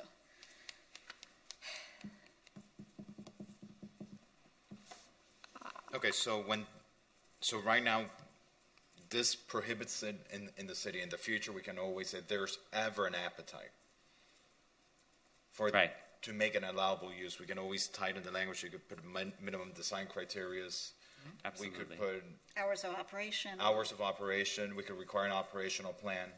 Absolutely. A dock master, like all that stuff. Because some of this other criteria, from what I'm gathering, is just it doesn't fall within the scope of what is a definition of a use. Right. But more specific to a zoning regulation that would then apply to an allowable use. That's right. So by putting further details in there, we actually create the framework of what would be an allowable use. Mm-hmm. That's right. So let me ask you something. Target, for example, is building something on 71st Street area. They're building and so is that not partially a fulfillment center because That would be more people like a can go in neighborhood and center. buy what they want and everything's delivered from some other place, or if you order online, you can pick it up there? These are smaller uses, so less than 7,000 square feet. I think the target is 26,000 square feet, if I'm not mistaken. It did come before the planning board. So this is intended to be a smaller scale type establishment, which is a new trend that we're seeing. So what Board Member Weeder you're talking about, and correct me, staff, is more like a neighborhood fulfillment center, which is already an allowable use in the city code. This, because of the nature of the size and the fact that it's using retail space, doesn't fall necessarily in what is the character of a neighborhood fulfillment center, but something a little bit more unique. Mm-hmm. Also, David, these smaller fulfillment centers, they're for more niche brands. So they're your brands you don't typically see produced by conglomerates who are in a Target or a Walgreens. And that's why they're popping up in a lot of cities. And I think for our sake, we just don't want more traffic, and we already have Targets and Walgreens. So send them to Miami. But that's why these are more small scale. They usually carry smaller brands or niche brands. So if someone, let's say, sees this definition, and we have it as a prohibited use, what would be their process then to say, oh, well, I want to open a retail food fulfillment center? They would have to file an application, I guess, to amend the code? To amend the code, that's right. And that goes through the city commission? No, well, any application to amend the LDRs first comes before you. Okay, first Yeah, comes before us? If it's a private application to amend the code, they would come right to the planning. Directly to you. Okay. Yeah. And those are not cheap. And then the other thing that I noticed is that we are also amending here the definition of convenience store. Mm-hmm. Okay. And we're saying that a convenience store needs to contain a publicly accessible sale area that is at least 60% of the floor area of the store. Correct. And that is to avoid the same situation that we have here, to avoid something like a retail fulfillment center coming in under the definition of a convenience store, which it is not. Exactly. What is the current requirement for space, or is it not specified for a convenience store? It's not specified in the code. So is there any reason why we can't increase that from 60 to 75 or 80? We felt that they do need to have some, convenience stores do need to have some back of house space to store products to keep their shelves stocked. And we felt that was a large enough space open to the public and still allows them the flexibility to maintain a stockroom. Do we have any information on what the existing convenience stores have as a ratio between selling space and storage space? I do not have the averages of existing locations. No. It's probably around 25% for storage. So let's tighten that up. I did some research on this. On the Walgreens website, their convenience stores, they list their convenience stores for Walgreens of having an average facility space of 13,000 square feet and a dedicated retail space of 10,500 square feet, which means out of their entire facility, about 80% of their space is dedicated to retail, which to me seems a little bit closer to be what a convenience store usually is. And I don't know if staff would. Well, I mean, you're free to make that recommendation to increase that number. Yeah. I support that. Yeah, well, I don't think it needs to be as high as 80. I mean, the numbers you just gave were like 76%. Those incremental percentages mean real things. So I don't want to go to 70. I mean, to 80, but 75. Cool. Maybe we could say the primary intent of which is to deliver goods that are shipped from somewhere else to a local place for distribution. It's more like distribution center. Well, this is as it relates to the convenience store part of this ordinance. Yeah. We're not going to be able to circumvent trends and shopping and distribution. And like we said, Target, Publix, these are basically all retail fulfillment centers now. So I think sometimes in the nitty-gritty details, these are things we can't control. I don't want to tell CVS how much storage or how big their employee bathroom has to be. I would suggest that we take Walgreens as a pretty good indicator and use their ratio for convenience stores, and that we take Mark's suggestion of getting rid of the language after delivery to just shut that door completely and move this. That's what I would suggest. Okay, so we're going to strike, in the definition of retail fulfillment center, strike directly to a person's home or place of business and replace that with off-premises. And then for the definition of convenience store, you want 80, you said 80% or 75%? Yeah, I'd say 80 if we can do that. I think not less than 75%. You know, and even 70, because I mean, if you want to go an extreme arguing, people are going to stock the products they need to stock, and it's the employees and the people who end up suffering not having that backroom area. And I think that's a good middle ground, 70%.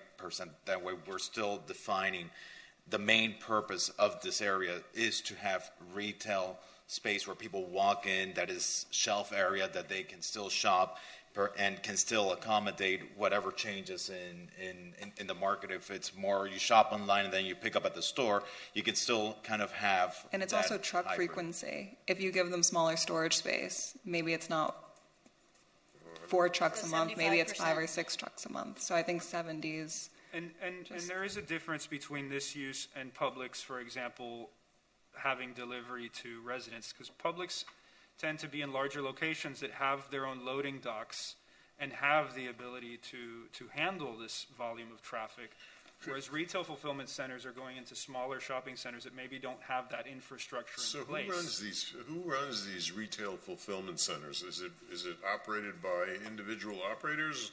Is it part of a large corporation like Walmart? I mean, there are companies, there are startup companies that have started in the last couple of years that are doing this. There are small independent companies that are. They're becoming They're becoming all across the nation. They're getting large. They're VC backed, and there's a few who are about to do an IPO, so they're getting big.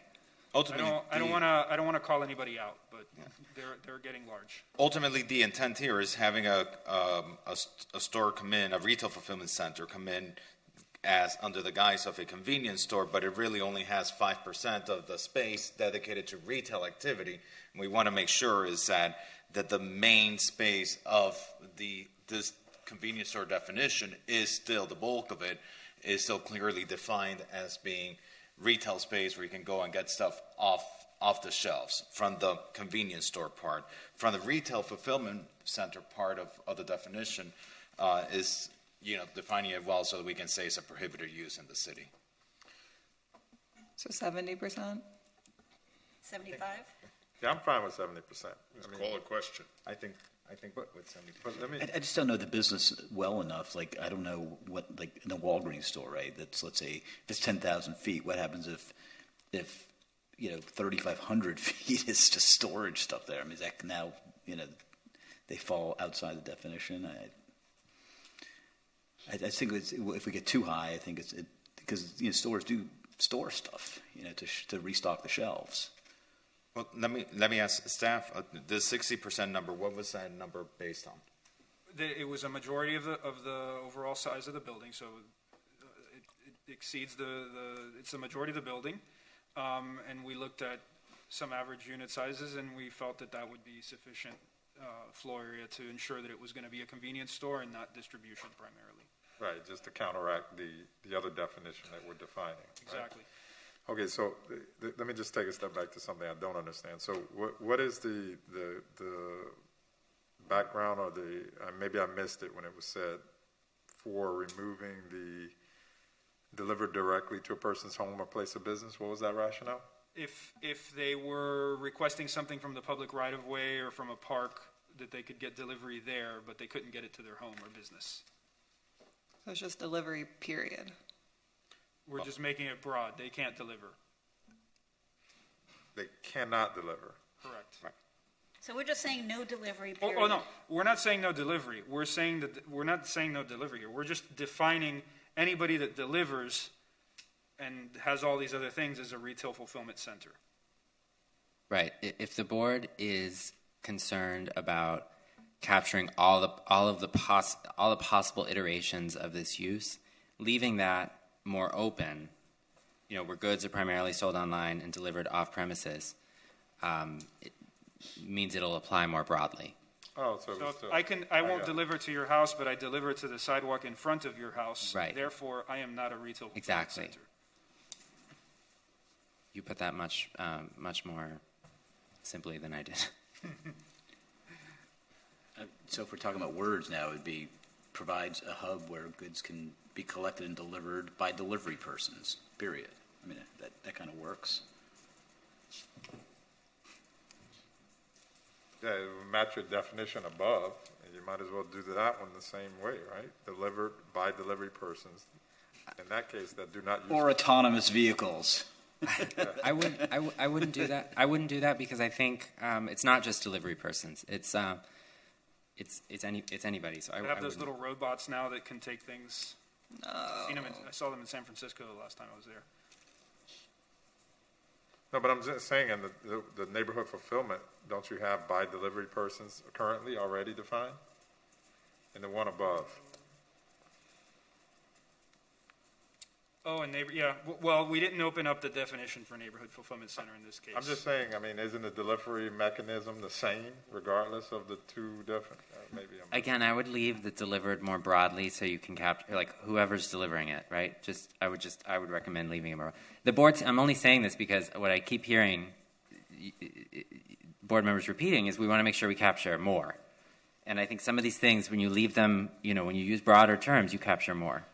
But the problem with that, and from my perspective in this, is that that's fine for as long as this is a prohibited use. What I'm sensing is that there seems to be the possibility, a very real possibility, that someone could sponsor an ordinance at some point that could make this then an allowable use somewhere. And unless we define this use well and define it to include the things we don't want it to be, when that ordinance comes forward, it's going to be an allowed use somewhere within the city.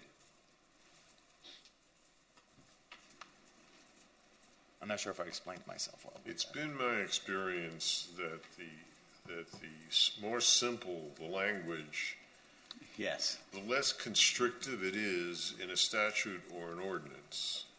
Believe me, I know what I'm talking about. It is the more confusing it becomes, and the more open to sidetracking it becomes for some clever litigator.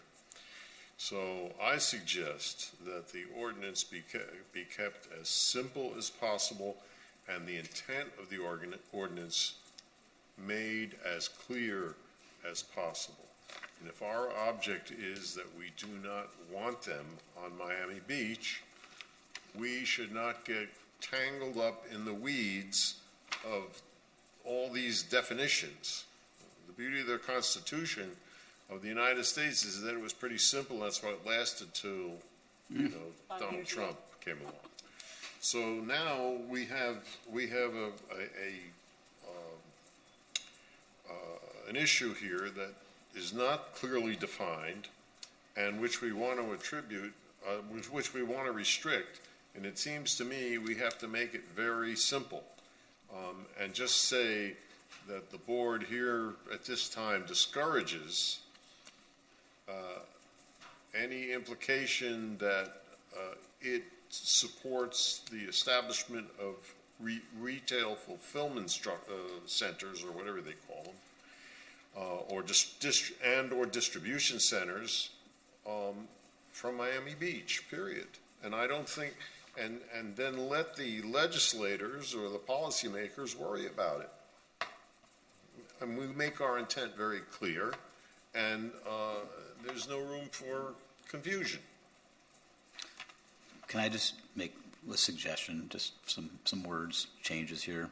On the neighborhood fulfillment center, keep the first sentence, second sentence, make it simpler, as David was saying. Additionally, the establishment provides a hub where goods are collected and delivered to clients, period.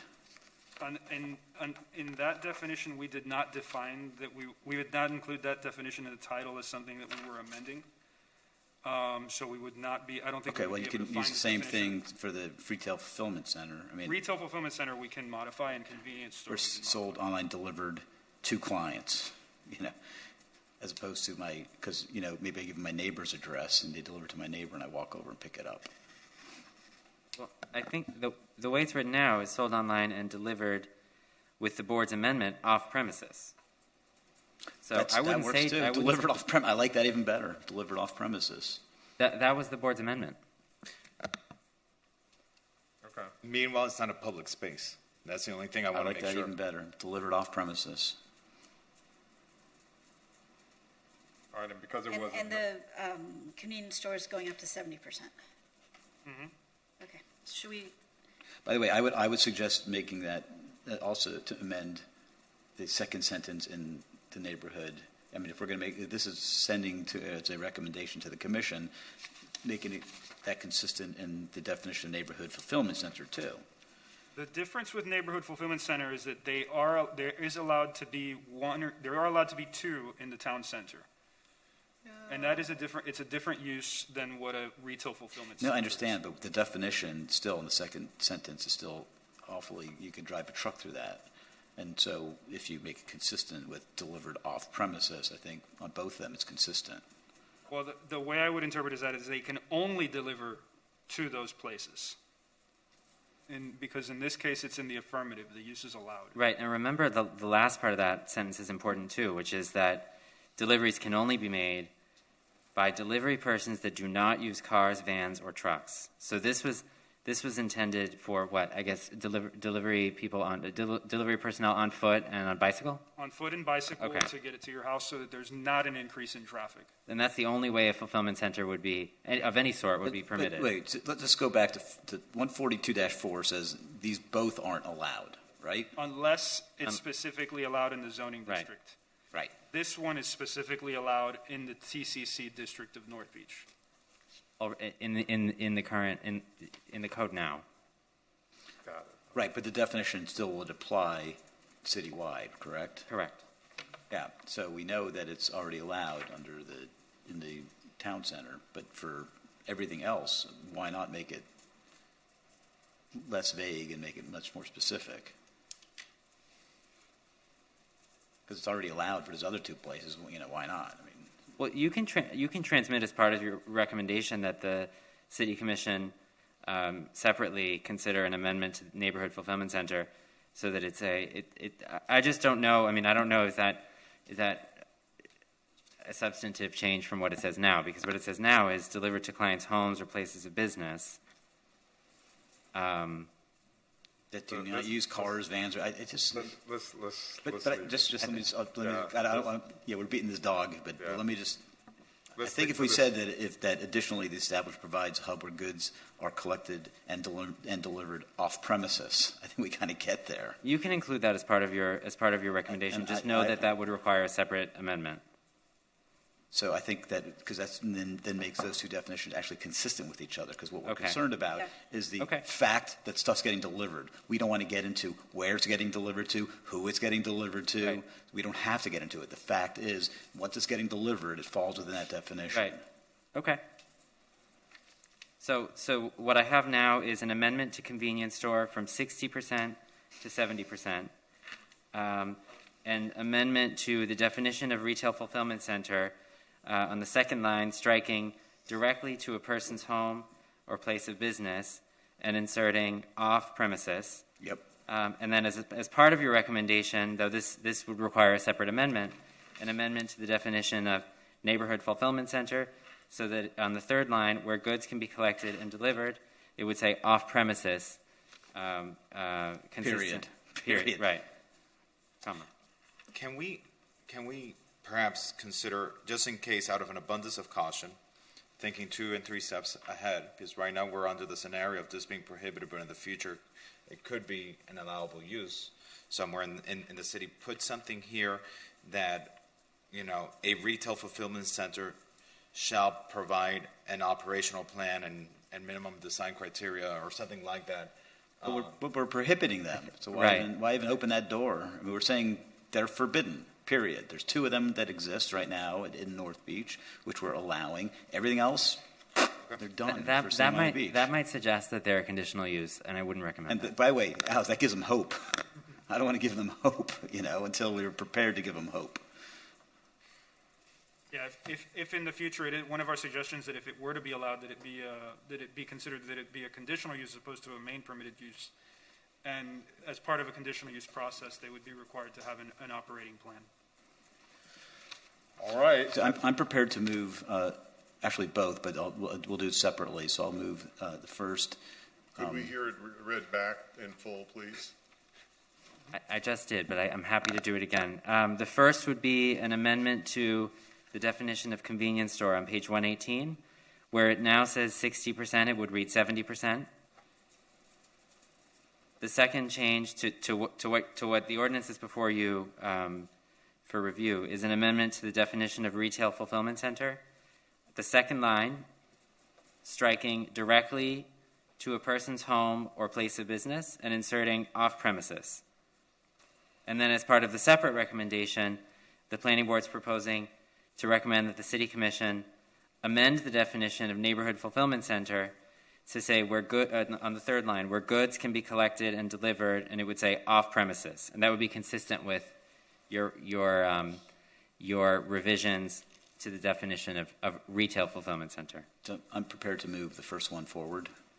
And moved and seconded by. So this is a motion to transmit the ordinance with a favorable recommendation with our modifications. Yep, with the 2 there. It's been moved by Board Member Milan and seconded by Board Member Bott. Okay, I'll do a roll call. Ms. Bott? Yep. Mr. Brantley? Yes. Ms. DiPietro? Yes. Mr. Fernandez? Yes. Mr. Jelpi is absent. Mr. Milan? Yes. Mr. Weeder? All right. Motion passes. All right, it's been moved and I'm for prepared this. to move the second forward, which would be a modification of the existing definition of neighborhood fulfillment center within this statute or within this regulation, pursuant to what Nick just read in the record. Okay, modify fulfillment center. Okay, we have a motion by Mr. Milan, I'll second it. second by Ms. Bott. Roll call, Ms. Bott? Yep. Mr. Brantley? Yes. Ms. DiPietro? Yes. Mr. Fernandez? Yes. Mr. Jelpi is absent. Mr. Milan? Yes. Mr. Weeder? All right. Motion passes. And Rogelio, we would transmit the second motion as part of the memo on the, okay. As part of the first reading memo, we will include that recommendation. Perfect, okay. All right. I think we have had a day. What time is it? Oh, it's 3 o'clock. Look at that. Can I make 3:05. Oh, wait, hold on. Did I finish? I was, the sub, your surrogate, did I finish faster than this or what time did we finish? No, I think it was actually, was it earlier or later? Just for the record, it's 3:05, by the way. Yeah, so we need to check the tape. We need to check the tape on the last meeting to who could get done faster. Uh-oh. Now, next meeting, I'm just Exactly. Mr. Chairman, in speaking with staff, I was sharing some observations I had seen, especially about the Alton Road area, actually very close to where one of these fulfillment centers opened up.